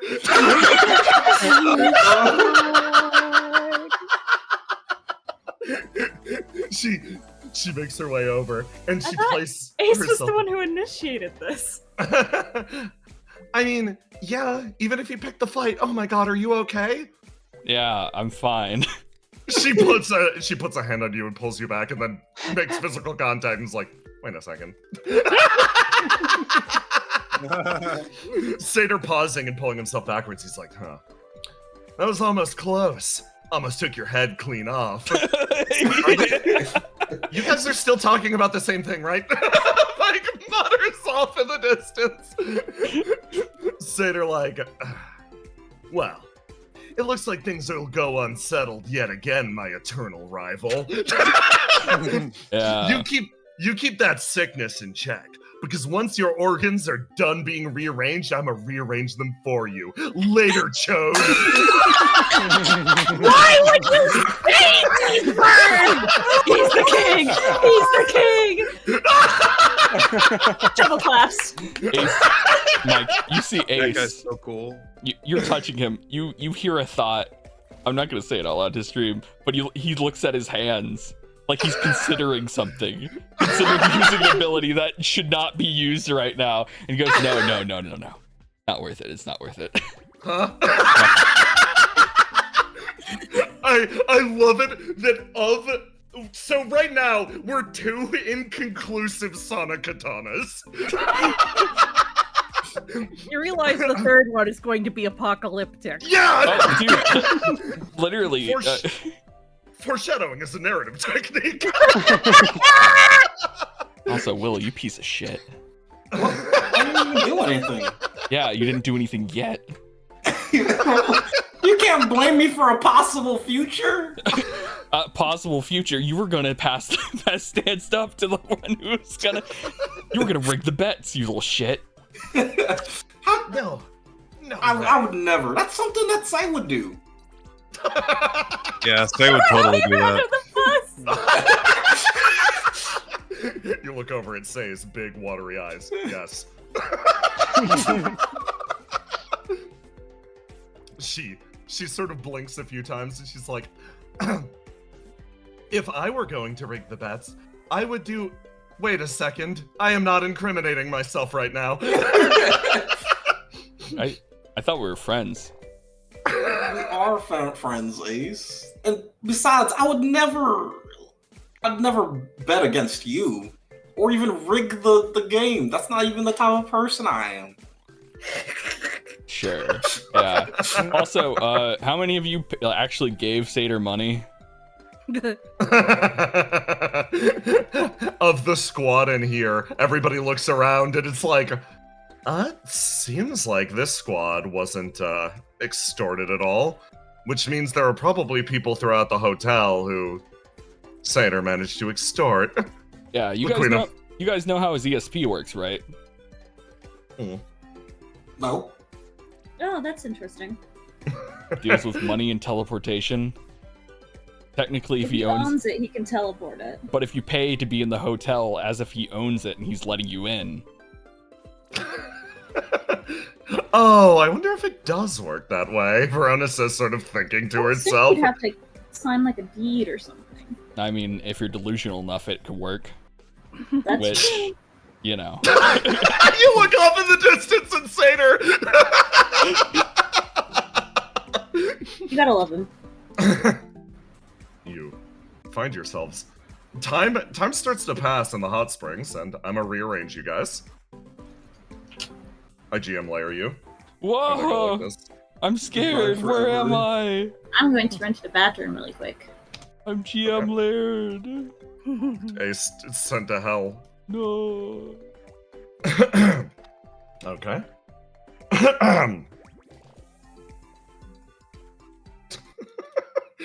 Okay. Basil, you lucked out. Hooray. Basil, tell me, who do you want for this? You can grab someone. Anyone. Let's you grab... know. Do it.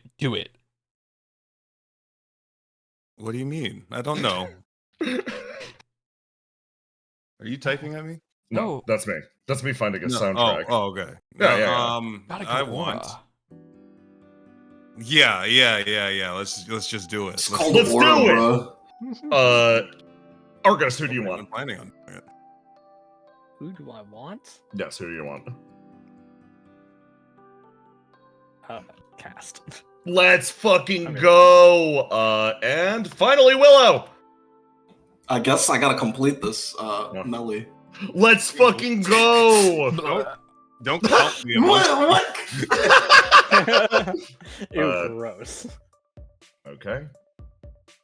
And then we're grabbing. Oh my god, okay, yeah. And then I guess these guys are a pair. Cool. Okay. So, Basil, I respawn you. I throw you an aura who got robbed by Satyr. And I throw a Melly and a Willow. As you... the night sort of goes on a little bit, and you all sort of spread yourselves out throughout the hot springs.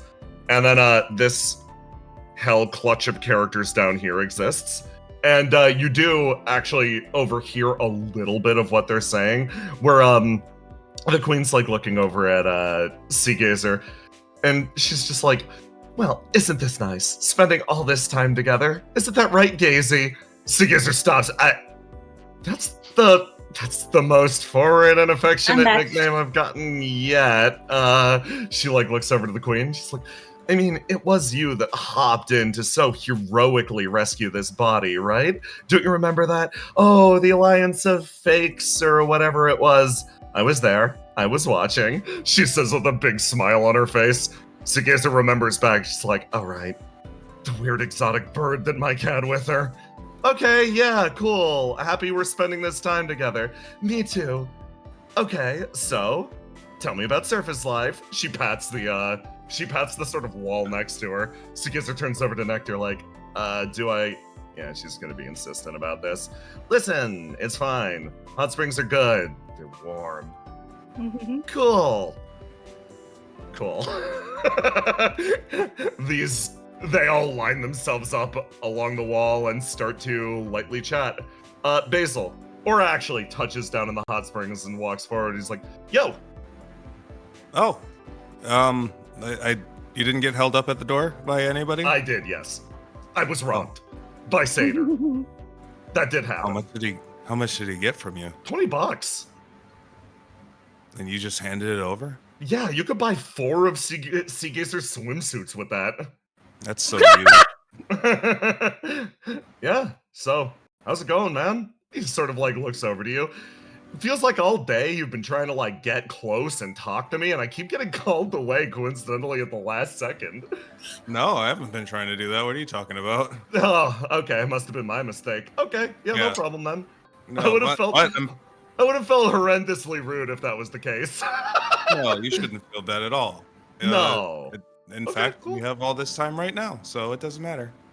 Cool, sick. What do you do in a hot spring? You soak.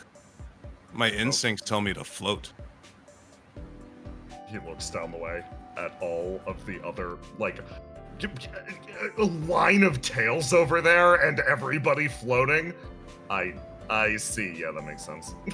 Sort of thing. Oh no! I need to fight my base instincts. I will not float. I will stand. Okay, cool. You're standing. Sick. He pauses and like looks. It's like, I'm gonna go sit over by the rock. So like, I don't know. I'm gonna do that too. Yeah, I don't know if that was rude or something. You make your way over in this direction as he sits down and sort of starts to peaceably chat to you, just like you guys basically do the like catching up, like, oh, so what are you doing here, and here? Like, what's life on the surface like? He runs through the small talk so fast. Did you get any good gotchas lately? No, actually, because I'm gonna be real, the connection kind of sucks down in the derelict. Doesn't it? Yeah. I used to talk to Melly all the time, and it would never get to her. It didn't get to her. She got like 100 messages all at once as soon as I left. You blew my phone up, she yells. I thought you were ignoring me. Like, that would have been rude. No, they really need Wi-Fi. Yeah, so I pretty much had to drop most of the games that I'm into, which sucks, actually. But the work focus on the work, right? Yeah. The work's actually worth it, I think. Yeah. It must be really hard to grow stuff where it doesn't belong. Yeah, pretty much. And you in the old world with the demons and stuff, that's cool. That's cool. Yeah. Apparently I know most of them. So it's kind of like catching up with old friends. Oh, really? Wait, no, Yeah, that's I don't interesting, really get it actually. either. No, hold up. Tell me about that, actually.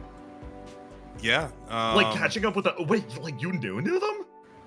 I guess. I mean, it's like understanding a concept, right? Like, Yeah, if yeah. you understand the concept of a demon, then you know it. If I were to summon a demon right here, it would be a manifestation of that concept, right? I Holy think. shit.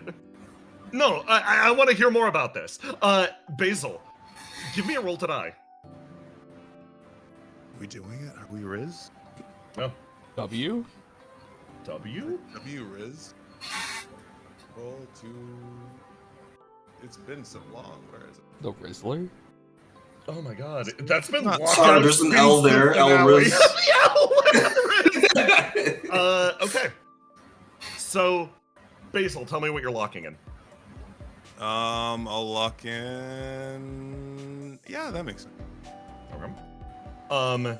You realize something as you sort of start talking with him, and he starts chatting back. Before, when you were going through all the small talk phases, it was awkward. It was like you were bouncing off of each other. It was like the sketch, like, oh, how do I talk to a person?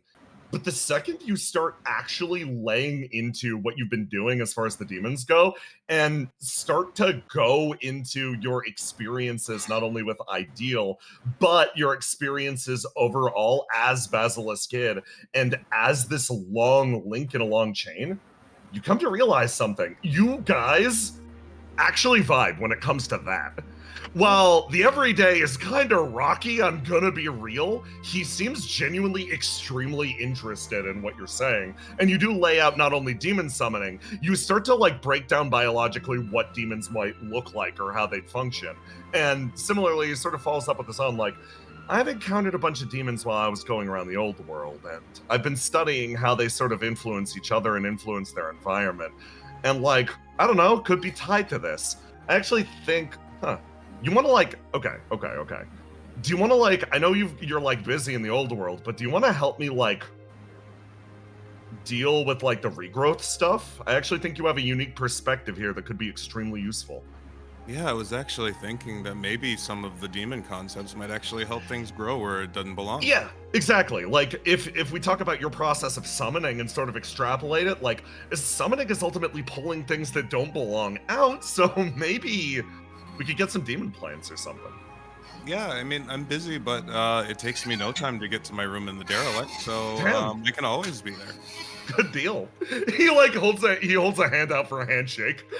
She gives a handshake. You get a firm handshake from this dude in front of you. Nice. Okay, let's resettle the old world together. Yeah, this is a good rock. She pats the rock. You pat the... Basil, you've never felt more secure than in this exact moment. You felt like it connected. After all of this trying, it connected. You found the area that you vibe, and here's the thing. You actually do. It's not you contorting or forcing your brain to I go, didn't force yeah, it.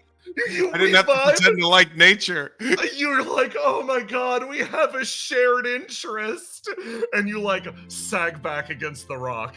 Actually relieved. This is He exhausting. did it. He appreciated nature. Over here, Argus. You and Cass have been sort of sitting here like Cass sort of like looks over at you like, so how's the day been with the squad so far? It's been really nice.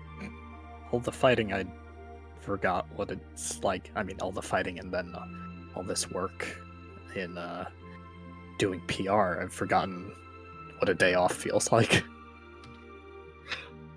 They sort of like lean forwards thinking, yeah, I mean, I guess that's the case. I actually took a lot of the stuff that you told me before pretty seriously, like with the whole work-life balance thing. Maybe I just heard that Willow's doing it now, but I'm trying to like express myself a little bit more than I used to, and I think it's panning out actually. They say, sort of like puffing out their cheeks. Do like these moments of peace, do you consider, I guess I never asked, do you consider the PR stuff work? Like, is your streaming job a job? Is it like, I don't know how to put it. I've always been curious about that, and I guess not confident enough to ask. Well, a lot of it is fun, but it does take a lot of work to do, and especially with the, trying to get people to accept all these new folks coming out of, the Grand Flame or the Derelict. It's a lot of pressure, so yeah, it's still work, but I mean, it's not fighting for our lives anymore, but it's still tough. They smile. They're like, it seems like it's going to be a long and arduous road on that front, but at the very least, yeah, it's not quite so life or death. And it's a little more in my normal skill zone. Yeah. It's honestly like it's a little more on the boring end, but I've been helping manage different the different like almost names and like censuses of everybody trapped inside the flame, making sure to cross-reference them versus records in the Exulansis archives, just to try to figure out who exactly we've got and where they're from, particularly for the people in deep sleep. I know for the most part, the people there are... They think about how to say this exactly. For the most part, they are incredibly eager to live once again. But as far as the Derelict goes, I don't know how good or how well set up Luke is to manage absolutely everyone. So I've sort of been lending my expertise, they say with a smile. It's going okay so far. That's important stuff. I'm like mostly doing the back end stuff, but like, yeah, no, I'm long way of saying I'm doing my best to support you in my own way, which turns out to be heavy amounts of clerical work, as lame as that sounds. That's so not lame. That's really important, especially because that's the stuff that's hard to do because it's not inherently exciting or fun. So you're really being the backbone of this whole operation. Yeah, I'm happy at the very least I found a place that I could like lend my skill set. I guess the best way to put it is wherever you're gonna throw yourself, I wanna like support you and be your backbone. That makes it sound like I think you're spineless. No, let me try that again. They sort of pause and think, and they're like, it's like, this whole like love stuff is pretty new to me, to be honest. So I'm trying to throw myself in a way that is helpful but not intrusive. I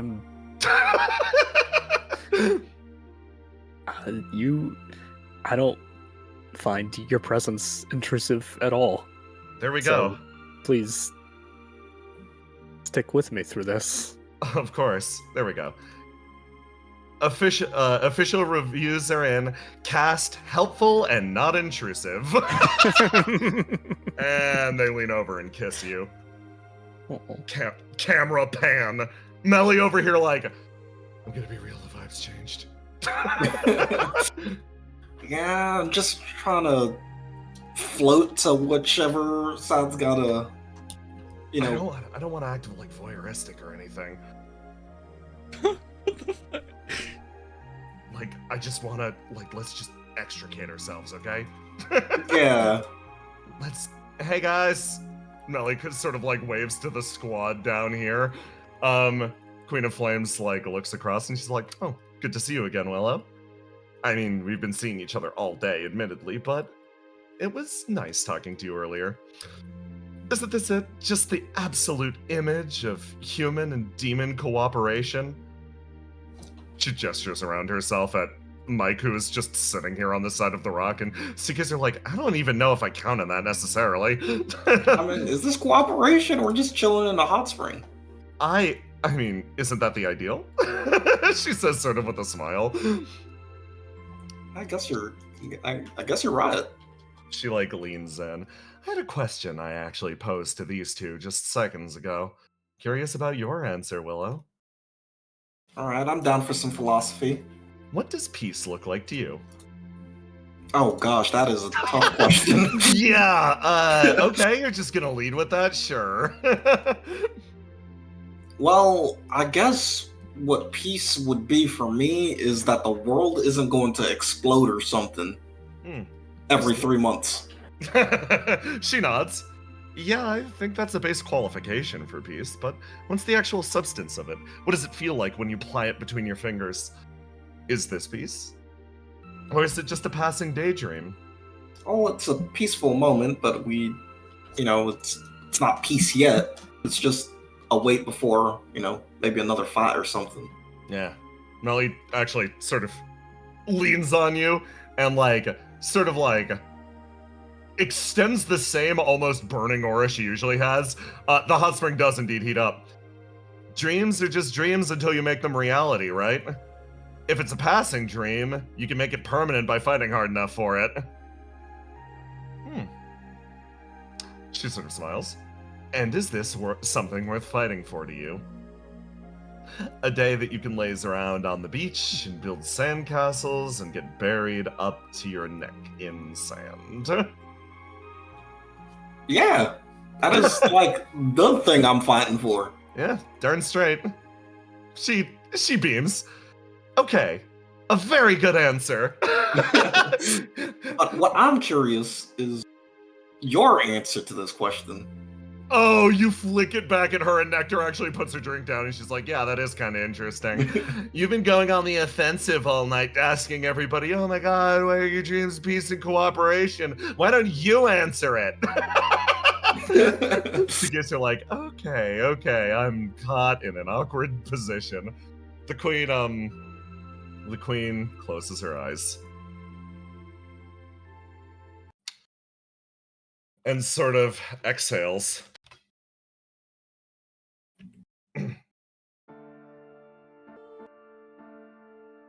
There's an interesting phenomenon. When the world ends, flame emanates from a space within the world. It's not the flame of creation, but it's usually somewhere close. I've been tracking it, trying to understand it. Invisible to the naked eye, it exists almost on the backside of reality.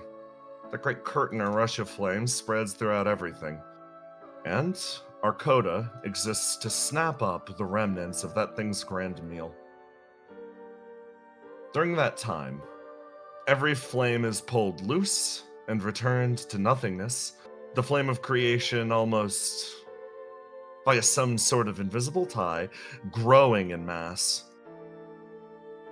This process would repeat itself were we not performing our vulture-like duty, but I've gained sort of a sidelong understanding of what the end looks like as a result.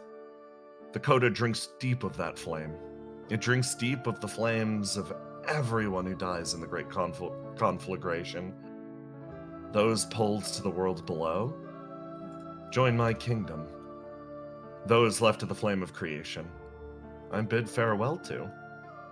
Families are ripped apart, and ultimately, the amount of people pulled to the derelict is relatively small unless we touch the flame ourselves. She holds her hands and leans in. During that moment, a beautiful thing happens. So many people are utterly willing to cling to life. They all wish and hope for something better. If you're asking what my dream is, it's very simple. Everyone dies with a wish on their mind. That wish creates the new world. I want to see what it would look like if even a fraction of those people got what they wanted. If even a fraction of those people were able to live the lives that they wanted to live. I want to see a manifestation of those wishes, where it all didn't just slip away into nothingness, I want to see the people of my kingdom happy, and I want to see this world thrive and flourish, and I want to see it ready and willing to accept them. I might be messing around to some extent, but I am quite serious. Everyone that has entered my kingdom deserves a full chance to live. They fought so hard for it after all. She sort of pulls herself backwards, like, okay. Wow. Yeah. I don't mean for this to sound weird, but you really are a queen. Her expression lights up like this. Oh, that actually puts a great idea in my head. Come see me later. She pauses, and for a split second, raises her hand. She's like, I'm going to be out on the beach later tonight. There's actually something that I'd like to show you. All of you. She sort of closes her eyes. Millie like, yeah, sure, okay, no problem. And Mike's like, yeah, no issue. She looks back over to Willow. For what it's worth, your dream sounded kind of nice. Having an endless continuation of this sounds great. Yeah, your dream sounds really, I guess, if befitting of royalty. You got people that you look after, and you want to see something good happen to them. Seagazer, she's like, befitting of royalty, yeah, for sure, but at the same time, what about, you say you want to see the dreams of the common people fulfilled, right? Oh, everybody that gets sucked up in the flame and all that, and that's cool and all. But at the same to the same extent, that could sound like political talk. She sort of floats her way over this way, not fighting her baser instincts. And she's like, ultimately, there is one thing missing that makes this ring a little bit hollow. Everybody's probably got their own self-interest, right? So what actually is in it for you? Queen of Flame's eyes closes, and she's like, I haven't figured that part out necessarily. Why? You didn't answer the question either, because you're like, I don't have my answer yet either. It's a really hard question. You don't just come out swinging like this. Who's got an answer ready? Clearly you, because you're thinking about it. She says, leaning in and staring at her. Fine. I'll admit, I'll try to put some more words into what my personal wishes are, but I do genuinely mean all the things that I said. She's just staring back over at Seagazer. Mike's like, for now, I think Willow's dream actually works as a pretty good solution to the problem. Well, I can't say I'm not without my doubts as well. I do think that, well, I guess it's a thing that I shouldn't think maybe, but will I ever see peace? Or will I just be fighting forever? You say that out loud, and you say this to this room of people, specifically. Yeah, the Queen of Flames. Something's not exactly left my mind since I came here. Seagazer looks over at Basil, who's, getting closer to Aura. They're chatting emphatically. It's true of, me and her, she says, gesturing with her head over to the Queen. Things don't pan out here. This won't just be our one chance at summer. This will have been our only summer. This is all new and brilliant to me, but I honestly don't know I don't know if I buy it as real necessarily. It seems, honestly, too good to be true. The Queen's eyes sort of close. Will we be fighting forever? She looks over at Willow. I just keep thinking about what Eternity said. That he is passing on his curse. Is this curse just fighting for A future that won't come.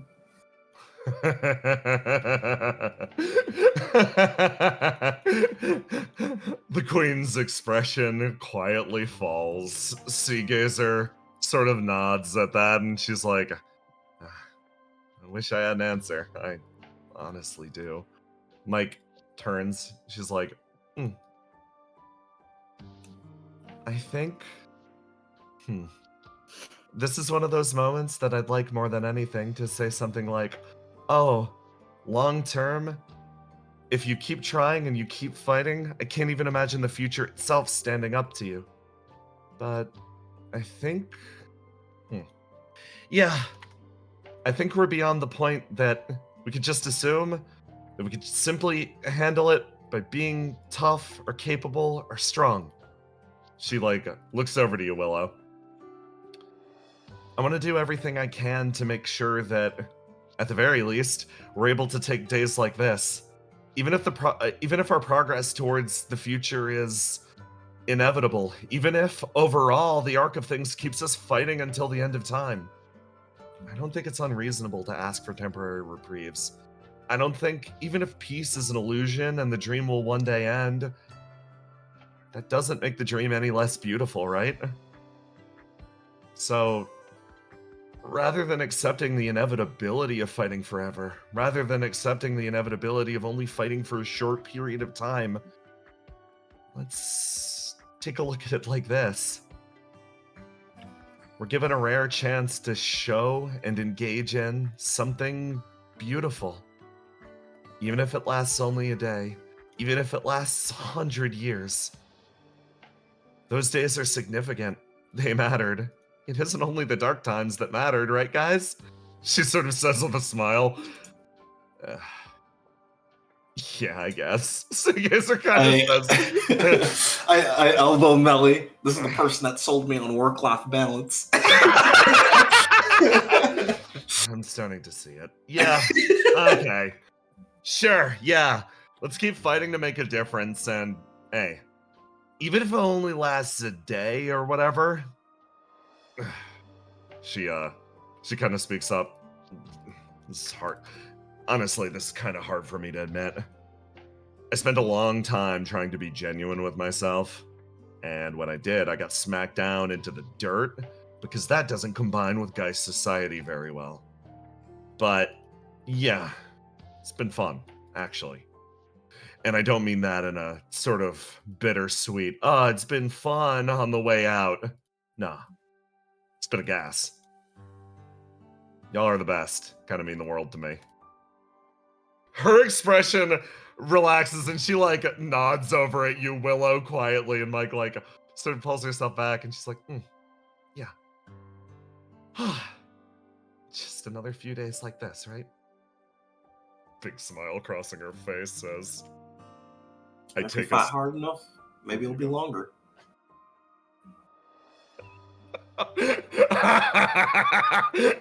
Evil moment for our last break. Everybody gird yourselves for the finale of the session.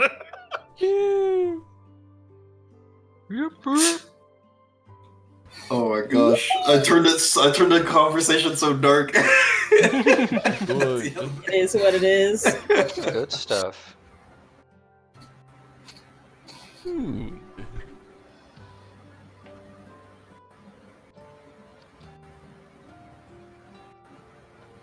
And Guys, I have bad news.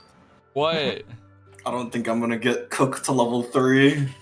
Damn. There's still Wow, time, you bro. wasted the downtime. I wasted the downtime. I should have been rolling more. You should have been fucking steaming some hams in that hot spring while you were talking, bro.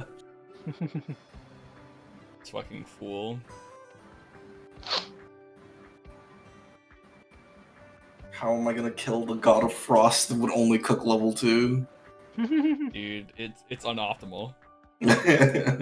You might be cooked. We have to restart the run, dude. This is over.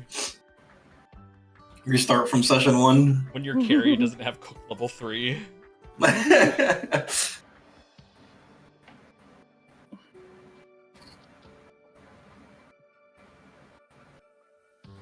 Still a chance. What's the requirement? It's too late. It's gone. Willow's cooked. It's Dude. too late. She's fried.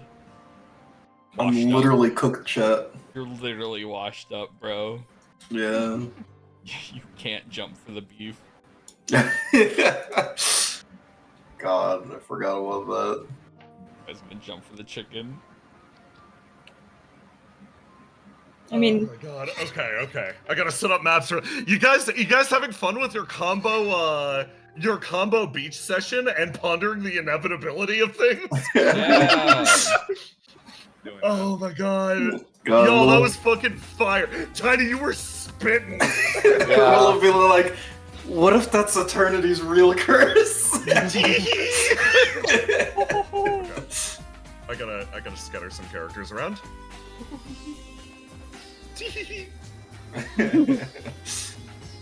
Okay.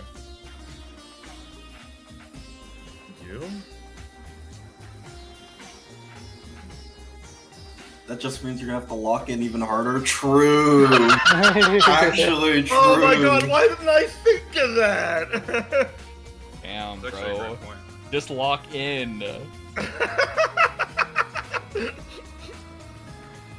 Hey, so like, sorry, you know what would solve the problem right now? You see that? The inevitability of your demise and how cold and chilling winter is? You know what would solve this problem? By locking the fuck in.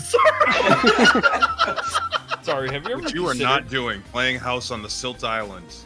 Sorry, I don't think I've ever seen you lock the fuck in. Gotta tweet me twice. Oh my god. Okay.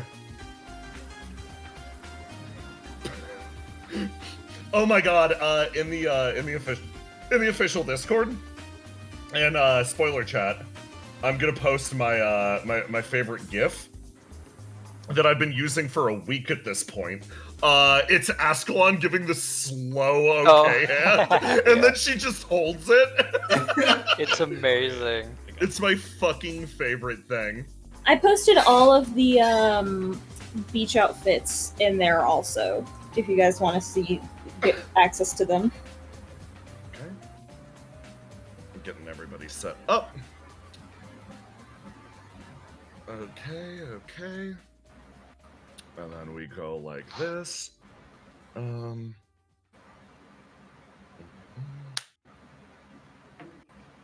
You. Oh my god, you and your fucking gaggle of stray cats, Basil. They were a part I of can't her. lead them. Nah. She's the Okay. Sigma. It's a different group of stray cats. To be able to pull with this level of difficulty is really With Mike Every showing her debuff. crabs constantly. The crabs would help. Crabs, thank you. Thank you for recognizing that the crabs would help. Okay.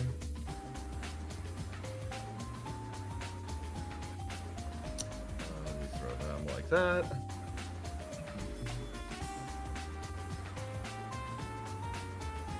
Lo and behold, it was all a ploy from Mike to get Basil in the right mindset to talk to Aura. To just like, that's right, my machinations. I knew all along that this type of work would be the way that they would connect. I simply had to place them in the right position at the right time. I am the true chess master. The Rizzler. Ace now. Where was that level of planning and strategy during the Eternity fight, you ask? I only care about the things that matter. I was asked to wingman, and that's what I'm going to do, probably. You cannot reason with the starving monster. You cannot reason with the starving monster. Cannot reason with the starving monster.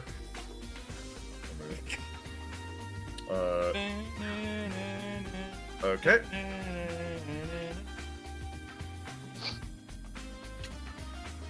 Can't wait for the God of Frost to pull a very evil opening. Yeah, Yeah. same.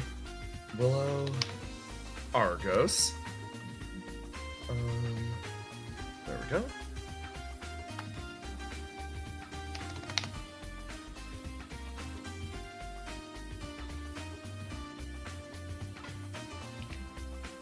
Let's grab Cam.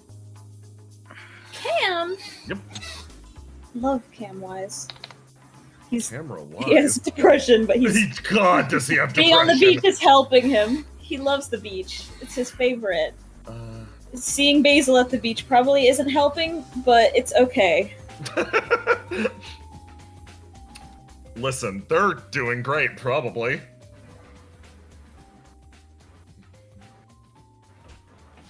Okay. Bum, ba-dum, bum, bum.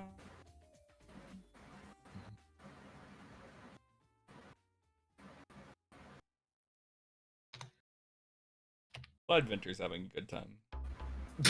You mean observing from afar mysteriously? Yeah, Come on. what old men do. Stevana's having a great time. Okay. Go here. Afor is also having a great time. She doesn't know. She doesn't know the fog is coming. The fog is coming. I had the dumbest fucking joke at some point if Liam and Robin were to ever like show up during the steep thing. Literally, hey Robin, you look a little faint. Want me to carry you to your room? Okay, so we're splitting off into rooms. I've got a question. I've got a genuine, real-ass question. Robin and Liam, are you sleeping in the same room? This will not be and now RP flirting thing. This is going to be part of the cutaway. Y/N. Important decision. It's part of a montage. I leave it to Jackson. Yeah. Yeah, for what reason would they be? They're just bros. Just bros. She looked a little faint. She looked a little faint, bro. Not on her. Who the fuck cares about gender norms, bro? It's just chill. Yeah. Are we doubling up rooms? It's Oh yeah, yeah, oh yeah. Yeah. Yeah, probably. Let's fucking go! Okay, hold on. I gotta put a Robin down now.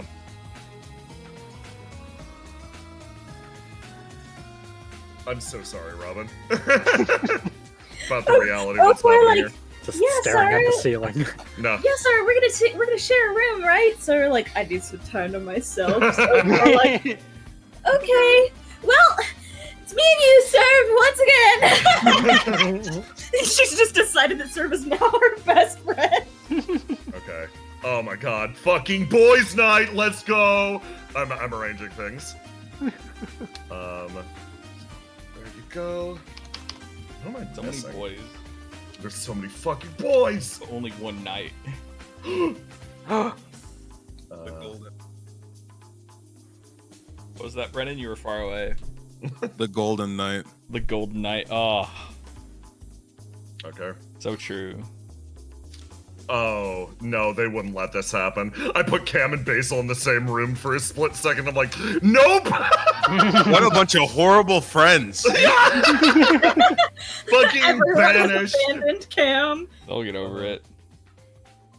Okay. You're in, oh my god. Yeah, this is probably your room, Basil. Okay. I'm good. I won. I can hang out with my weird friends for the rest of the day. Riz quota met. Riz quota fucking met. Speaking of quotas, on Halloween, on this channel, we're going to be doing a crowd control Lethal Company playthrough stream. That means using Twitch points, you can make crazy things happen in the Lethal Company. Like, It will be modded, so there will be more than the normal amount of players there. the quota. I'm excited. Okay. So, the night sort of... Oh, yeah, I should probably ask. Is everybody back and ready to work towards the big finale? I am back and ready to work towards the big finale. Are you ready to work towards the big finale, my fellow gamers? Yeah, let us go. Okay, let us begin. No, that's too Why? insidious. No, this one. And so, night settles in. Our camera traces past as we watch OPIA sort of distribute themselves to the various rooms throughout the hotel. Focusing for a split second on this room. Hi, Robin! Welcome to the tiniest bed ever, and Liam is not, you know, yeah, mistakes were probably made. While Ruth and Basil sort of like lean over and chat. Ruth like, oh my god, so you and Aura actually? Really? Yeah, turns out that if you talk about like real stuff, then like it's much easier to relate to than fake stuff. It's pretty cool. I'm proud of you, actually. And, like, that's a step I'd love to take someday, but that I'm not particularly ready for. Yeah, I know. What you gotta do is find somebody that you're comfortable talking about real stuff with. Shit. Verona's right, you did mature. What the hell? Yeah, that was real. Did you see that? Yeah, that was wild. I used to think that she wanted to put me down.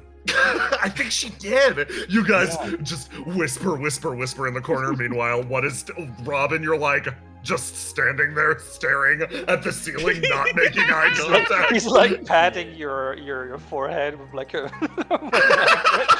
Jesus Christ. Oh my god! She's literally Yeah. She's tried to say I'm okay multiple times, but can't come through. This is fucked up. Alright, we gotta cut away from this. Away from this. This is too far. We're in the room. This corner's been this area's been pretty quiet.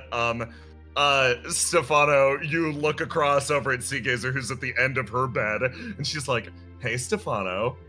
Hi, Seagazer.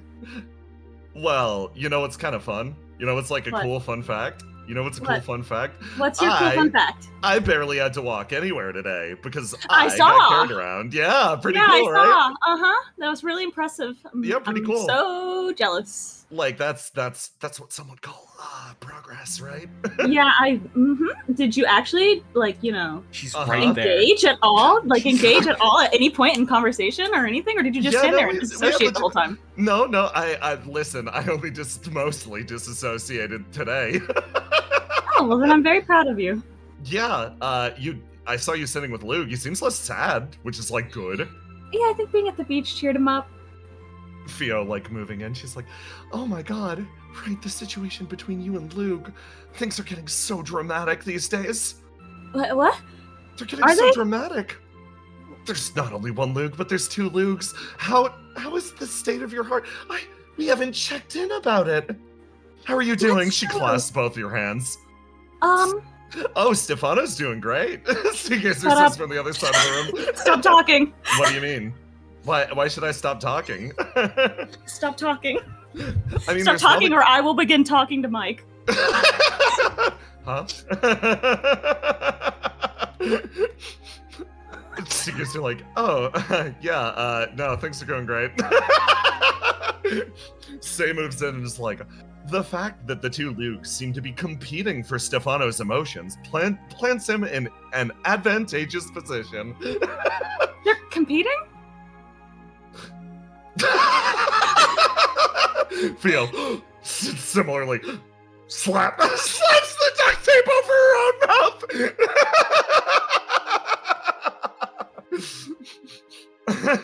Well, it looks like if you need to talk to someone or gossip with them, it looks like your only options are right here and here. She says, gesturing to herself and Mike. Well, you already know everything that's going on. I don't know everything. Come on, spill. I want to hear about you guys, genuinely. After seeing you together, you're kind of cute. I helped Luke recover his relationship with his brothers a little bit. That was exciting. Oh my god, that's so cool. It was very awkward. Yeah, I wouldn't. I wouldn't do that if somebody paid me. The GK did convince me at one point to go against my better judgment and eavesdrop on their conversation, and his younger brother definitely knew that I was doing that. It was very awkward. That's extremely okay. This is extremely spicy. Hold on. No, spill. We could talk about you tonight for obvious reasons. He looks around the room and realizes that literally the only conversation that can happen, because Mike is in the room and everyone else in this room has a crush on Mike. Next room over. Oh God. Bros being dudes. Bros being dudes! You know, guys, you ever think? You ever, like, get lost in your own thoughts?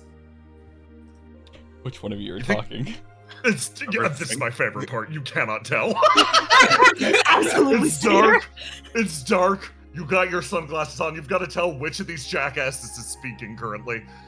You think cars would go faster if they had 5 wheels instead of 4? No.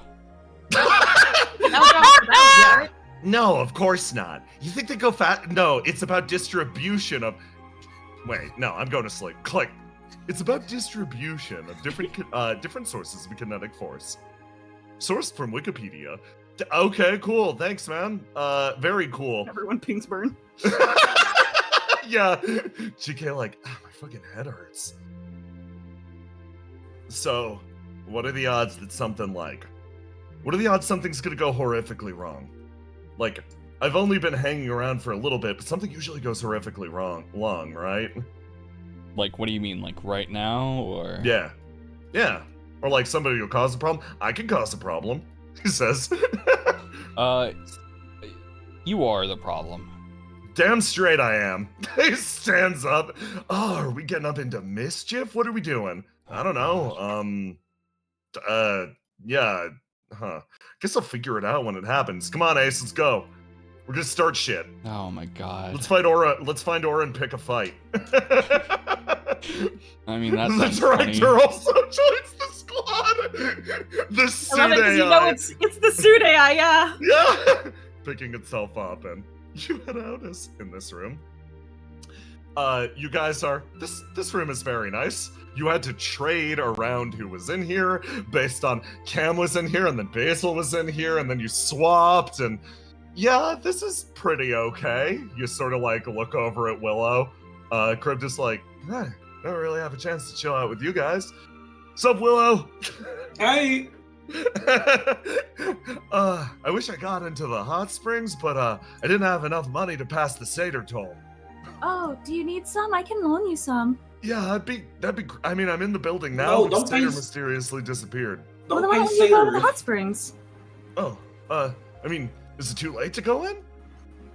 No, you could probably still get in. Yeah, it's fine. It's fine. I mean, late night hot springs are also like kind of a vibe, right? Yeah, that actually sounds sick. Okay, I'm gonna go. He stands up and If you see Seder, let me know. can't do. He waves. Cole's in bed, just like sitting there staring at the ceiling, like, this is a weird thing to say. Hi, I'm Cole. I'm Luke's little brother. If you didn't know, thanks for taking care of him. I know he's been a real pain in the ass. Oh yeah, that's true. Willow, Argus, have either of you ever met Cole before? I thought he was like, yeah, it is true. He is a pain in the ass. Luke's didn't- great. Yeah, nice to meet you. I'm Willow. I was gonna ask, like, who were you? Yeah, no, sorry. So we're going through the process, and I actually, he like sort of smiles. He's like, well, yeah, Luke is my older brother, but I understand he's done a bunch of like bad things, and our family is pretty upset with him right now. So like we're working on things, but it's like, I don't know, complicated. And then as far as like the Golden Knight's concerned, we talked about him, and then somebody peeks his head in through the door. He's like, "Hey guys, you still awake in here?" Yeah. What's up? You guys want anything? I'm heading down to like the kitchen. I was gonna steal some stuff. You don't have to. You don't steal. 1, don't cause trouble for the people that actually own this place, and 2, don't steal anything for our sakes. It's fine. It's fine. Okay, boss. Sure, fine. Pulls his way out of the room. Things with the GK seem to be going fine, actually.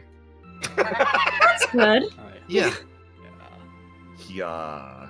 Genuinely, he's been around for us about as much, if not more, than Luke, and he keeps checking on me and stuff, so, yeah. No, we're good. Everything's good. Just thanks for keeping an eye on them, and I'm sorry about any inconvenience they caused. I don't mind. It was great having you guys over at the tower for the sleepover a little while back. Yeah. He smiles. Also, Cull is like friends with pretty much all of the AI. Yeah, hey, he sort of waves. So, Similarly, it's surprising that you and Argos have never met. You guys have always been like on the opposite sides of the AI tangentially sphere. floating around each Yeah, other. yeah, that's really crazy. Yeah, Like- didn't we like sort of meet when coordinating Yeah. evacuation stuff? Yeah. Yeah, no, you're a good commander. No, you're actually close with the one AI that I don't know very well.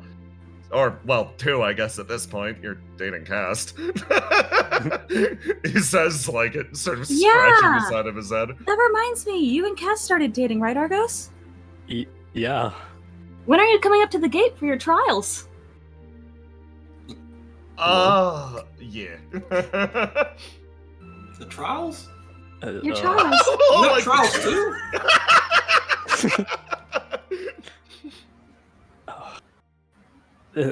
Listen, this is already a new and scary thing for me.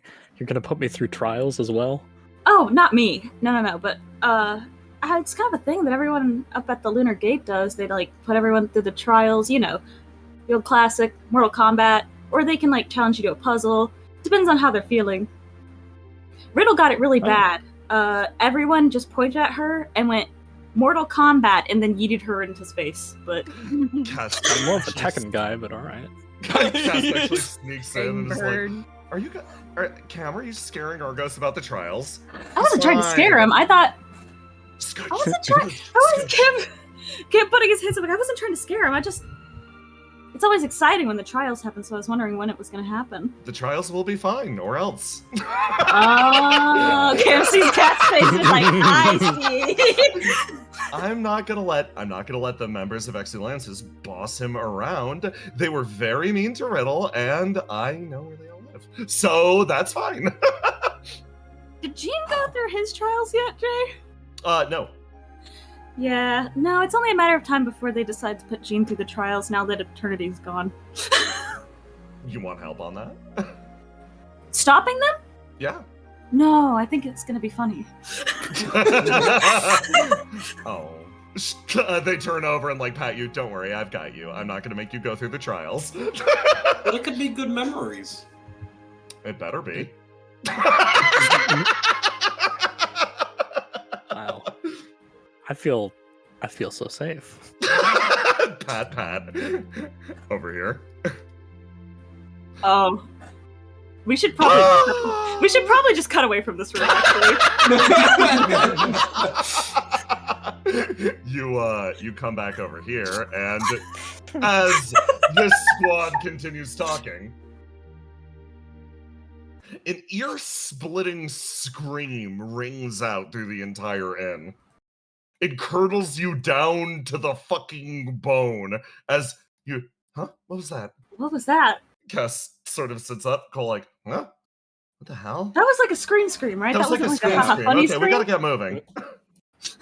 I think someone was dying or something. Or Yeah, and they did slipped say down the I'm okay steps. afterwards, so that means that there's like a problem, right? You start to move your way around, and you notice that your comms have been cut. You make your way outside, and there.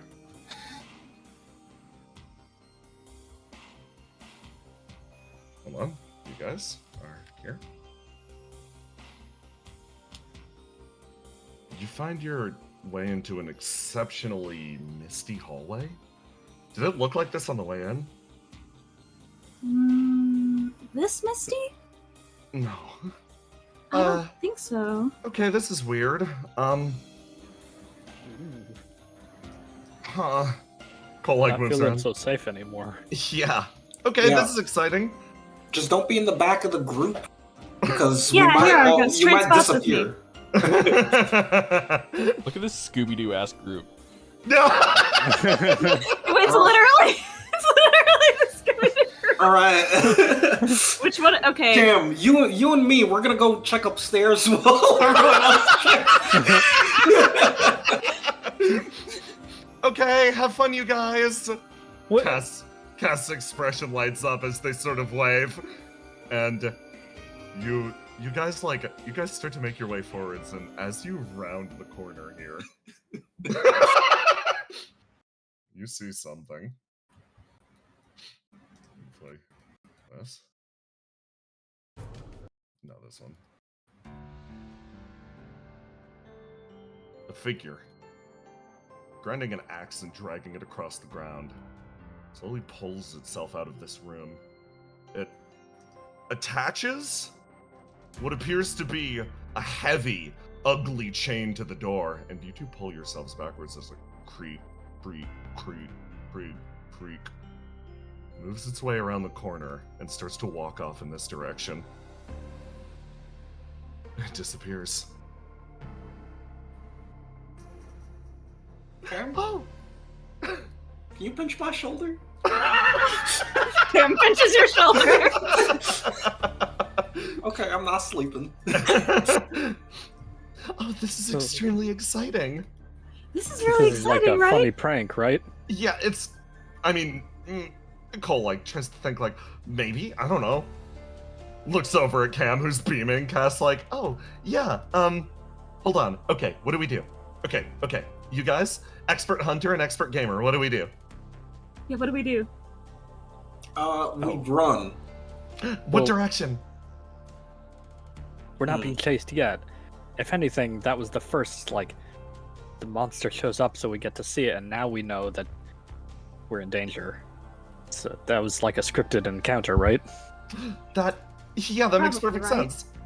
He Doesn't? he put a lock on the door, and judging by what Argos said, we gotta find the key. We can't get out until we find the key, right? Oh my god, we gotta find the key. We gotta find the key. Why do you guys sound so excited? It's just, Okay. it's not every day you get put in a situation like this, right? I suppose. Cass grabs your arm, Argos. Okay, don't worry, I'll keep you safe. Okay, Willow, you cover the Thank front you. and I'll cover the back. Alright. I'll shine the flashlight, I guess. Cole says in the middle. We're gonna sneak up behind the guy just to see where he goes. Maybe he's got the key on him. If We he just sit turns down around at the and table. sees us, we run. I just think we gotta be really quiet. Because, we were right there and they didn't see us, so maybe it's a, sound-based monster or something. Alright. Don't make any sudden movements. Just move real slow.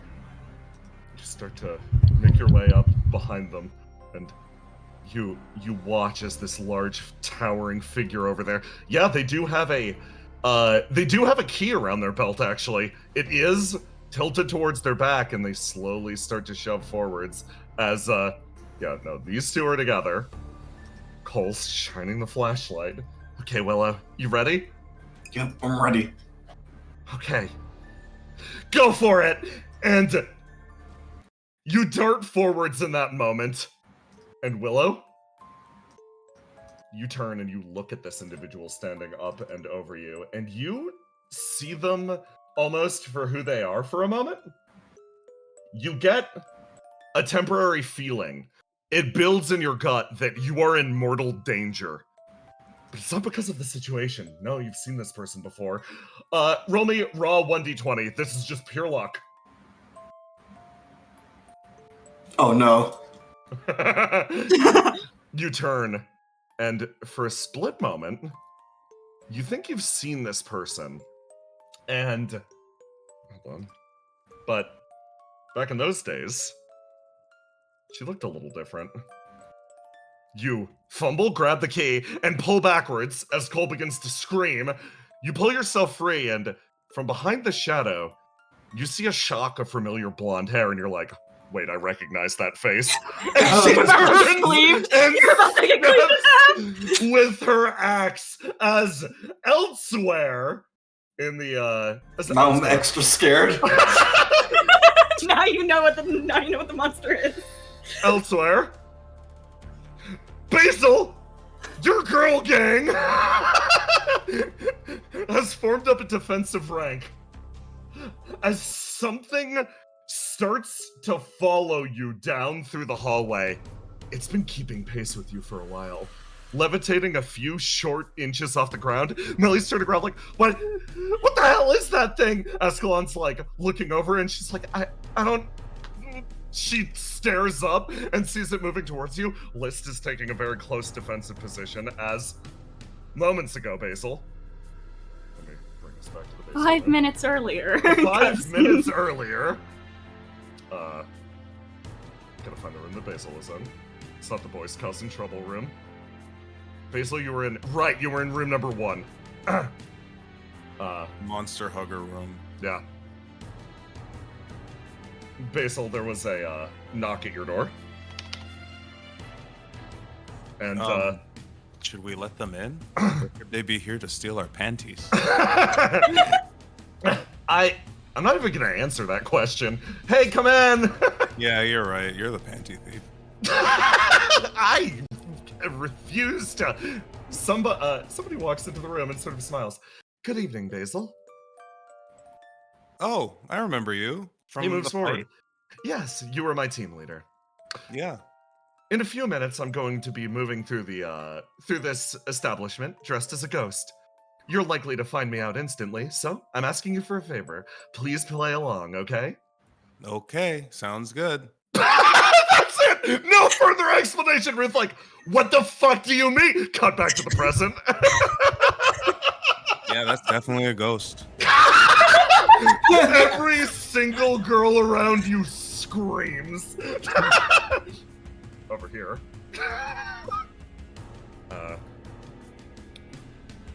Okay, so Satyr told us to go to a secluded location. I feel like we're about to get stabbed, Ace. I mean, is that anything new? Fair enough, I guess. He's like looking through the boxes. He's like, he said that there would be fireworks. I can't believe he literally told us there would be cool fireworks over here, and I, at the very least, bought it. I mean, if you really think about it, whatever he's trying to lure us into is more interesting than us avoiding it. Probably, yeah. And then from the door, you hear a creak and a grind of metal as somebody pulls themselves in, and dwarfing the doorway, they manifest in front of you, and a voice rings out from inside. Find my pages. Elsewhere! Oh my god. You all run and scramble your way backwards. We got the key, we got the key, we got the key. Okay, get in the door, get in the door. Oh, wait, I'm in the back. All right, I'm in the back. You guys go first. Okay, let's go. You guys gotta be real careful. Make sure you got all your limbs. She creak, brings her way forwards as you fumble with the lock and goes like, Open it. okay, yeah, let's get it open. It's really click. hard to get the key into the lock. You throw the door open and enter the basement. Oh. You find yourselves in here, and you look around the room, and you see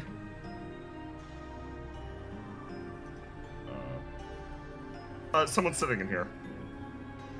She's raised her arms and is almost conducting, and then she turns and notices you're in the room. Oh no! The evil monsters caught me. Oh no, you got caught? Oh my god, you got caught? That's They extremely caught me and they convincing. trapped me in this basement. Okay. Argos, let's help get her free. Cass is like chuckling and keeping it together. And you turn around and you look for a split second. Willow, you're the one who picks up on it the most. Cam is beaming right now. Cam thinks this is the funniest shit ever. But Cam's always smiling, so I can't tell if this is still a scary situation. You're lucky we came along, huh? Yeah, I'm so lucky. It's crazy. Those monsters. You really gotta watch out for them. They're prowling the entire hotel. Wait, there's more than And then one? there's an ominous storm, so we can't leave. And you see her put her hand behind her back. That's the worst kind of storm we could have at this point. You elsewhere. You guys continue running from the ghost and screaming as you exit this room right here. And List is like, I found another one of those stupid pages. Why do we need to find these things? Ascalon yells. And it's like, get behind me, Basil! Okay, yeah, protect me from the ghost. The ghost. Septi continues to close in, casting this awful aura as he closes in, and back in the basement, the door is thrown open, and this being closes the distance in with the big axe. She makes her way into the chamber, and Cole ducks as it chunks into the wall, and it walks in and lifts the blade. And meanwhile, in our final location, let me go over here.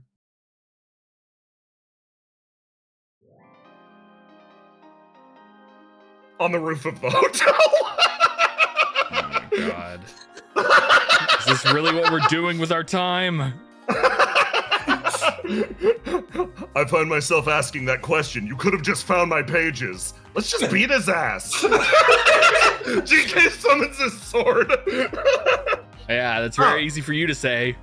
Ah, crap. Satyr wasn't kidding about you whipping it out. Okay, sure. You take this one. I'll cover with my body. This would have been so much easier if you just found my pages. You didn't give us a chance to look for your pages, operator. He rushes forward and, Ace, give me a, tell me, how are you engaging with this masked man in this moment? I don't want to engage with him at all, but he's not really giving me a choice because No! Graham is just looking for any excuse. Graham is looking for any excuse to try to stab you. Yeah, so I have to defend myself. Yeah. So, yeah, sure. I guess, roll the die, lock in, blue, and then, I'm just going to, quickly, oh god, it sucks this hotel's owned by some, like, actual people. I was about to cut it up. The nice old man. The nice old man. So simply what I'm gonna do is I'm just gonna try to clash swords with Graham, because I'm just like, this is, someone will collect the damn pages. Like, I'll just do my best. So fucking, oh, I guess my blue didn't lock in. It did not lock in, but Yeah. Graham will toss this out again.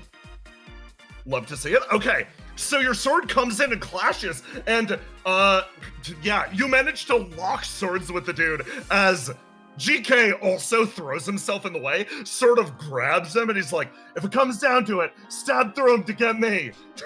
That's stupid. Why? I get stronger the more I get stabbed. What? My reflection! It's a real son of a bitch! You, Come on, the more I get my ass beat, the more powerful it gets! GK, That's why I was always getting my ass kicked! and then why didn't you do anything afterwards? I tried! We'd already beaten Eternity! You kissed twice on the face already! I stored up all that cool power, and you know what it went to? Watching you make out while inside of me! This is awkward.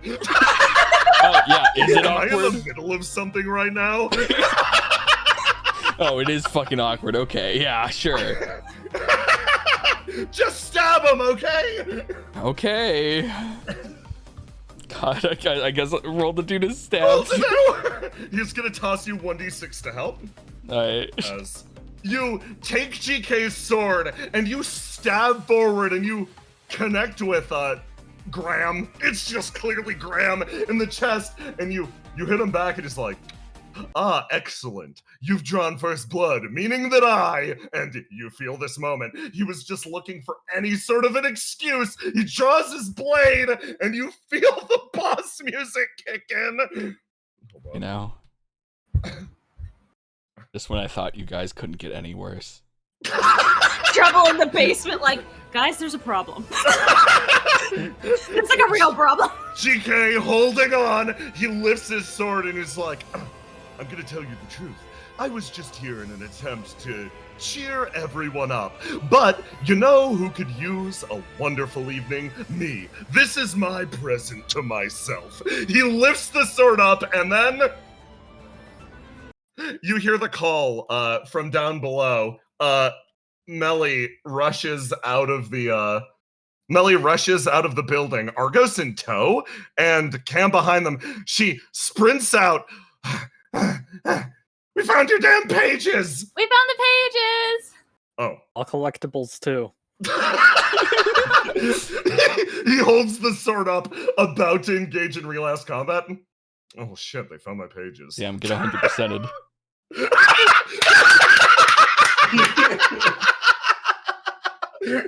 He just sighs and slowly turns as he's like, okay, you can let go of me now. It's fine. I think you should still stab him once for the road, right? Stab me or me stab him? You stab him. Nah, it's a He's waste. turning his back. Come on, get him. Yeah, he's just kind of tosses GK's sword back at him. It's a waste of time. I don't care. Fine. He takes the sword back as Graham. Walk.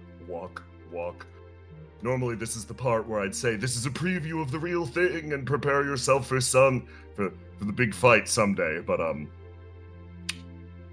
you know what? I'm not gonna give you any warning. Next time it's on site. Later. Runs his way forwards and throws himself off the top of the building, touching down next to Cam. He looks over, pats you on the shoulder. Hope you're feeling better. Thank you. That was really fun. You didn't tell me you were coming. It wouldn't have been a surprise if not. No, it's just everybody around the gates thought you've been really depressed lately, so like... Oh, I appreciate it. I was really happy when I saw Hex come in and she was a little spooky and it was cool. Willow, you come outside. You've been dodging axe swings for like 10 minutes. Oh, I don't like this anymore. Hex quietly from the door. It seems your reflexes have improved. Very impressive. She pulls herself out and you actually see her unmasked. She stands there, towering over you, big axe thrown to the side. I eagerly await the day that we face each other on the battlefield, Willow. You know, you're the only other person I'm more afraid of than eternity. I'll take that for the high compliment it is. Keep honing yourself. Someday you'll be a warrior to even exceed me. Or Graham. She says, looking over at him, let's not get ahead of ourselves. I hope to not let you down. She sort of nods and these two leave as from the doorway. Basil, you emerge with Septi in tow. He actually whispers over to the side. I thought the part where you actually threw yourself into List's arms and fainted, I thought you went a touch above and beyond with that. You think I have a career in acting? I think you might, actually. Lamau. He says Been sort in a of lot like, of movies, but never was I aware of it. Well, it's always been fun. He almost says a different name and then pauses. Basilisk Kid. Okay. Yeah. See you around. See you around. Cam waves to Septi as he leaves. Septi waves back as they disappear. Those are my aunts and uncles and my grandfather. He's a mysterious guy. Yeah! You know, he was one of the ones that directly helped in raising me. Oh, that's why you're cool and mysterious. Wait, I'm cool and mysterious? No, not really, but... Yeah, I was gonna say, that doesn't sound like me. Hey guys, I don't want to interrupt things, but can you help us find a way down from the roof? Just jump. I'll catch you. You get Yeah. you get stronger from Can't getting just hurt, jump. right? I did. Go. Look at you. You're coming with me, you son of a bitch.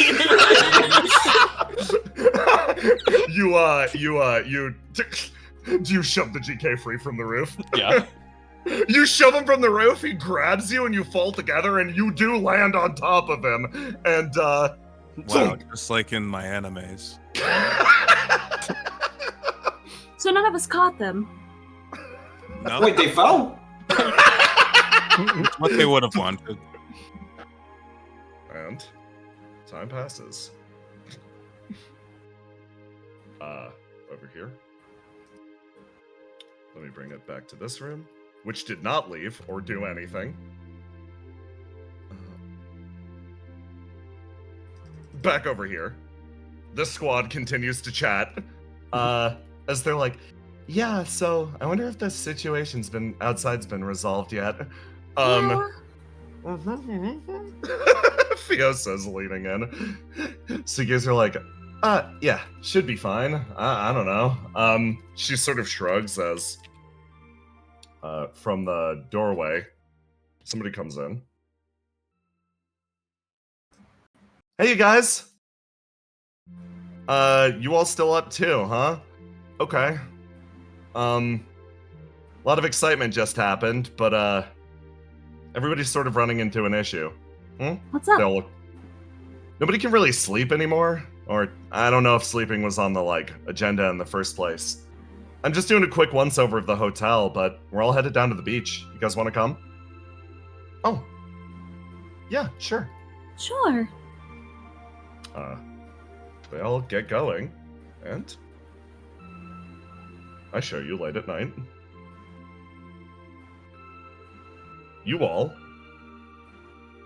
start to travel towards the beach. Your objective is very simple. I am dropping only the PCs here. Your job is to walk from the top of the screen to the bottom of the screen. Give me a second. And find the pages. It'll be really hard. You did have to find the pages, yeah. No. Round 2, find my pages. Okay. Argos. You work your way downwards as the night grows even deeper. And Basil. Well, So did you guys learn anything? I hated every second of that. I hated so much of that. I almost got my arms chopped off. I thought it was fun. I don't think your arms are really gonna get chopped off. No, they really were. If I wasn't dodging. And Argo's got all the achievements, which is cool in his community, I think. Yeah. Such a way of saying it. Yeah. Don't you think it's a little messed up though? What do you mean? What? I don't know. Excellensis. Kind of coming down here and doing that. Not It's that it's a weird funny vibe. It's a funny idea, yeah, but you gotta recognize that these are also the kind of people that are gonna abandon us at the end of the day. Yeah, they didn't. Yeah. Maybe it's their You're way of probably saying right. goodbye. Sure, You know, a they're really like- weird way of saying goodbye. Well, they're weird people. I can't say it normally. Be Good like, point. imagine like, hey, you're gonna die, get pranked, and then leave. I mean, now that you say it out loud, I kind of respect it. I'm Like when you think about it, why would they leave? Isn't their boss dead? yeah, and they're still doing the same job that he left them. Yeah. It is So maybe what it they is. won't leave. Yeah, we're doing peace talks with the demons, but should we do some peace talks with Excellences? You know, Willow, Argos, get on that. Tell me how it goes. Me? I don't talk. You're the Yeah, one who that sounds like suggested an it. Argos thing. Look, I'm the ideas guy. I just say ideas. You work your way to the head of the beach, and as you do, another cold wind blows over you, and it feels almost like everything changes again. It's quiet, but it feels like there's something different out here right now. You remember what the Queen told you earlier. Come down to the beach later. I've got something to show you, and it seems like across the board, most people actually took that advice. As you look over,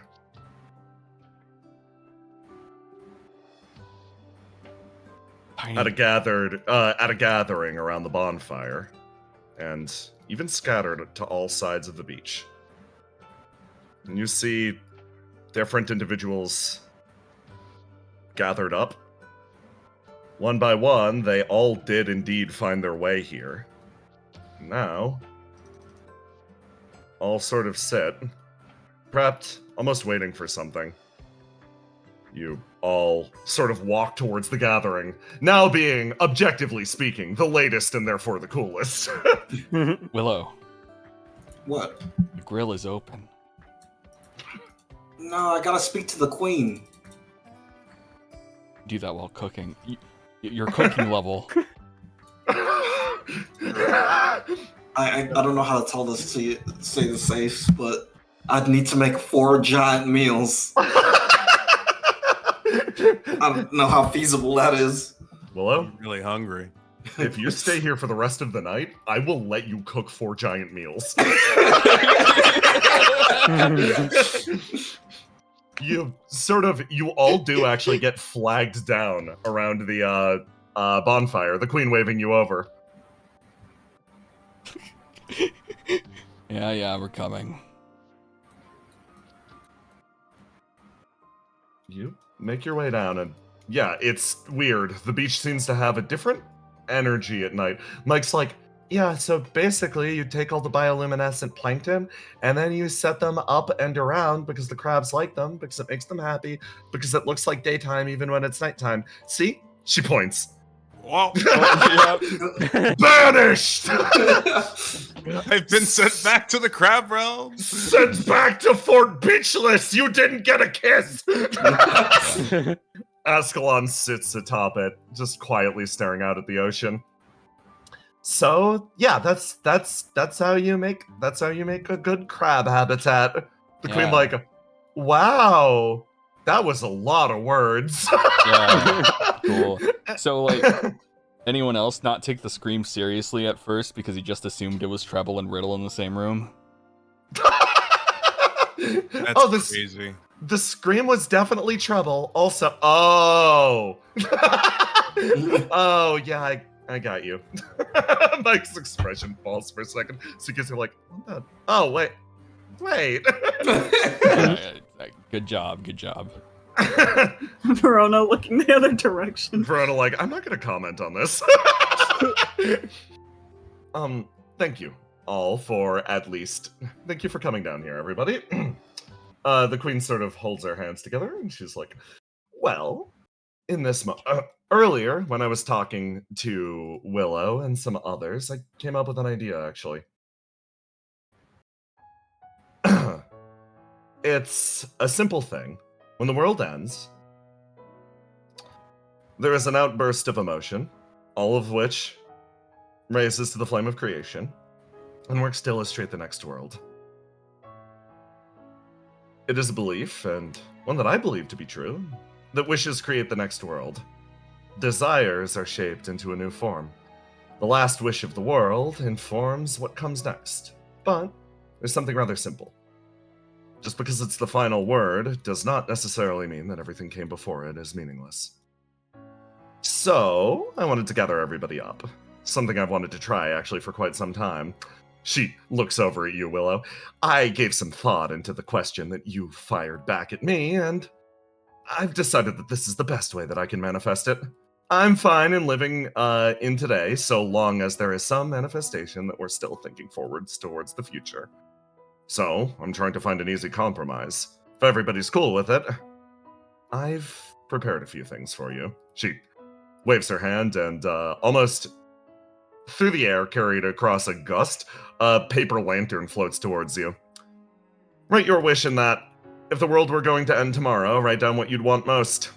I've already forced this task on literally everyone else here, and I'm a little too queenly for people to refuse. So, take whatever time you need to think about it, and then we're going to float them away in the water all at once. Sound good? I feel like I've done this before. Caesar sort of pauses. She's scratching away at hers. Mike's like, oh, right, hold on. She shifts over and starts to, like, scribble with her, and they quietly argue over here. You all are supplied with a paper lantern. Argos, you catch Cast's eye as they make eye contact. Feels like, oh, I've got to go see someone. Hold on. She rushes off into the distance. And everybody else, tell me, are you prepared with your wishes? Yeah. Yes. I got Let's- the prompt. Let's frickin' go. Okay. So, Theo runs across the beach, making her way past everyone as she sort of makes it over here. The silence sort of settling around the grill. A lot of people have actually discarded their swimsuits already, instead dressing themselves a little more warmly for the now frigid weather. She makes her way over, sprinting past, making it over to this pair, as Riddle, like, turns over to Treble, and she's like, so, even if things are going to be awkward for a while, I think it's fine. We'll be fine. We'll be fine. Yeah. She, like, looks back over. I... Pauses, words caught in her throat.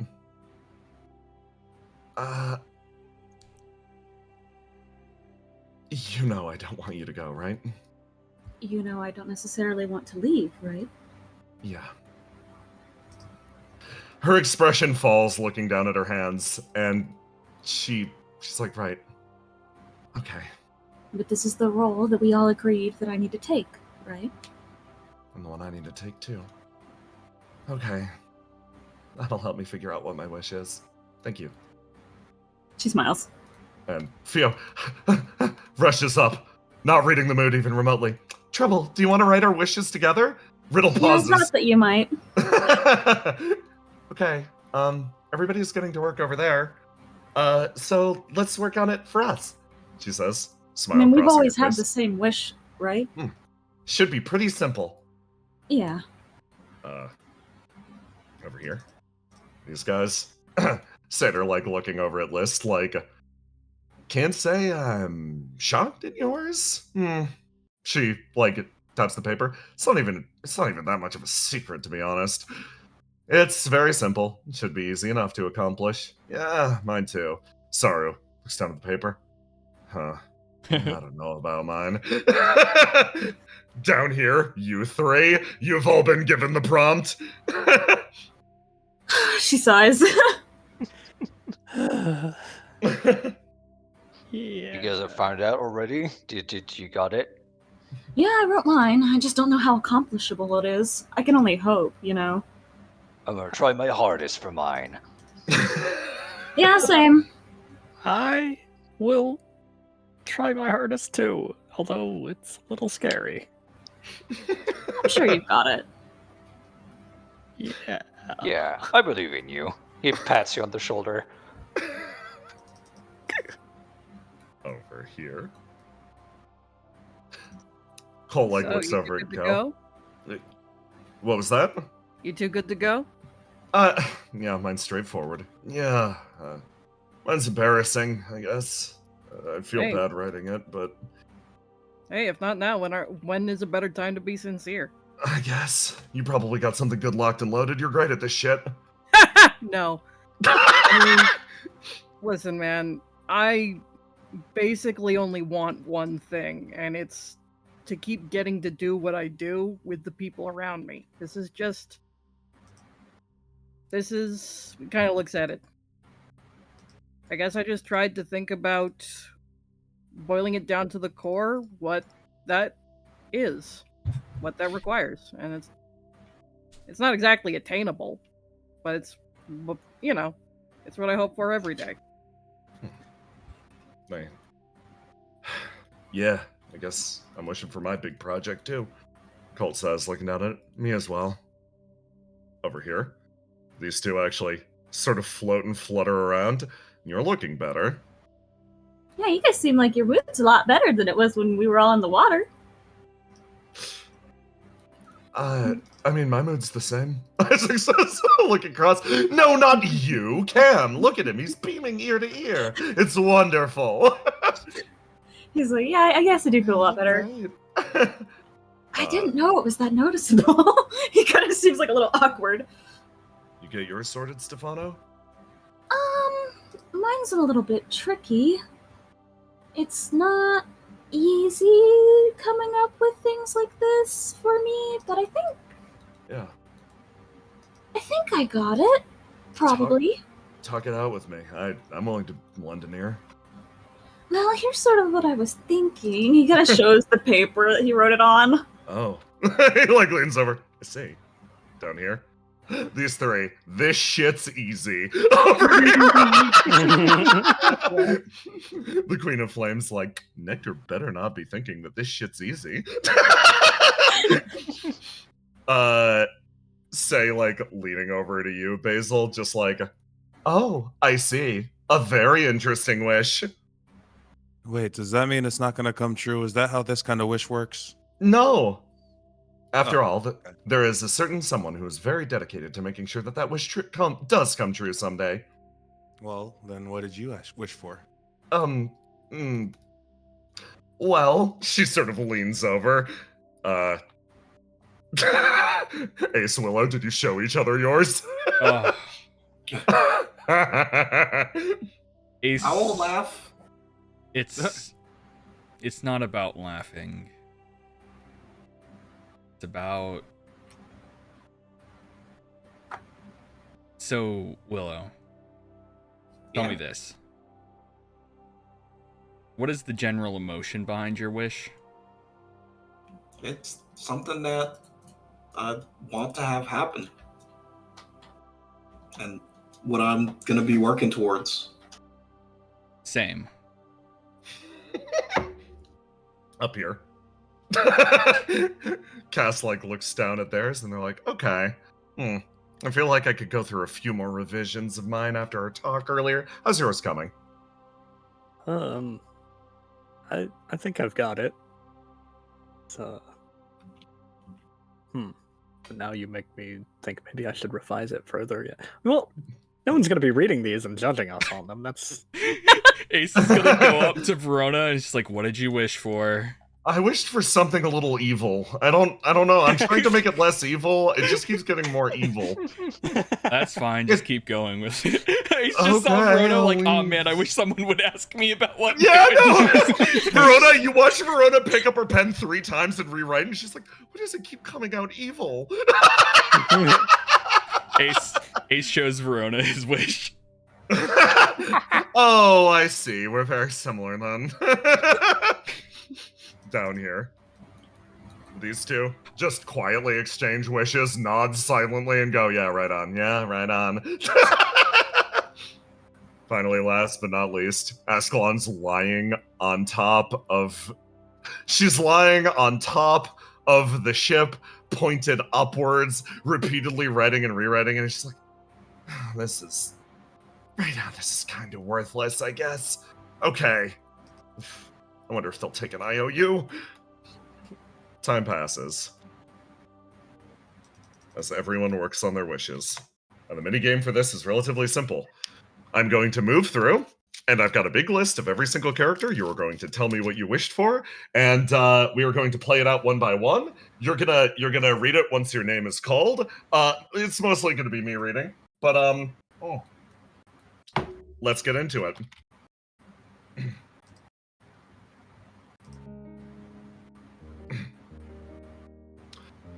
Everyone shifts and moves around the beach, relocating themselves to better spots to better get a point of view on this unique procession. Mike finally is like, okay, I think that's good for yours. She picks it up and it's like, wait. Mike starts to move towards the shore. Doesn't it like not? I heard Basil say something about it doesn't come true if somebody else reads it. It's fine. Mike rushes off in this direction. And she places it in the water as the gathered everybody starts to watch, and it starts to float away.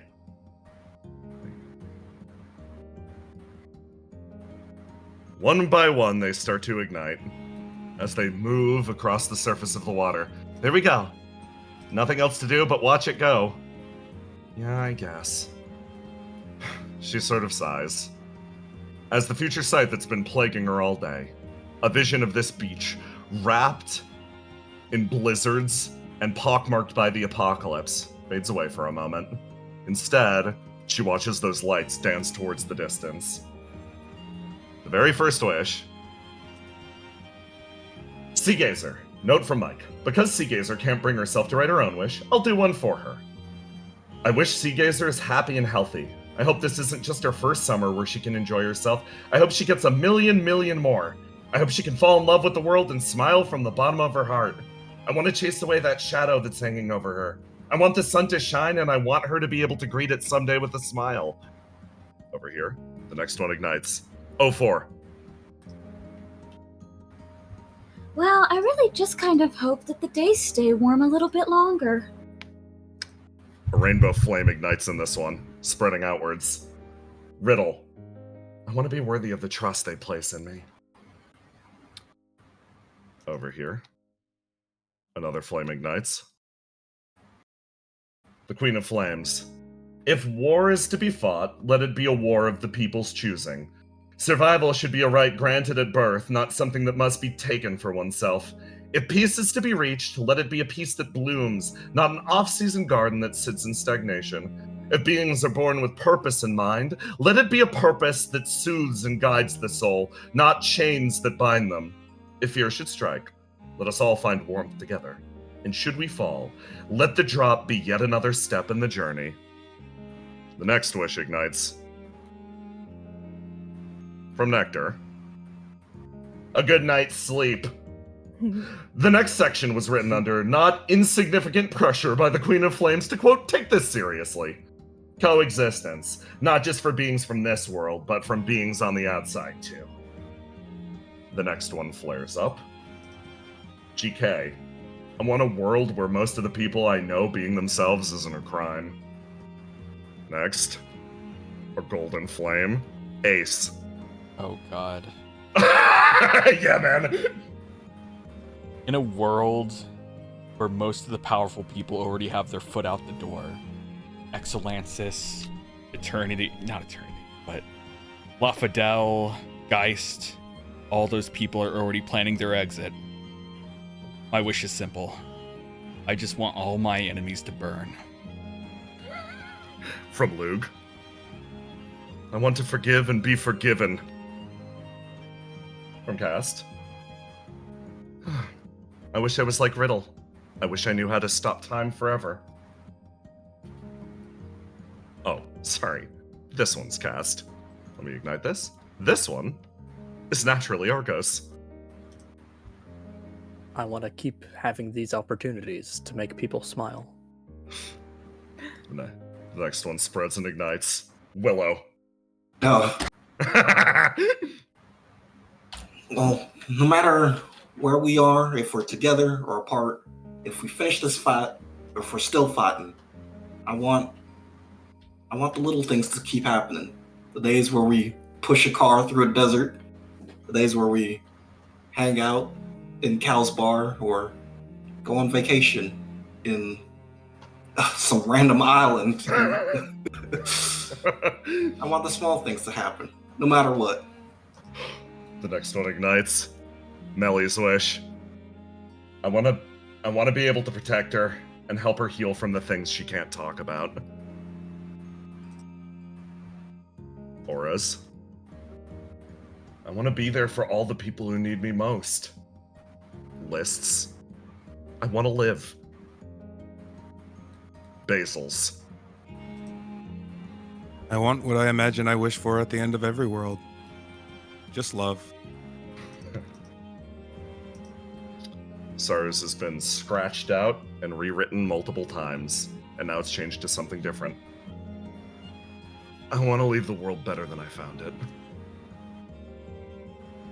Stefano's ignites next to it.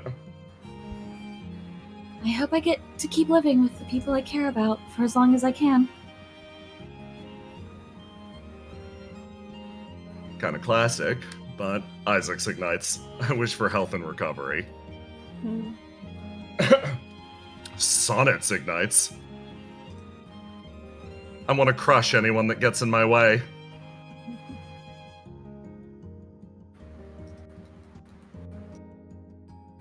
The lanterns continue to burn. Starting up here. Jean, I hope I and those around me have the strength to do what needs to be done and the stamina to someday heal from it. From Lace.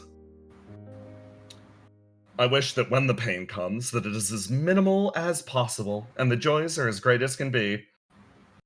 Ascalon's IOU. I want to understand what I truly am and what I truly wish to fight for. I want another chance to write another wish when I figured that out. Verona. I wish those that I care for in every sense of the word, from friends to patients, to end their pain. I wish that this pain instead be transferred to those that hurt them. I want my wish to become a curse. Over here. Another burst of rainbow flame emits. From the director. Wish for the renewal of 4021 energy drink battery acid TM. It's my favorite flavor. Oh my god. Stater, I want them to be happy. Breach. The fuck is breaches? Hold on. Oh, right. Boop. Breach. I want to be strong enough to be their pillar. Pixie. I want to understand, and in understanding, share what I've learned with people who can do something with it, even if that's me. And then, over here, this one flares to life. Justice. I want my daughter to have a home. Hopefully the same home I grew up in, but I'm not picky. What the fuck?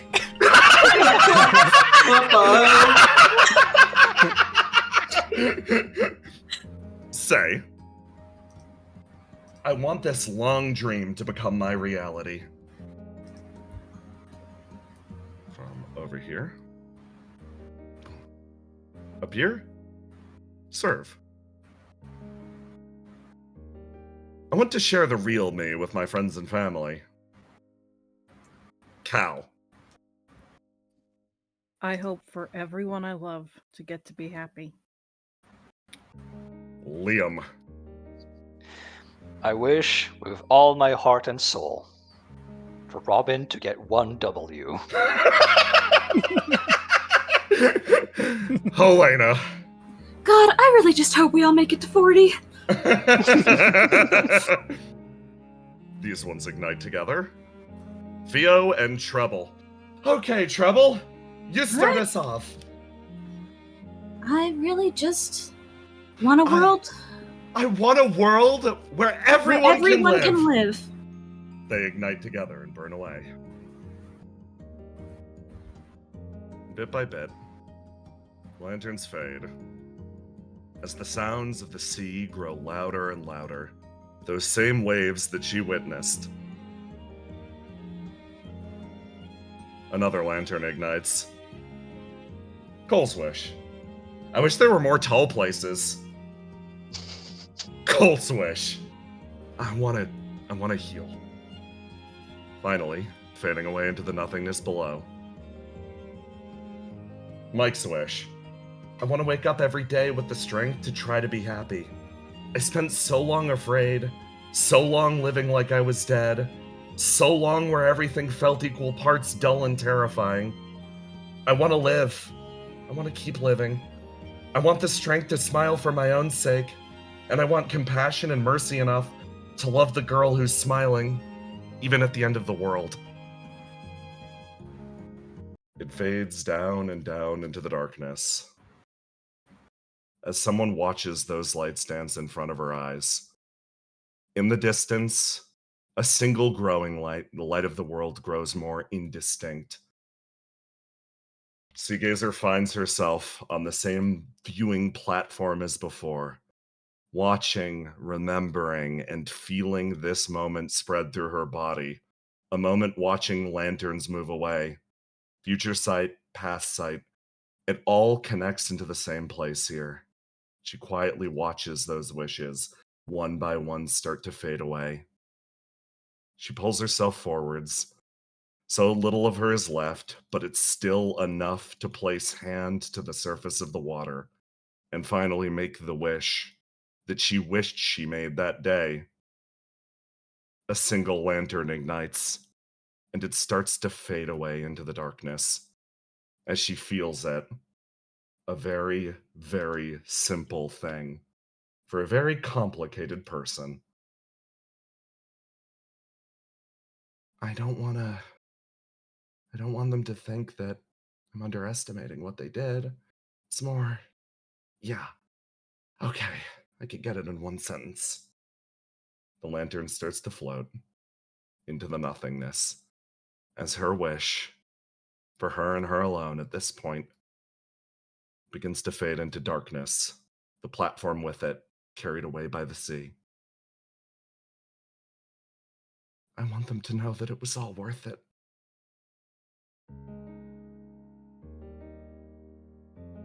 And that is where we're ending tonight's session. Yippee! Oh, that was so good, guys! Damn!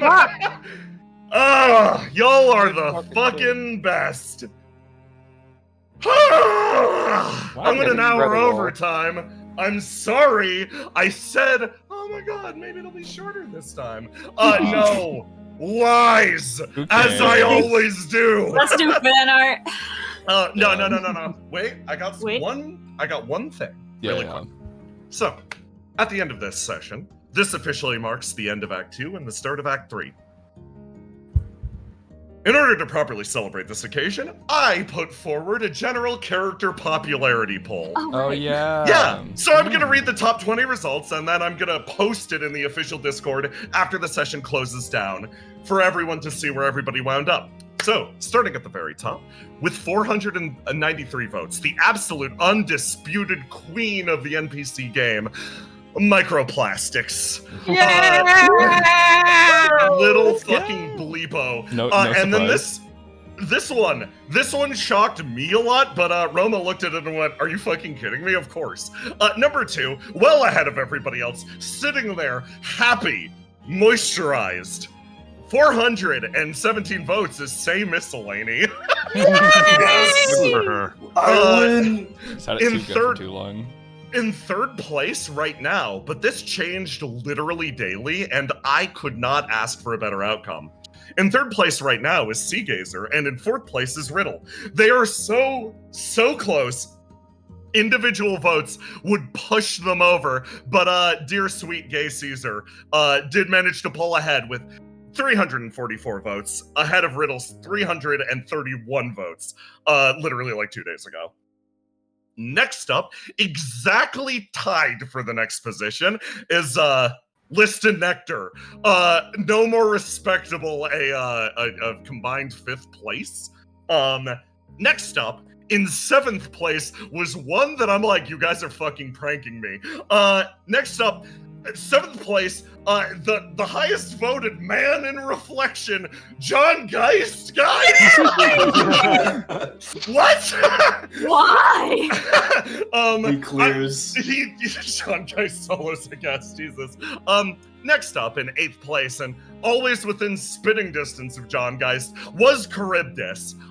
John Geist had 244, and Charybdis had 233. Just 10 below Charybdis, in 9th place was Fault Watcher. Thank you for voting my skeleton ring so high.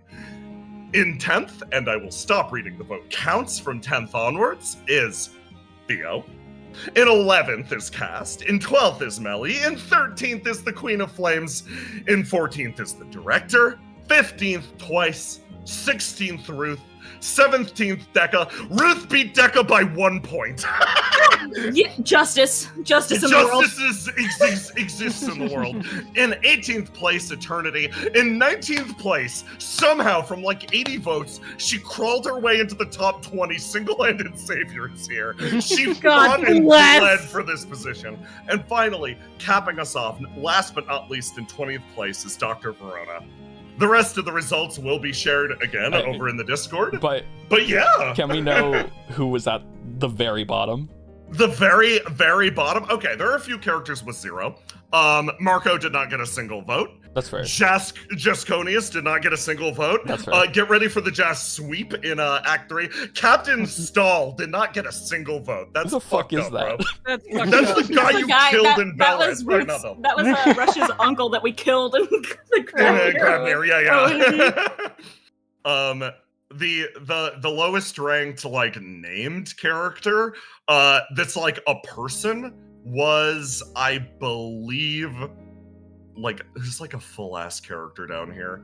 Oh my god, Hellstein climbed up. It used to be Stein, but no, Stein left it all behind. The lowest voted one is like a character-ass character, is probably like Justice. Yeah, Justice got 6 votes. That's fair. Poor dude. Think about his fucking daughter, guys. He's a fucking father. That is actually insane. Yeah, it's just like waiting to makes sense why he was, it Guys, makes it's sense not why he that was weird. being so nice to Danger. Yeah. Child coded. Not that weird to have a daughter. Yeah. Shut up. Yeah. Shut up. Fatherlit. I wanna register that Andelaine Vega and Isolation have the same number of votes, and I think that's beautiful. With that, beautiful. chat, this session has gone on long enough. We've got some EPs. We got fan art too. Yeah. Fuck. Yes. Okay, to get on to the fan art, thank you all very much for this, as always. And thank Oh my you, God. let me look at who put this If you together. want to see the full versions, they're on the Discord. Yeah, thank you, Southfrost, Indeed. for putting together this number. First off, from Dungeon Master Zero, we have a beach scene. So big. And then Oh from my God, that's so then from impressive. Rion, we have a microphone. And then from Renee, we have this. Oh, lovely. Look Holy shit. It's hard for me to So show it. Fuck. fucking sick. It's hard for me to show it completely on the thing because I have to click it for the gift to play. But yeah, it's great. Then we have another thing from Renee. We have this. And then from Fuji, we have, Go to jail. and then Civil. then from Whoops, we have Be Civil. Oh my Be god. civil. And then from Jibo, here's the Basil. Basil. And then Wasted from Swamp. Wasted. Oh, poor fucking Well and Break, creature. Nodder Break from Leaf. Then we have a Cam Cam! from Star. And then we have a Ruth Let's from fucking Marrow. go! Yippee, Ruth Sweet. Let's fucking go! Yeah, and then from Leaf, we have all the different Verona variations. Look at Just her. dancing. And then all And the, all the, oh, the GK God, ones. sick. And then we have Caesar, Little Caesars. Yes. Oh my god! And then we have, Let's fucking The go! tail. Amazing. and then we have He's got some things to think about. Twice from Howdy. Oh fuck yeah, twice appreciation. And then we have Michael Pone. Michael fucking phone. And then we have Oh my goodness. the Yeah, from the Marrow. queen. And then The Nectar. snake. Love the from Marrow. snake. And then we have, all these The outfits from Caesar. Marrow. Yeah. The Caesar. Got a buggy board. The The Golden bastard. Boy. The werewolf. I require assistance, yeah. She got bucketed. From Jazz. We have a work in Rad. progress. Start the rebellion. Start from the Dungeon Master rebellion. Zero. Then we have a captain on a little yeah. floaty. Oh my god. God, that's really good. Then we have a Saru. My Yeah, man. right. And then we have Yeah! number one My reflection fucking father. Justice. Father. Sick. And then from Oh, Sephiroth. lovely. Yes, oh my god, I Shredded love ass him. Willow. Hell yeah. From the Baker, Willow wins, yeah. Don't worry, guys. I figured it out. Yeah. Like this. And then the Let's Nectar. fucking go. And then we have this Yo! beach CG from fucking Jibo. That looks really good. Yeah, and then a Yeah, that's so say. good. Oh my god. And then Oh my god. cover Rooster. them up. Such a good fucking Oh my god, yes! work in progress is from Dungeon Master Oh Zero. my gosh, another Oh my one. god. The most Damn. bitchless in history versus the bitchless today. Let's fucking go! And then from Alright, thank you all for coming out. Thank you all for doing all the fan art, and thank you for coming to this reflection episode.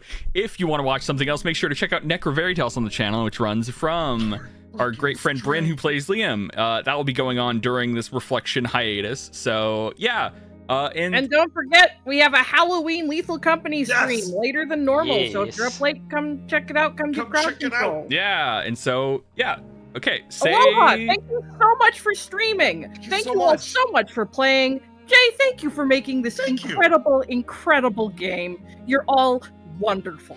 Thank you all guys for coming to watch. Thank you. Yeah, say good night, everybody. Goodbye.